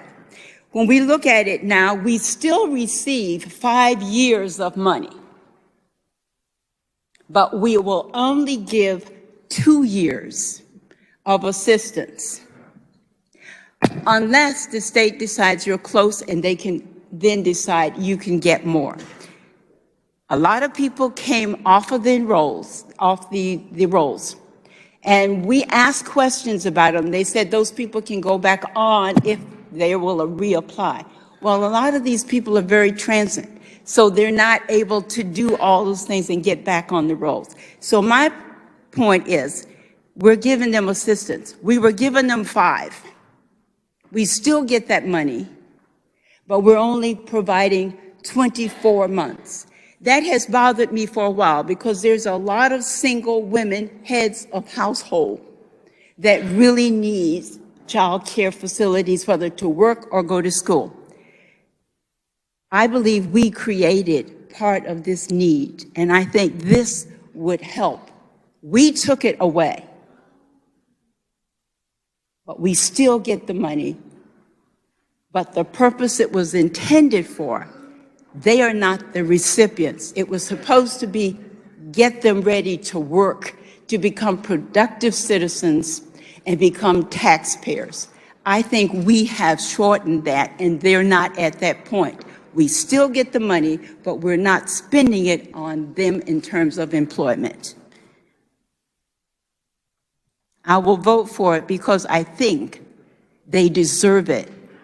If we want them to be good citizens and become taxpayers and not always be dependent, this is one way we can help them become more independent and Kansas taxpayers. Thank you, Mr. Chairman. Is there further discussion? Seeing none, Representative Esau, you may close.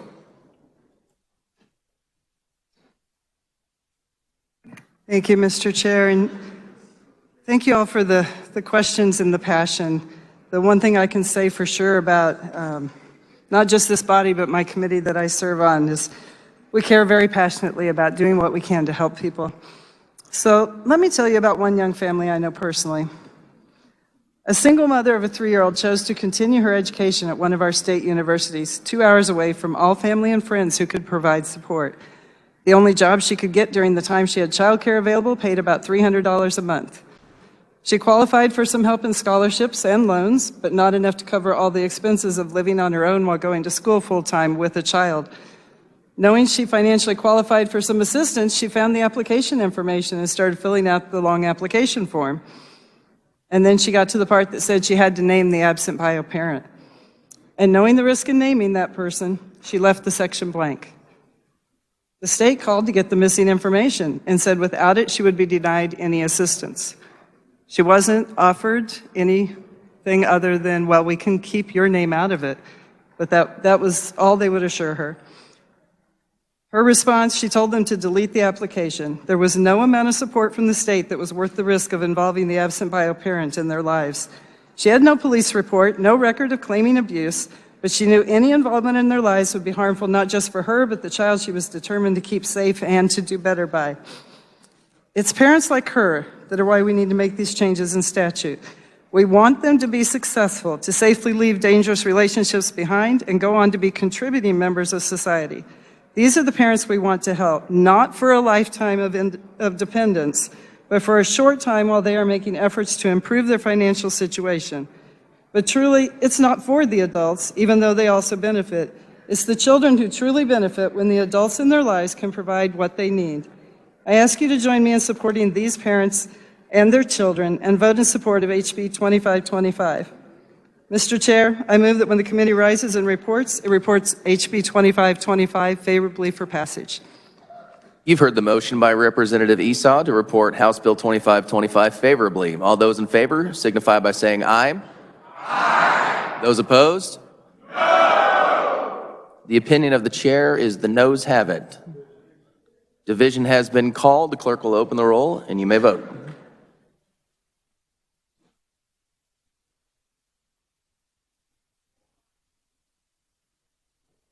Seeing enough hands, a roll call is in order.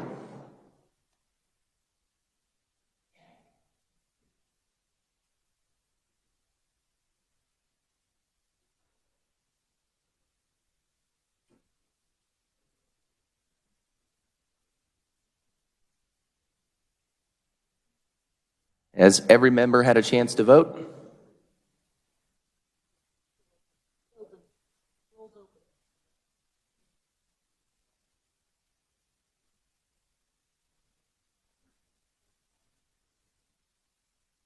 Clerk will close the roll. Does any member wish to change their vote? With 53 in favor, 66 against, the motion fails.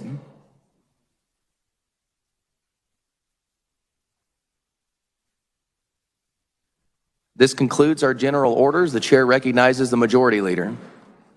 Thank you, Mr. Chair. I move we rise and report. You've heard the motion to rise and report. All in favor say aye. Aye. Those opposed? Motion passes.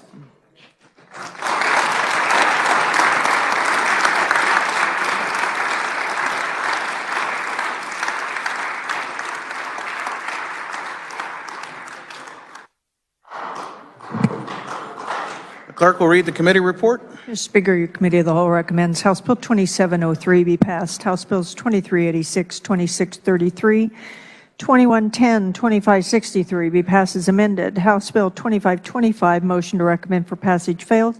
Substitute for House Bill 2466 and House Bill 2632 be passed over, retain a place on the calendar. Speaker recognizes Representative Thomas. Thank you, Mr. Speaker Pro Tem. I move adoption of the committee as a whole report. Heard the motion to adopt the committee report. All in favor say aye. Aye. All opposed, no. The ayes have it. The committee report is adopted. Are there announcements? Representative Croft. Woodard on deck. Thank you, Mr. Speaker Pro Tem. Body, tomorrow, Veterans Caucus is going to meet at 8:30 in the morning and 218 North. So if you have an interest in coming and talking, we'll be kind of short. We're just going to talk about ideas and then we'll move from there. Thank you. Representative Woodard. Oh, wow. Thank you, Mr. Speaker. Democrats will have agenda tomorrow morning at 9:30 a.m. and 152 South, 9:30 a.m. Thank you, Mr. Speaker. Body, please listen. We'll recognize the majority leader who will give you the sequence for general orders tomorrow. Thank you, Mr. Speaker. In accordance with House Rule 1502, posting of sequence for succeeding day, the following bills will appear on the calendar under the heading of General Orders for February 23rd, 2022. House Concurrent Resolution 5030, House Bill 2605, House Bill 2609, and House Bill 2531.